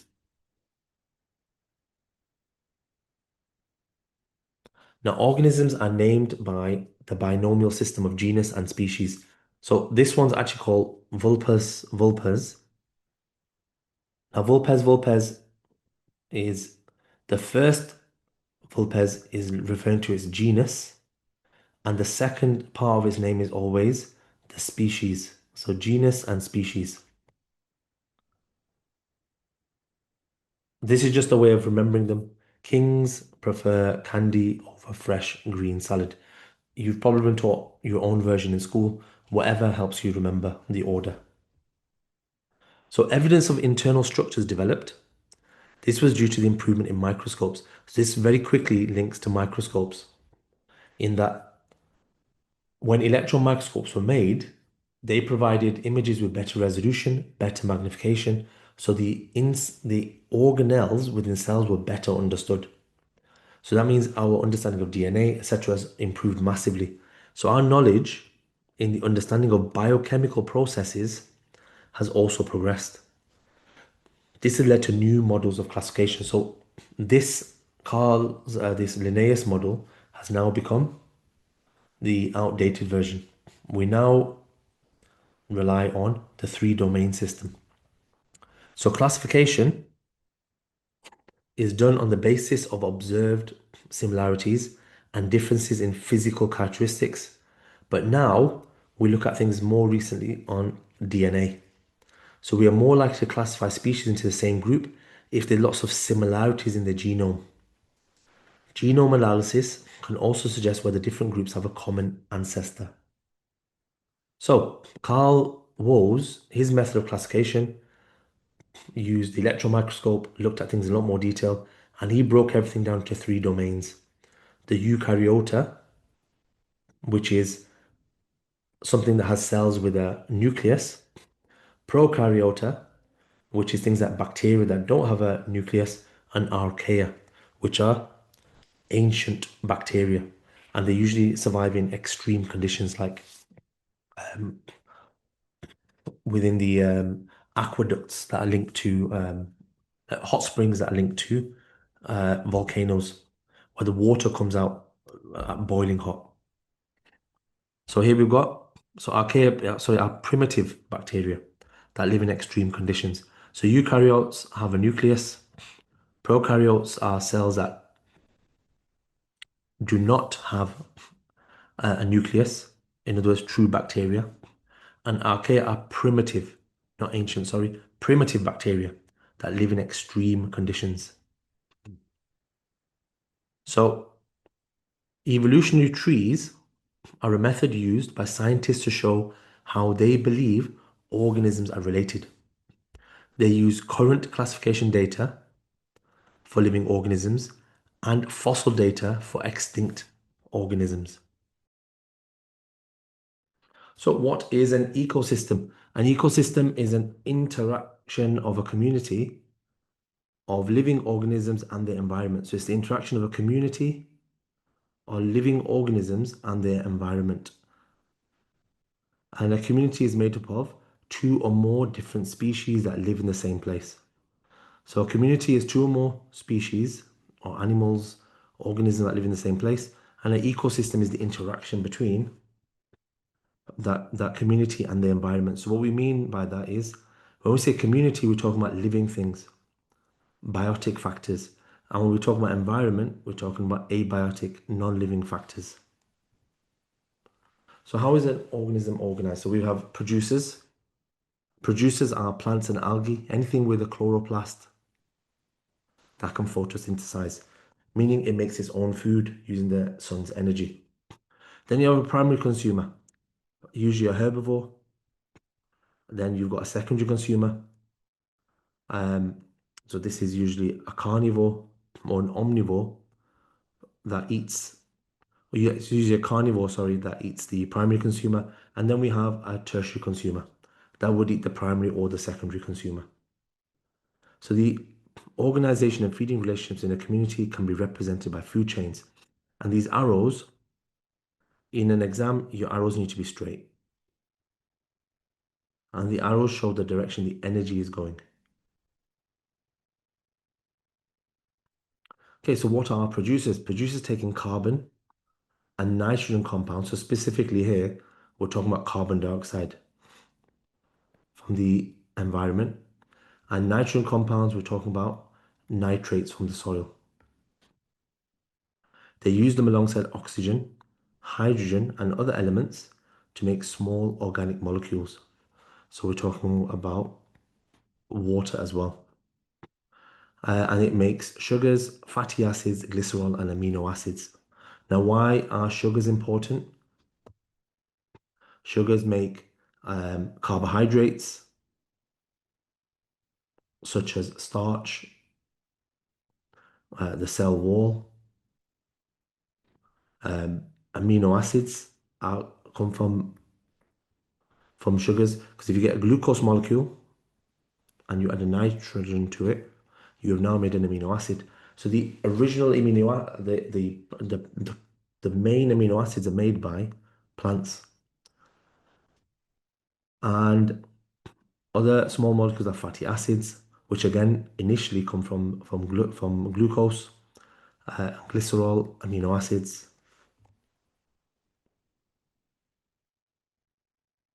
So these small molecules are then used to build larger molecules such as carbohydrates, proteins, and fats. So the plants make these small molecules like sugars, which are then used to make carbohydrates, fatty acids and glycerol, which are used to make lipids or fats, and amino acids, which are then used to make proteins. Now, a consumer can only get this supply of carbon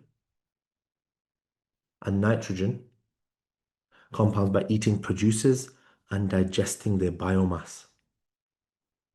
So consumers can only get this supply of carbon and nitrogen compounds by eating producers and digesting the biomass. So that means any animal that eats plants, or any animal that isn't a plant, sorry, any animal that isn't a producer can only get that carbon and those nitrogen compounds by eating plants and algae.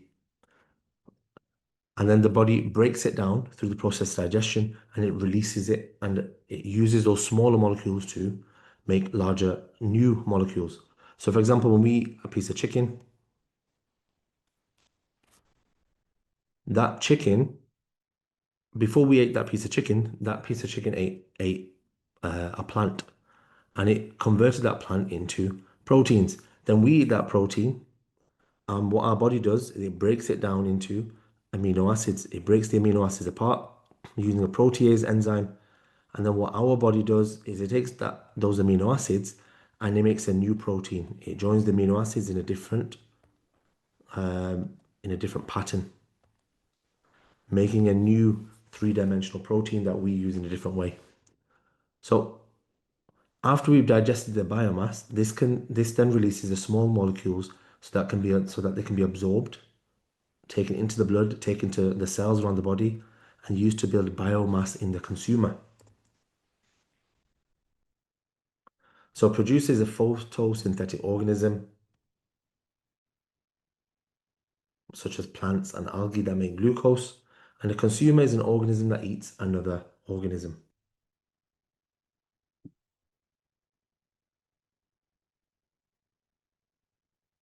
So competition. So within a community, there is competition.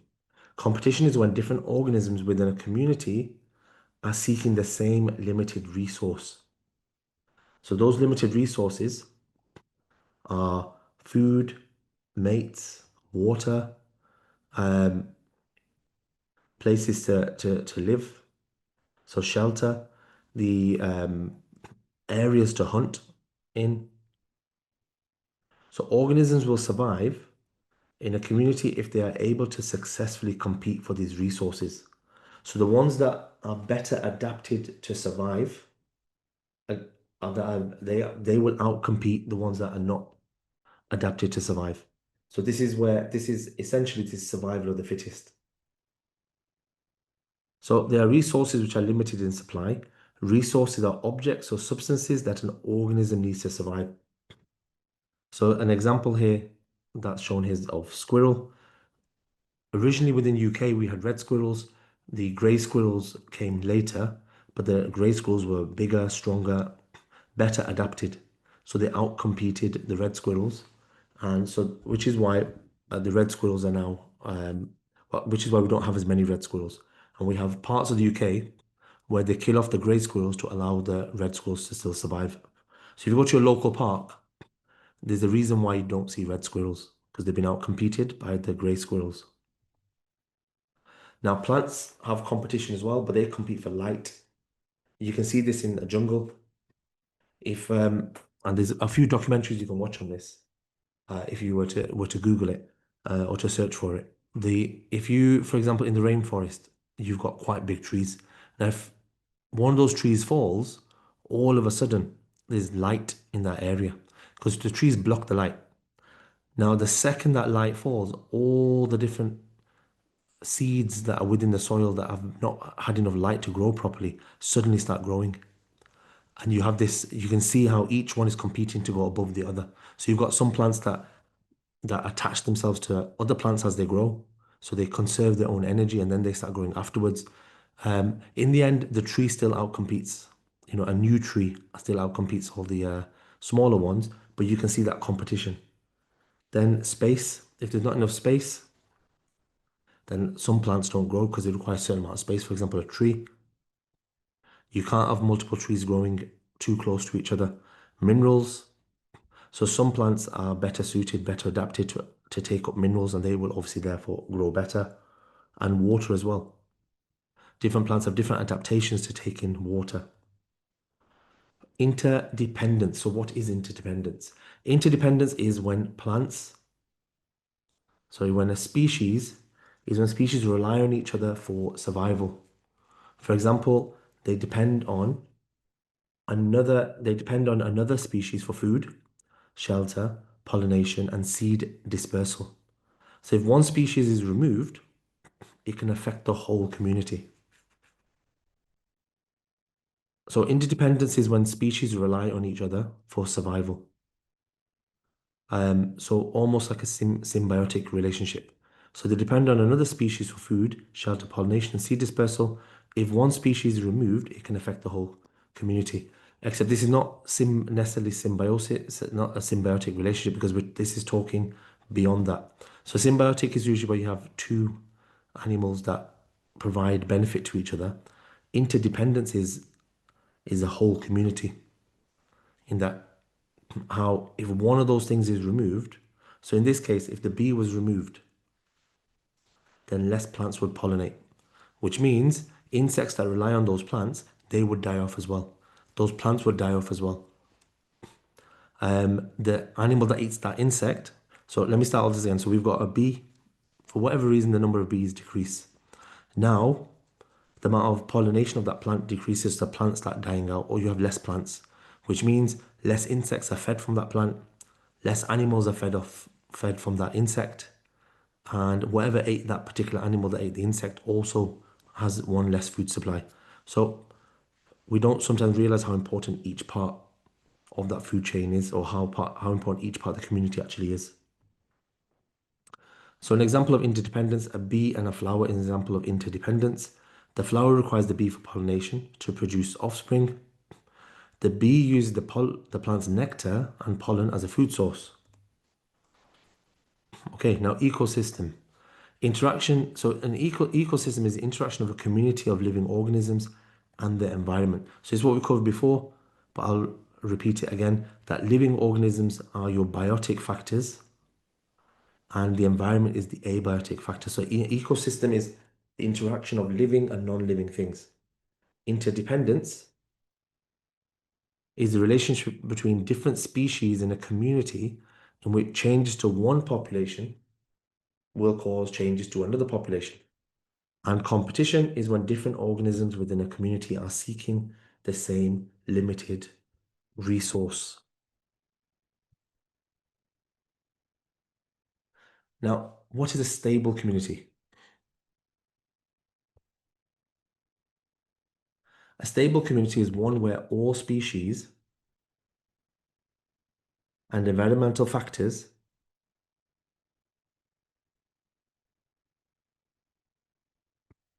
A stable community is one where all species and environmental factors are in balance.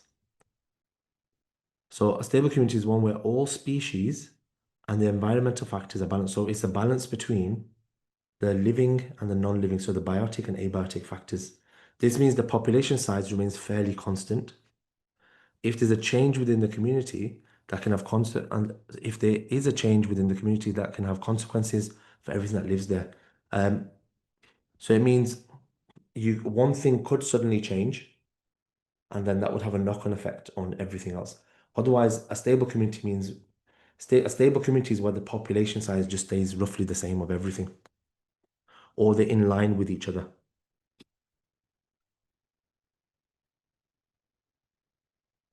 Okay, abiotic and biotic factors. So abiotic factors are non-living factors that can affect a community, and biotic factors are living factors that can affect a community. So here we've got examples of both. Abiotic is light intensity, temperature, moisture levels. soil pH and mineral content, wind intensity, carbon dioxide levels for plants, for oxygen levels, and pollutants. And biotics, or living factors, are, for example, the availability of food. So how many prey species there are, or how many producers are available in that area. If a new predator arrives, that would be a biotic factor. New pathogens, and one species outcompeting another species would be an example of a biotic factor. So light. So light is more likely going to affect plants because of the fact because plants photosynthesize. So if we have more light, then we increase in photosynthesis. That means we have more growth.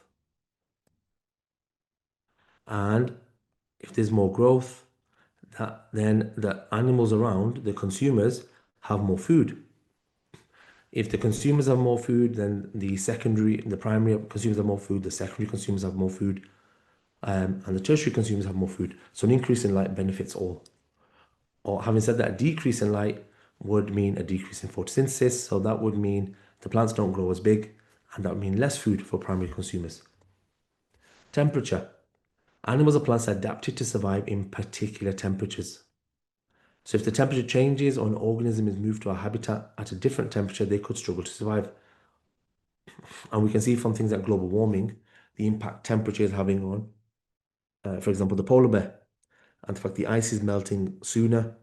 So the habitat of the polar bear has changed because the ice has melted sooner than it should.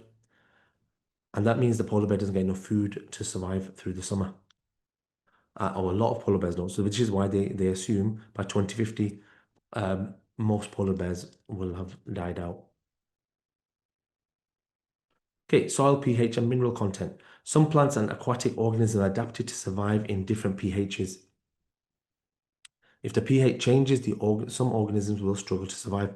So plants are quite sensitive to pH levels. So if we go back to the example of acid rain, when there's lots of acid rain in certain areas, the soil becomes a bit more acidic, and then only certain types of plants are adapted to survive. So that decreases the amount of food for primary consumers. Carbon dioxide levels. Carbon dioxide is needed for photosynthesis. The more carbon dioxide there is, the more photosynthesis, and so there'll be more growth of plants. Now, generally speaking,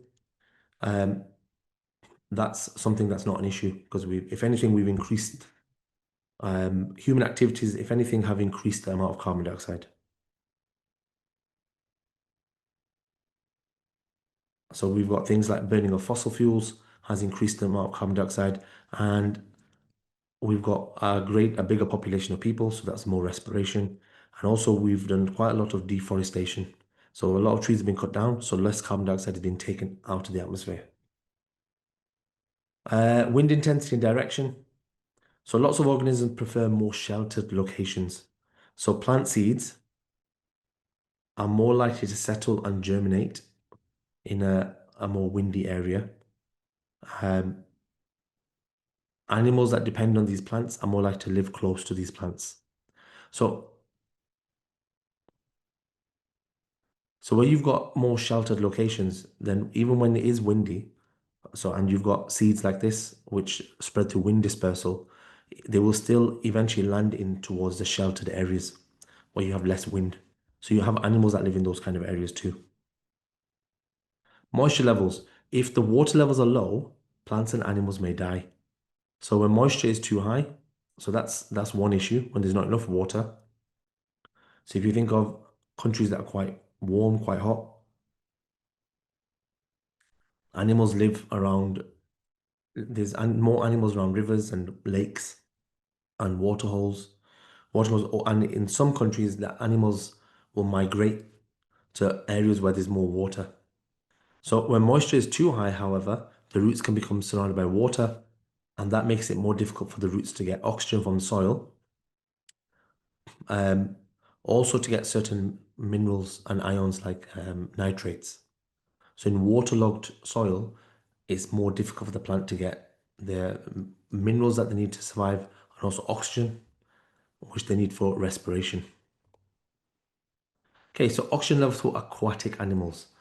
Water contains oxygen and is needed for organisms living in the water.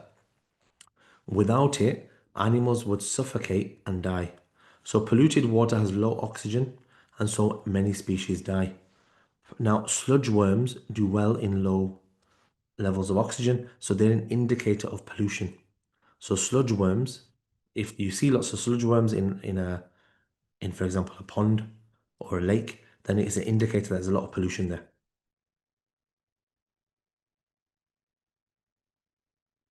Sometimes what can happen is local farmers, the fertilizers that they have can drain out with the rain and enter rivers, and that can cause a bloom of algae or a bloom of plants on the surface. But we'll cover that in more detail when it comes up.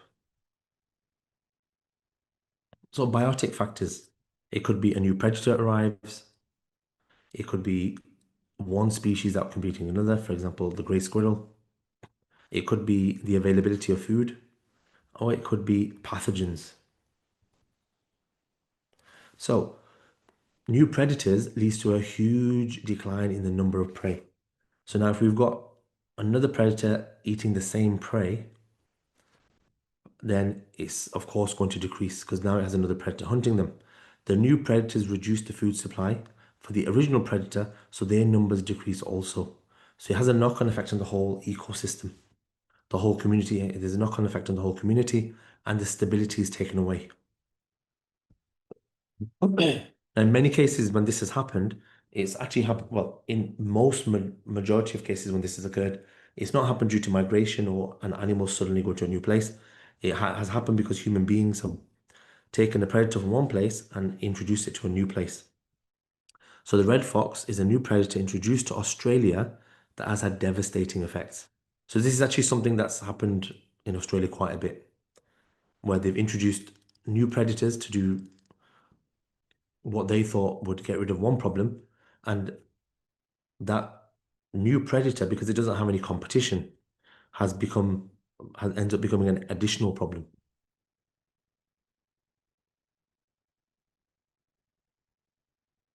So the number of organisms that eat, so if there's a large availability of food, the number of organisms that eat the food will increase. So if there's lots of food available, because there's lots of producers, then there's going to be lots of consumers, primary, secondary, and tertiary. So everything increases. Now, if the food becomes limited, then it has the opposite effect.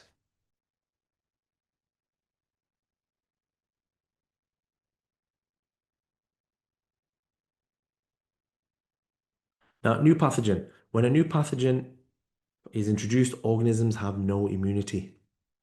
So an example from human history includes when the flu was introduced to Native Americans, and COVID is, of course, a more recent example. So if you go anywhere through South America and North America, when the Europeans initially arrived there, they brought diseases that the native people, the indigenous people, the people that were already there before the Europeans arrived, they had not had any, they had no exposure to those illnesses. So things like cold and flu. And cold and flu was passed on to them, and it actually caused a lot of death. A more recent example is, of course, COVID. Because initially, when the first time we come across an illness, our body does not know how to defend itself, which is something we've covered in previous topics. So one species outcompeting another. So the example I gave here was about the grey squirrel. They were introduced a few hundred years ago. Initially, grey squirrels came to the UK because Canada was a colony of the UK, and the grey squirrel's from Canada. So people brought it almost as a look how rich I am kind of animal. I went all the way to Canada and brought an animal back with me. More of a show off or a flex to show how amazing they were. So, but eventually these grey squirrels, people get bored of things and let them out back into nature. And when they did come into nature and start reproducing, they outcompeted the red squirrels for food and resources. So the gray, and also the gray squirrels also carry a disease that kills red squirrels, but it doesn't kill them. So that's why gray squirrels are now common to see and red squirrels aren't. So in the areas where red squirrels are protected, they kill the gray squirrels as soon as they see them. Okay, how are plants adapted to compete for light? So plants grow towards the light. Some plants grow taller to be above shorter plants. So plants grow towards the light. Some plants are able to grow taller, so they're above shorter plants. And some plants have larger leaves. If they've got larger leaves, they can absorb more sunlight. Some plants grow at different times to avoid competing with others. So different plants have different ways of competing for light. Now, if a plant gets more light, it means it's going to photosynthesize more. Now, in photosynthesis, glucose is made. And as I said before, if you add nitrogen to glucose, you have made an amino acid. If you join these amino acids to each other, you make a polypeptide, which is, and a three-dimensional polypeptide is a protein. And what do we need protein for? We need for growth and repair. Also, we need the glucose for respiration. So photosynthesis provides the glucose for respiration. And we need that glucose for respiration for the energy to actually build the protein. And also, in other words, the energy needs to grow. So glucose is that starting point. The more photosynthesis, the more growth. So the air bladders, so if this is a picture of seaweed, it has these air bladders, and they help the seaweed float closer to the surface of the water. That means they get more light. Okay, adaptations.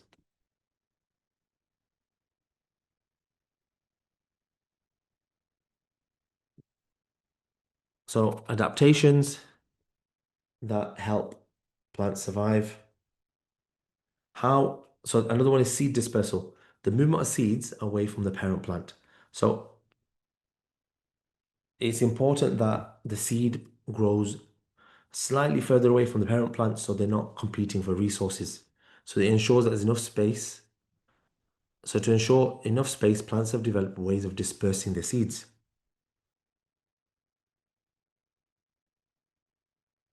So some plants make fruits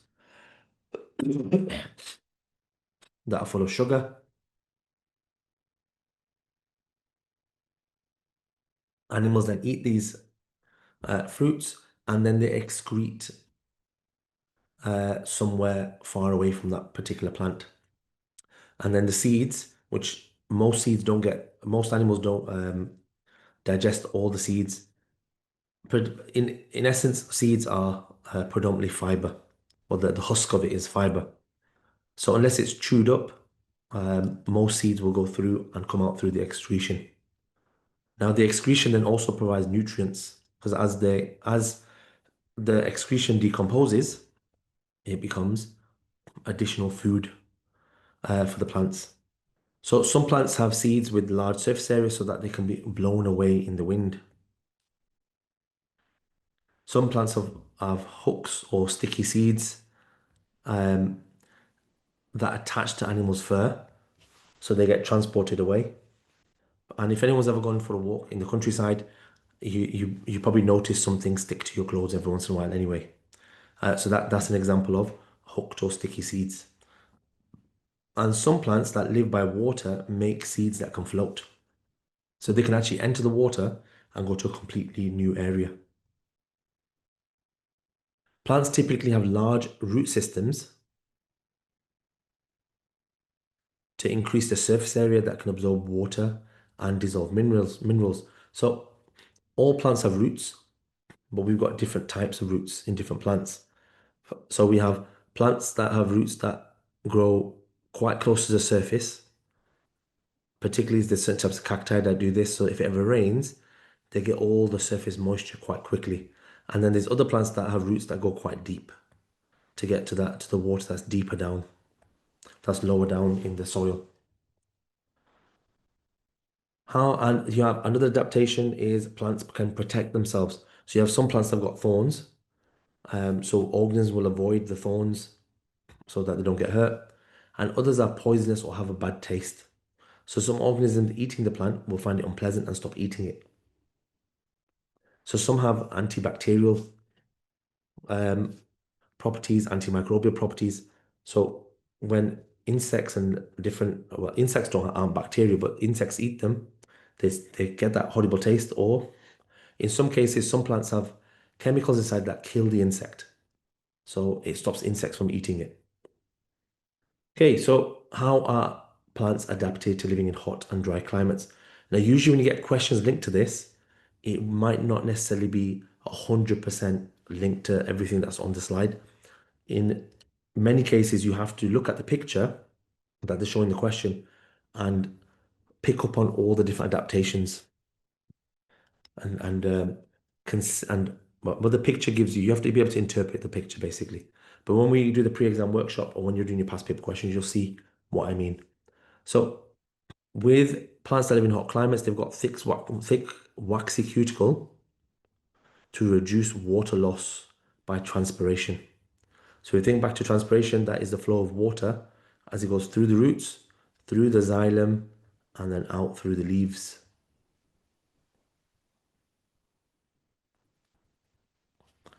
And the stem can swell so that it can store lots of water. So that means the plant cells within cacti have thicker, they have stronger cell walls so they can take in more water.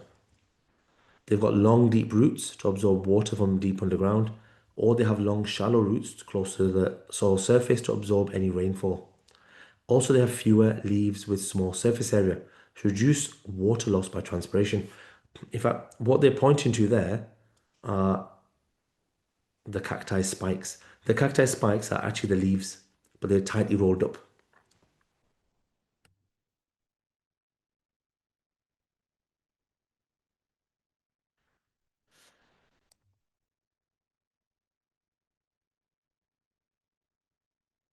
So, what different types of adaptations do animals have?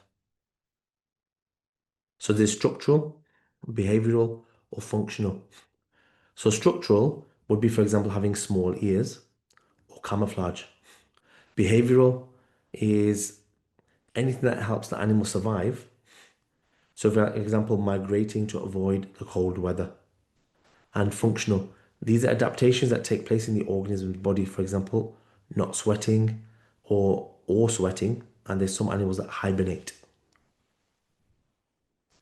So here we've got a polar bear, and how is it adapted to survive in cold climates? It has got black skin to absorb the heat. It's got white fur to camouflage. So black skin to absorb the heat, white fur to camouflage. It's got large feet so that they spread their weight. It's got a round body and short legs to reduce surface area and conserve heat. And it's got small ears to reduce surface area and conserve heat. A thick layer of fat to increase insulation. And it's got thick fur for insulation. So we know from a physics perspective what color is best to absorbing heat energy is black skin. White fur is camouflage because of the snow. It's got large feet, and again, we know this from physics. Large feet spreads out the force of the animal. So you got gravity pulling the animal downwards.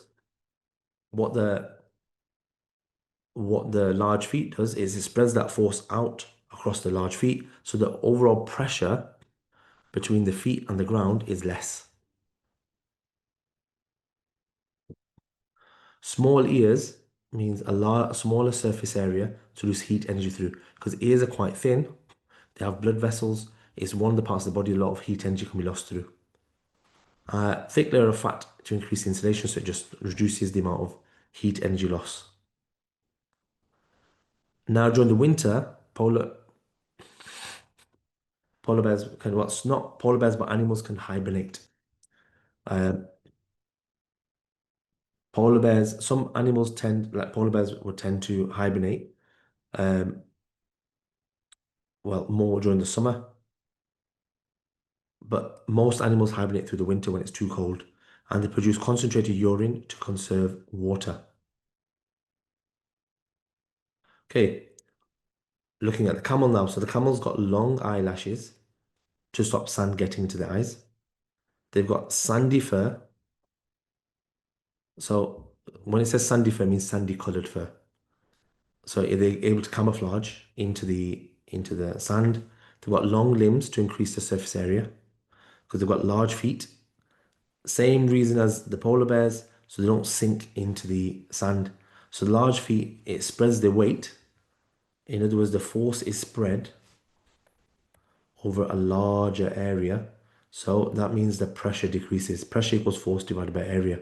So there's less pressure between the ground and their feet. They've got thin fur to increase heat loss. They have a hump, which is a storage of fat. Now, fat is a big source of energy, and also the hump as a store of fat that can be converted into water.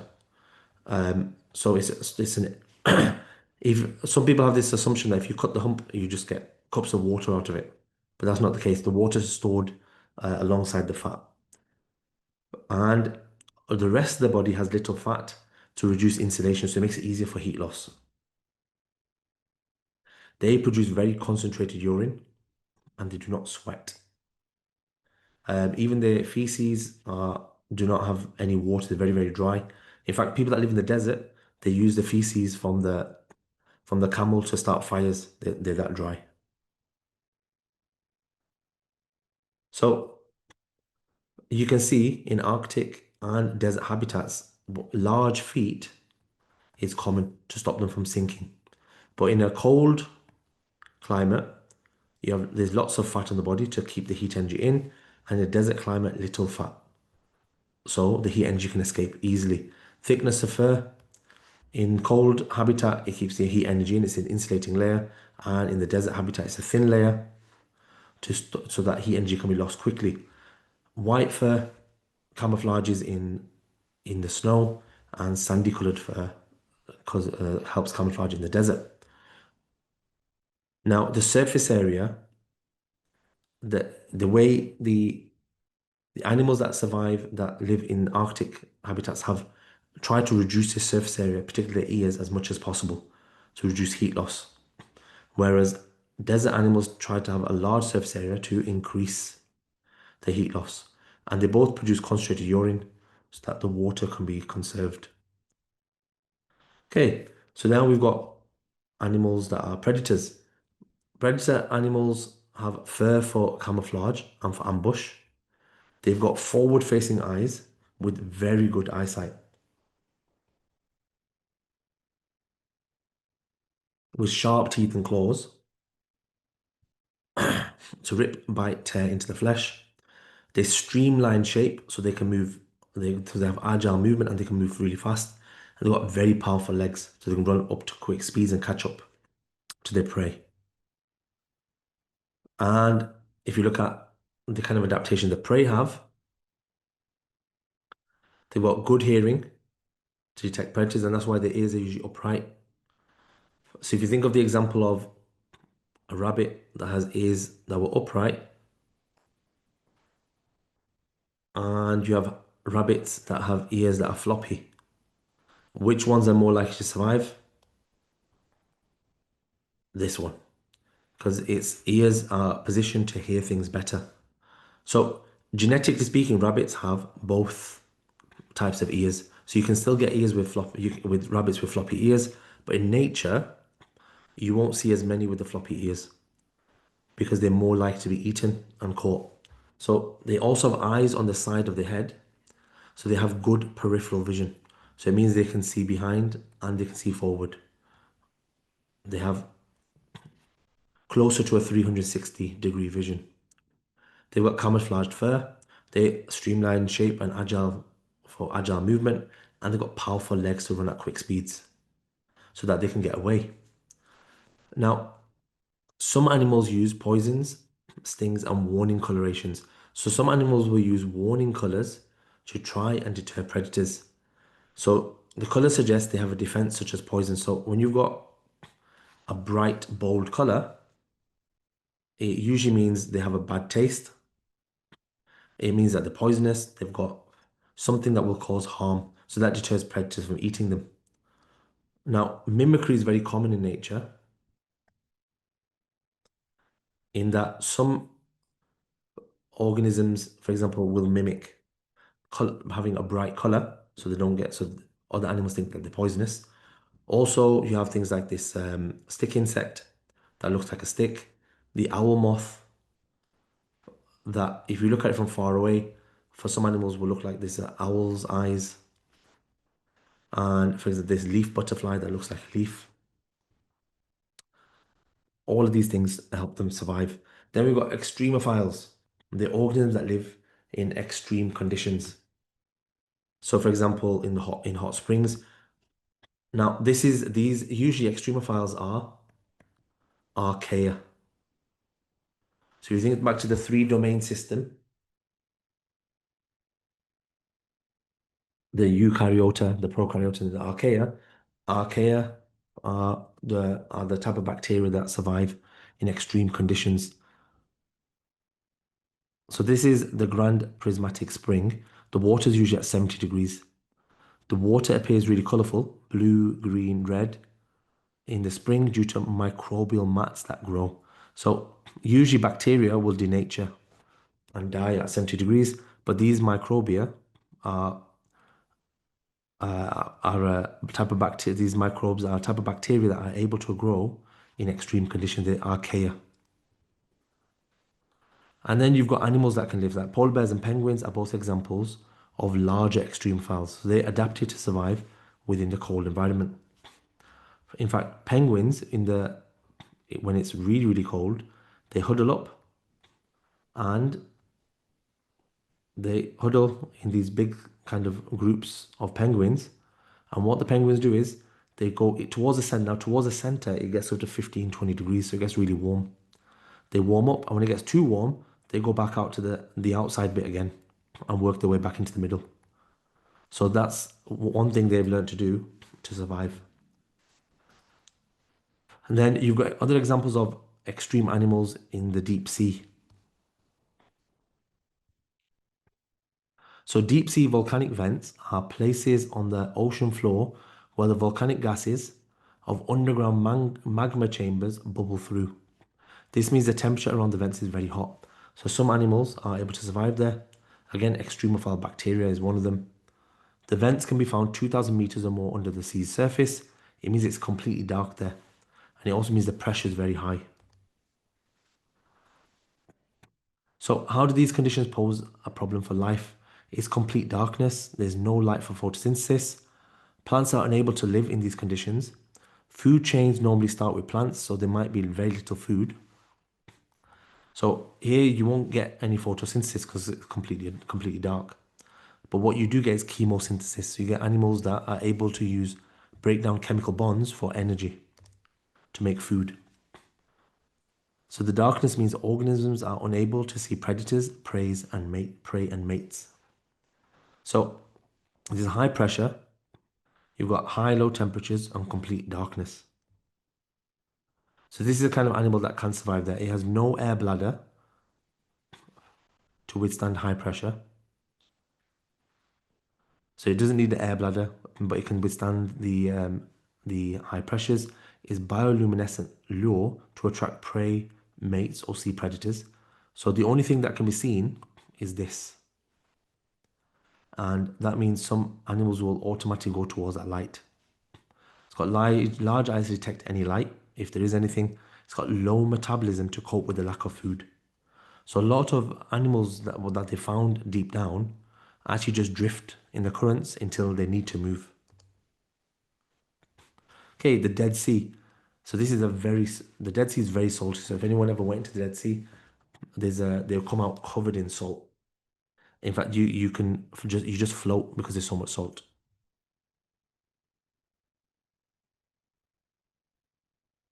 So all food chains, as we've already said, start with producers because they make glucose, and glucose is the biomass for life on Earth. Glucose the is the molecule that all the other molecules are made from.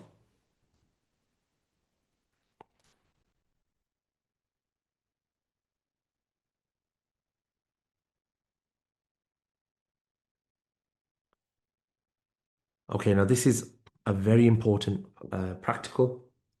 One thing I would advise is watching a YouTube clip, particularly one that's specific to AQA. So if you write down the name of the required practical, which the exact wording you can find from the specification, or even if you write how can you estimate the abundance of dandelions in a field, and write AQA GCSE, you will find some really good videos that show it in a lot of detail and link it exactly and perfectly to well, not perfectly, but very close to a very good example for AQA. Now, because I can go through the theory, but seeing the practical is always better. So, how can you find the average number of dandelions in this field? So this field is not 1 meter squared. It's most likely 100 meters squared. So you throw a 1 meter squared quadrat randomly in the field. Count. So this field is 10 meters squared.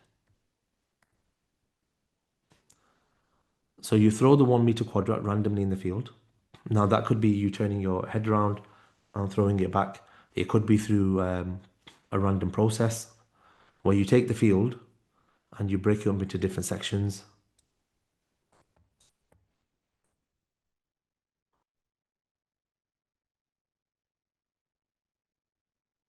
And almost do like an A1, A2, A3, A4, A5. And you write on pieces of paper. And then you randomly pick a piece of paper out and look at what it says. And it says C5. So then you go put your quadrat here. Then the next piece of paper take out, it might say A3. So you put your quadrat here. The next one might say D1. So you put it here. So you throw a 1 meter quadrat randomly in the field, count the number of dandelions within the quadrat, you repeat it 10 times, calculate an average. So, sorry, we are assuming the field is, we'll find out as we go through the question, but we're assuming the field, I think, is 100 meters squared. So we've got our quadrat, we've thrown it in 10 different sections, we've got all our data. So in quadrat 1, we counted 10 dandelions. In quadrat 2, we counted 12. In quadrat 3, we counted 0. In quadrat 4, we counted 23. So that we can take an average. Now, find the area of the field. So let's assume the area of the field is 100 meters squared. You then multiply the average for the 10 quadrats that you threw. So let's say we take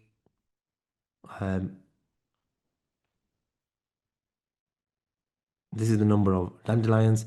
This is the quadrat that we just threw. And let's say our average was 12 dandelions in 10. So the average per quadrat was 12. Now, if in 1 meter squared, we're saying the average was 12 dandelions, for 100 meters squared, we're just going to multiply that by 100. So we would have 1,200 dandelions across the whole area. Now, that's not an accurate, it doesn't mean that there will be 1,200 dandelions, it just is an estimate. Now, when you throw the quadrat, you throw the quadrat with your eyes closed. You could throw the quadrat over your shoulder, or you could turn your sample area into a grid and use a random number generator, which is what I showed you on that other side to generate coordinates. What this does is it avoids bias and ensures results collected are valid.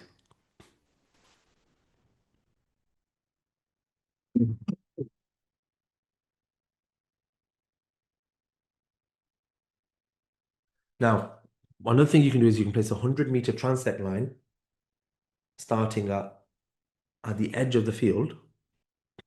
So you could start it here and have the transect line going all the way across through the shade, through all the different areas. So you place the quadra at the 0 meter position. You record the light intensity and count the number of dandelions in the transect. Now you keep repeating, placing the quadra at 10 meter intervals. So you put the quadra here and you check the light intensity and count the number of dandelions. Then you do another one 10 meters on, 10 meters on, 10 meters on. Now repeat placing the quadra at 10 meter intervals along the transect line. Repeat by placing other transect lines. So you can do other transect lines in other parts of the field. Now what the transect line does, it gives you an understanding of how the number of dandelions change as you go from one part of the field to the other part of the field, to the other end of the field, because you have different regions within the field or different habitats within the field. So you've got areas which are sunny, some that are going to be more shaded by trees. You might have a woodland area. So if you did this, for example, at the beach, you would initially have the sand, then you'd have the dunes, then you would have grassy area. So you could see how the plant life changes as you're going from one area to another area to another area. Okay, the cycling of materials, so the carbon cycle.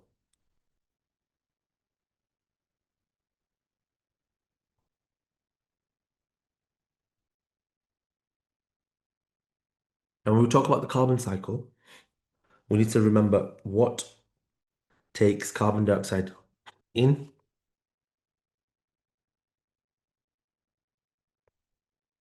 You've got to keep in mind what takes carbon dioxide in and what releases carbon dioxide. So the only thing that takes carbon dioxide in is photosynthesis. So carbon dioxide, photosynthesis takes carbon dioxide out of the atmosphere, but respiration, so photosynthesis is what's shown here. It takes carbon dioxide out of the air, combines it with water to make glucose and oxygen. And then we have respiration, which releases carbon dioxide. So carbon dioxide takes glucose, reacts it with oxygen in the mitochondria and releases carbon dioxide plus water. So all animals that respire release carbon dioxide. Combustion is when we burn fossil fuels, so this also releases carbon dioxide. Decay is when bacteria, etc., feed off dead animals or dead plants. And because they've got a big food supply, the number of bacteria, number of microorganisms feeding off that dead animal or plant increases, and they all do respiration, which also releases carbon dioxide. So decomposition or decay releases carbon dioxide.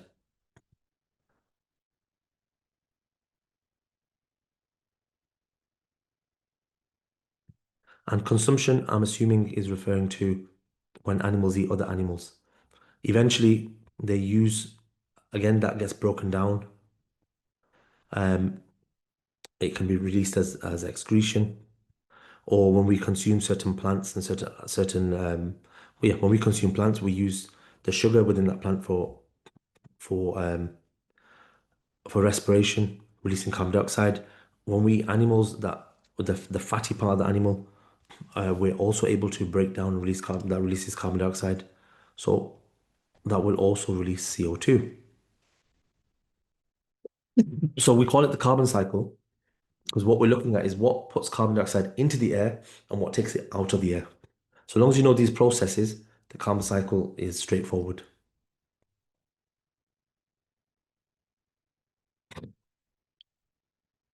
So carbon is found inside fossil fuels, animal plants are carbon-based, sedimentary rocks. When you decompose a sedimentary rock, for example, calcium carbonate, it turns into calcium oxide plus carbon dioxide, so that also releases oxygen. Our atmosphere has a lot of carbon dioxide already there, 0.04%. The soil, because it decomposes, can be broken down into carbon dioxide. And the oceans have absorbed a massive amount of carbon dioxide to the point that our oceans are not able to take too much more carbon. So carbon stores are a place where carbon and its compounds may remain for a time. So what we're saying is carbon is stored within fossil fuels, with animals and plants, within sedimentary rocks, within the atmosphere. It's stored within the soil, within the oceans. So there's lots of processes involved in the carbon cycle. This carbon cycle shows how carbon dioxide enters and it leaves the atmosphere. It also shows how carbon and its compounds enter and leave the carbon stores.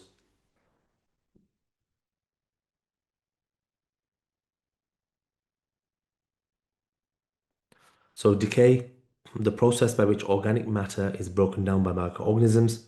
Carbon moves from the dead organism into the microbes. Um, when those microbes respire, they release the carbon dioxide. Combustion is the burning of fossil fuels, so that release takes carbon that was stored within the fuel and releases it as carbon dioxide.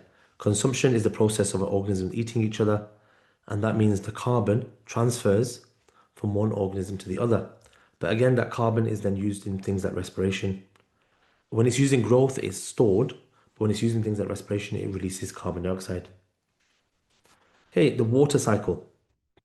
So you have your water collecting here, it then evaporates, it condenses into the clouds, and when the clouds are full of water, we have precipitation. So yeah, that means water, snow, sleet, hail, any way that the water then falls back down, which is then collected within the lakes and rivers.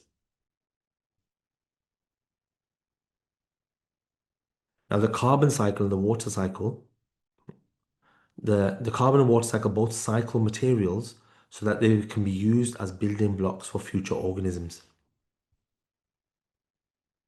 So decomposers such as bacteria and fungi, they break down and help the rotting of dead organisms. The decomposers then multiply because they've got so much food, and then they respire, and that releases carbon dioxide into the atmosphere. Mineral ions are also released into the soil. So once an animal dies, or a plant or something dies, what the decomposers do is they break it down into nutrients for the soil, which many of which are carbon based, and also they respire, so they release carbon dioxide back into the atmosphere. Okay, decomposition. This is a triple only topic. So the rest of this is going to be triple, and but after this we're going to cover 7.3, which is combined. So I'm going to finish 7.2.3 and then we'll move on to the combined stuff. So this is triple, we'll only go through this for about 5 minutes. Now, the rate of decay, and we just said decay is microorganisms breaking things down, releasing carbon dioxide through respiration and nutrients. Now, the temperature, the amount of water and oxygen have an impact on the rate of decay. So, at colder temperatures, decomposing organisms are less active, and that links back to enzymes. So, think back to enzymes. Enzymes work better at an optimum temperature. When it's too cold, the particles, the enzymes, and the substrates don't have as much energy, so you have less collisions. Less collisions means that you have, therefore, the enzyme, as in you have less breaking down of products of the substrate. So at low colder temperatures, the decomposing organisms are less active, so the rate of decomposition remains low. This explains why we keep food in a fridge or a freezer. As the temperature increases, decomposers become more active, and so the rate of decay increases, and that's because the enzymes work better. Now, at very high temperatures, decomposers will be killed and decomposition will stop. Again, why? Because the enzymes denature. Also, even the decomposers are protein based, so they will denature also. When you cook a piece of chicken, which is protein, what you're actually doing to the protein part is you're denaturing it. Water. Water is also needed for reactions causing decay to occur. This is because decomposers secrete enzymes onto the decaying matter and then absorb any dissolved molecules. Without water, this won't happen. So Many microorganisms they excrete. Well, secrete means they make and release. They release the enzymes. Then the thing that's decaying starts to break down, and that then is absorbed. Well, then water is released. The decaying matter dissolves into the water, and then that water is taken up. So water is needed. Now, if there's already moisture around, then that's a lot easier for that to occur. So it needs to be a moist environment for it to work. Now, oxygen. Decomposers cannot survive when there's little or no oxygen. And so the availability of oxygen is very low. There's no decomposition because they do respiration. Without oxygen, they can't aerobically respire. So the rate of decay is affected by temperature, water, and oxygen. This means the ideal conditions are for decay are warm, moist, with plenty of oxygen. Now, gardeners and farmers try to provide optimum conditions for rapid decay of waste biological material. Because if that waste biological material decays quickly, what they're left with is natural fertilizer. They're left with compost. The compost produced is used as natural fertilizer for growing garden plants or crops. Now, putting compost in a bin, a pile, helps keep everything moist and warm. So putting it into this kind of container like this, because you've got so much respiration happening inside, it actually warms up the inside of it. And to increase the availability of oxygen, the compost bins can have holes, just small holes, cut into the side, or the compost can be turned over regularly using a gardening fork. So some bacteria and fungi are able to break down matter anaerobically without oxygen. So in a marsh soil, now in marsh soil that can be really waterlogged. This means there is reduced availability of oxygen for decay. Now, so some bacteria and fungi are able to anaerobically respire. In marsh soil, it's waterlogged, so that means most decay is anaerobic. And anaerobic decay actually produces methane and carbon dioxide. Now, both are greenhouse gases, but we can use methane as a fuel. So if you go to some countries, what they actually do is they bury a hole, they dig up a hole, they put all the organic waste into that hole, and when they come back, if you come back a few months later, because it's been decomposed anaerobically, you actually have a little mound of gas. So what's in that mound is CH4, methane, and then that gas is extracted and used in the cooker, in the stove. So biogas, and that's a way of making biogas in poorer countries. So now biogas generators can be used to make methane as a fuel. So there's your biogas generator. It's a large vessel. It's filled with animal waste and specially grown crops such as maize. Now it decays anaerobically and then it produces methane gas. Okay, how can we investigate the effect of temperature on the rate of decay? Again, this is a required practical, so a core practical. So please have a look at the YouTube video of it. Now you add 5 centimeter cubes of lipase to a test tube. So we've got lipase here. We all remember that lipase breaks down lipids into fatty acids and glycerol. Now add drops of cresol red, which is an indicator, to another test tube. Now if you add 5 centimeter cubes of milk to the cresol red, the milk turns the solution yellow. So that means there's an element of acidity within the milk. That's why it's gone yellow. Now you add 7 centimeters of sodium hydroxide to the same test tube. Now why is sodium hydroxide added? Because it neutralizes the initial acid within the milk and it turns it purple. So creosol red turns to a purple color in sodium hydroxide. So it should be this color now.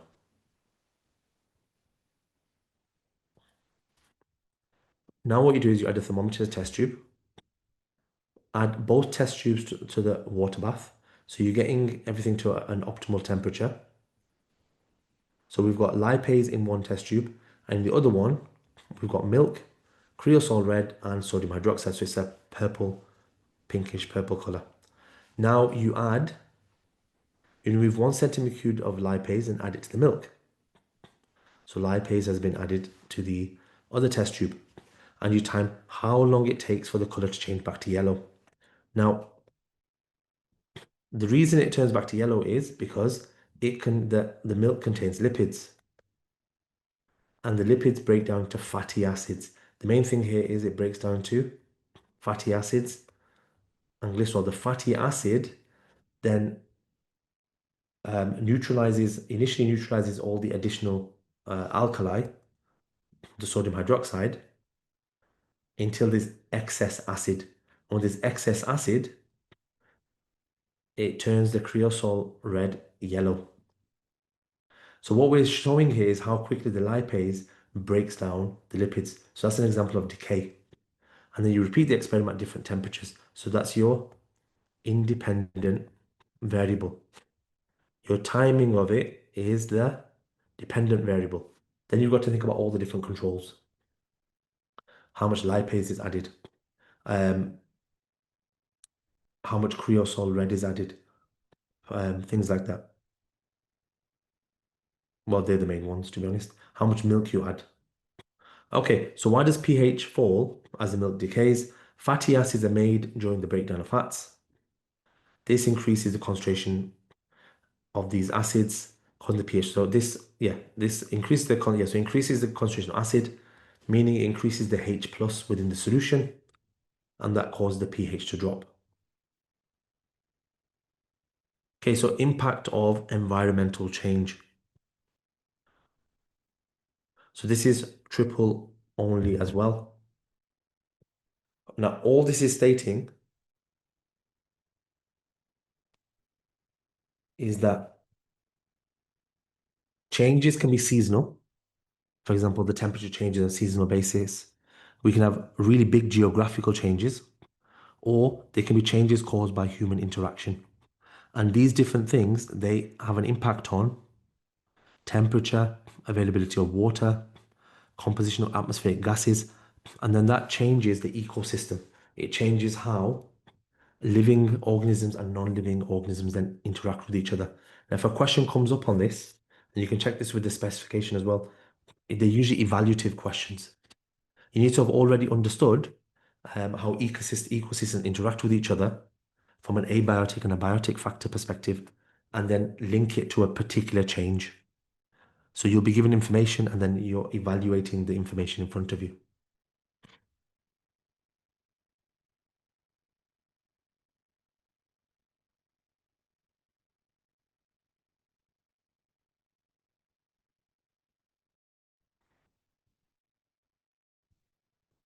So biodiversity, what is biodiversity?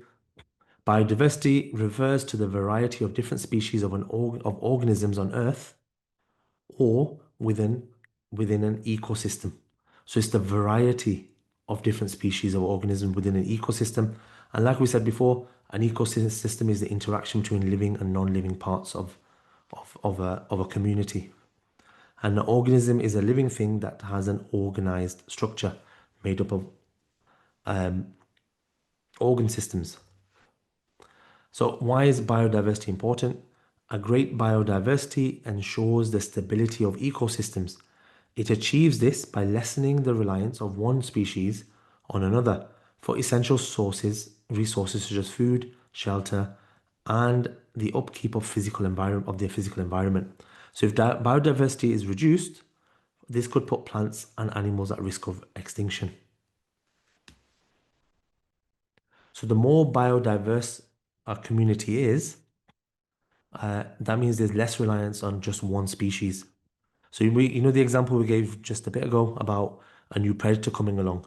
Now, if you've got less biodiversity, then that new predator will have fewer prey to eat. If it's got fewer prey to eat, then it means there's a bigger knock-on effect on the other predators. But if you've got a large biodiversity and there's lots of different types of prey, lots of different types of consumers or predators, then it means there's a lesser effect when issues do occur.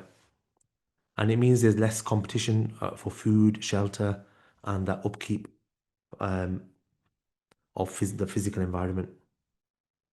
So the future of humans, depends on keeping a healthy variety of life.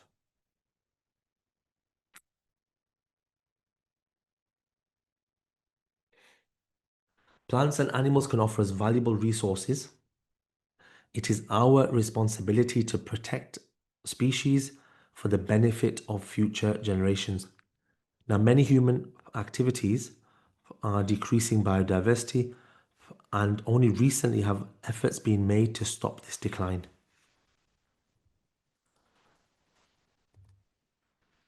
So, waste management. So, this is one of the things that humans are now trying to improve on, because it's a big problem.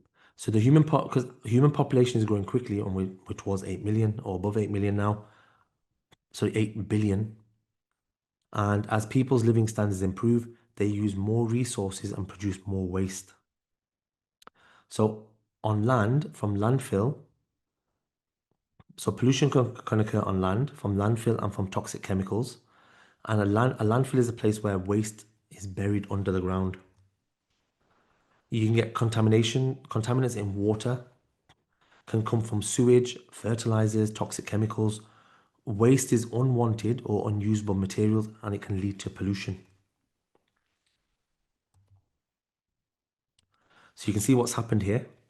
Fertilizers have come into this pond or lake, and they've caused an algal bloom. So the algae have grown really, really fast, or the plants on the surface have grown really, really fast because of the fertilizer, and they've covered all the water. Now, because they've covered all the water,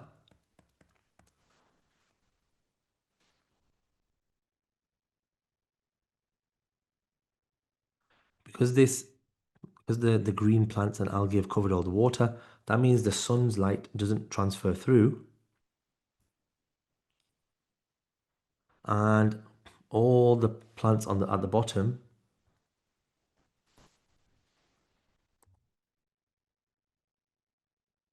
all the plants at the bottom now don't get light, and all those plants at the bottom start to die.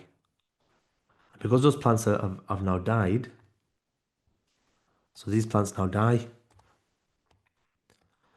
Now microorganisms start decomposing them. They multiply because they've got all this dead matter at the bottom. And because they're multiplying and they're feeding off the plant, they do more respiration. So they start to take in more oxygen. And because they're now taking in most of the oxygen from the water, and also you have these plants that are now all dead, and so they're not providing any oxygen to the water, the other aquatic animals start to die because there's not enough oxygen.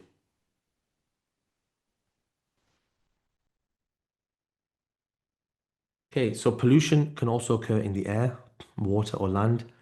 So pollution is when the air, water, or land is contaminated with harmful substances. So in the air from smoke and acidic gases. Also, rubbish that isn't recycled ends up in landfill. When people illegally dump trash in public areas to avoid disposal fees, it's called fly tipping. So toxic chemicals can also be put in landfill.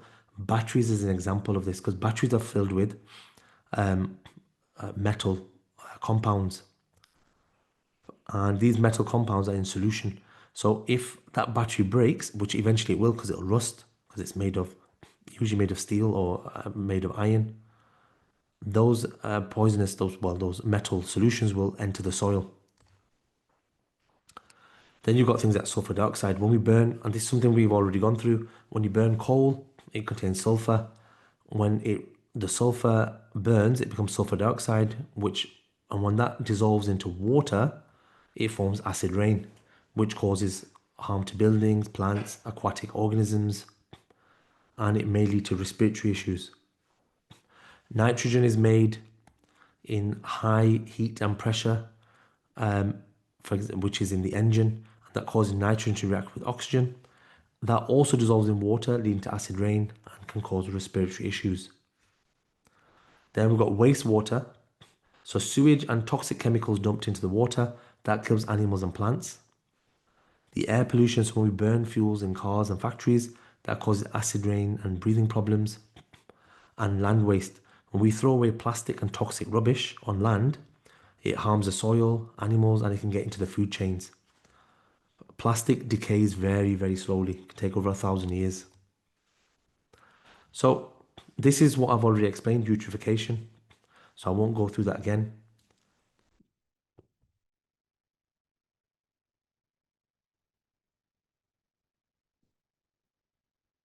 Now, all types of pollution destroys habitats. And ultimately, what's the problem with that? It reduces biodiversity.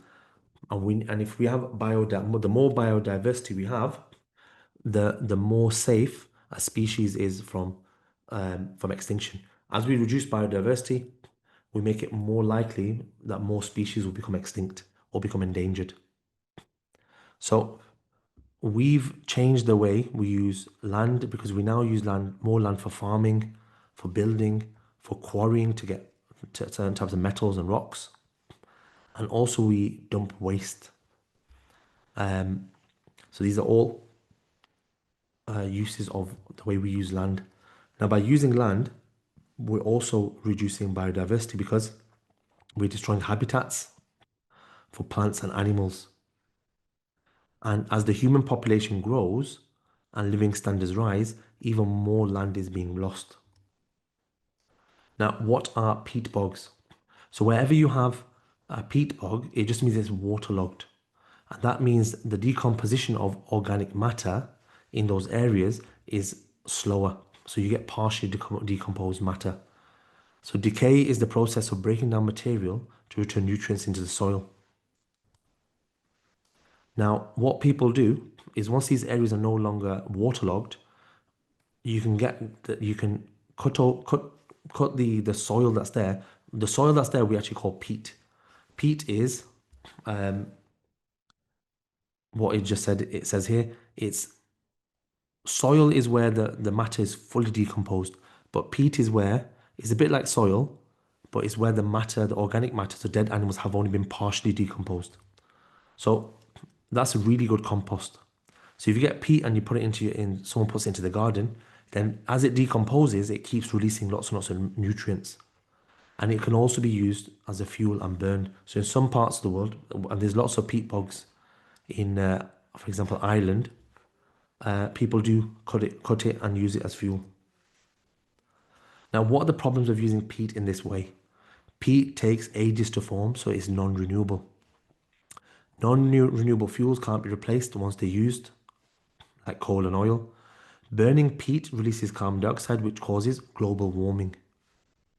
Digging up peat destroys habitats, which reduces biodiversity. But the advantage, and this is why a lot of people use it, is cheap. It's full of nutrients, so it helps grow food, and it helps grow more crops, so we get more food. The problem is it's non-renewable, it releases carbon dioxide, and it destroys habitats and reduces wildlife. Okay, deforestation. And why does it occur? So deforestation just means they're cutting down the trees and they're removed from a large area. And we're doing this around the world to create space, more space for cattle. It says rice fields, but not just rice fields. Lots and lots of different types of farms. I think that's a little bit aimed at just one country there. Not just for rice fields. A lot of it's for cattle. A lot of it's for farming land. It also occurs to provide space to grow crops for biofuels. That's a real big issue because it means these countries are using the land to produce plants which can then be turned into fuels rather than using the land for food. Now, deforestation is fantastic because it can be used to grow crops like rice and other plants. It can be used use the land for grazing animals like cows, all that increases methane, and it can grow crops for biofuels. But as a disadvantage, it means we've got less trees to take carbon dioxide out of the air. More carbon dioxide in the air leads to global warming. It's a loss of habitats. It's a loss of biodiversity, which is a big problem. And if we're increasing the amount of carbon dioxide, because we've got an increase in burning fossil fuels. We increased our um, we've increased our deforestation, and we've also increased the number of amount of methane because we've increased the farming land and increased the number of cows. All of this contributes to the greenhouse effect or global warming. So as we've covered before, carbon dioxide is because of increased combustion and deforestation. An increase in methane is because of an increase in waste and increased agriculture. So what is the greenhouse effect? The greenhouse effect captures some of the sun's energy, helping maintain a comfortable temperature for life on Earth. Greenhouse gases absorb energy from the sun, which is then radiated back to the surface. Now, over the years, the increased release of greenhouse gases has caused global warming. So, the energy that comes from the sun comes as it has high frequency, but it has a shorter wavelength. Once it's absorbed by the Earth and it's re-emitted, it has a longer wavelength. Longer wavelength is energy or waves are more likely to be absorbed by the carbon dioxide, and then some of the energy that is absorbed is re-emitted towards the Earth. That increases the temperature. Now, global warming is the rise in the average temperature of the Earth's surface, and the issue that's leading to is that means polar ice caps are melting. Now, if the polar ice caps are melting, that means a loss of habitat. It means the sea levels rise. It can cause flooding in other parts of the world because now you've got higher oceans and seas.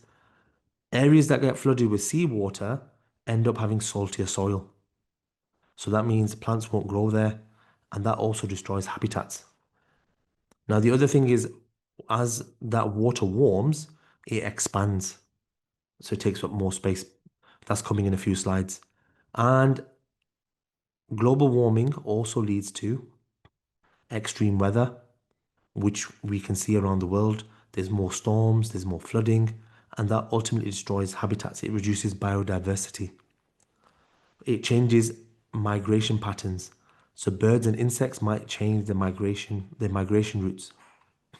For example, in one of a relative of mine in their garden, they've got birds that have come from Japan, and they've chosen one of their nesting boxes as a place to nest. So they might migrate. Now, this means some birds are migrating at different times, or they migrate to different places, and that disrupts the food chain. Again, it has an impact on biodiversity. Now, we're expecting by 2050, 30% of plants and animals might be at risk of extinction. So, for example, things like turtles are losing their nesting sites because of the rising sea levels. Warmer sands also means more turtles are born female.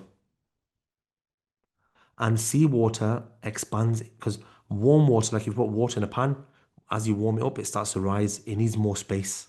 It expands. So automatically, as the earth warms, we're going to have more flooding and more habitats will be destroyed. Again, it will decrease biodiversity. Now, the evidence supporting the theory of global warming has undergone peer review. Peer review is when the scientific community evaluates others' evidence. This prevents false claims. It also helps scientists feel confident about the data's accuracy. So peer review is something important. It comes up as a topic, it comes up in exams quite often. And one thing you need to understand about peer review is just that a scientist does an experiment, they publish all their data and their finding and the experiment in a journal. Then another scientist sees the information in a journal and they do the experiment in exactly the same way to show that it's exactly the same. Now, if they get different results, they would publish the different results. And that just allows scientists to check each other's work. However, the issue with global warming is it's quite complicated and it's difficult to predict. So this has led to models being simplified. And that means not everyone supports the theory. It's led to some uncertainty. So how can we maintain biodiversity? And what are some of the negative ways humans interact with the ecosystem? An ecosystem includes a community of living organisms interacting with each other. And this one, so it's the interaction between biotic and abiotic factors. Now, we've increased waste and pollution. So that should be waste, not water. We've increased air pollution, and by doing that, we've increased global warming. Humans have increased deforestation. We're using more land for farming, quarrying, and building. So biodiversity, all of that has led to a decrease in biodiversity. And again, what's biodiversity? It refers to the different types of plants and animals living in the world or within a specific area. The more biodiverse a community is, the more safe that community is. Bio, so what do some humans do to try and reduce the negative effect that we have? So we've tried to bring back field margins in the hedgerows. So between one farm and the next farm, if you've got one field here and a farmer's got two fields. Now, traditionally we had hedgerows between the two. Now, hedgerows take up 2 or 3 meters of land. So what a lot of farmers did is they cut down the hedgerows. So what they're starting to do now is bring back the hedgerows in agricultural areas where farmers cultivate a single crop type, and that the hedgerows will provide habitat space. Breeding programs for endangered animals. This is something that happens in most zoos. Reducing deforestation and cutting down on carbon emissions. Even the replanting of more trees. There's some countries, for example, Saudi Arabia at the moment are having an aim of planting 10 billion trees. I think they've planted a few 100 million at the moment, and that's took them about 10 years. So it's quite a long project. Protecting and restoring rare habitats. So where you have these kind of habitats, it's keeping them protected so no one can build there. Recycling resources rather than dumping them in landfill.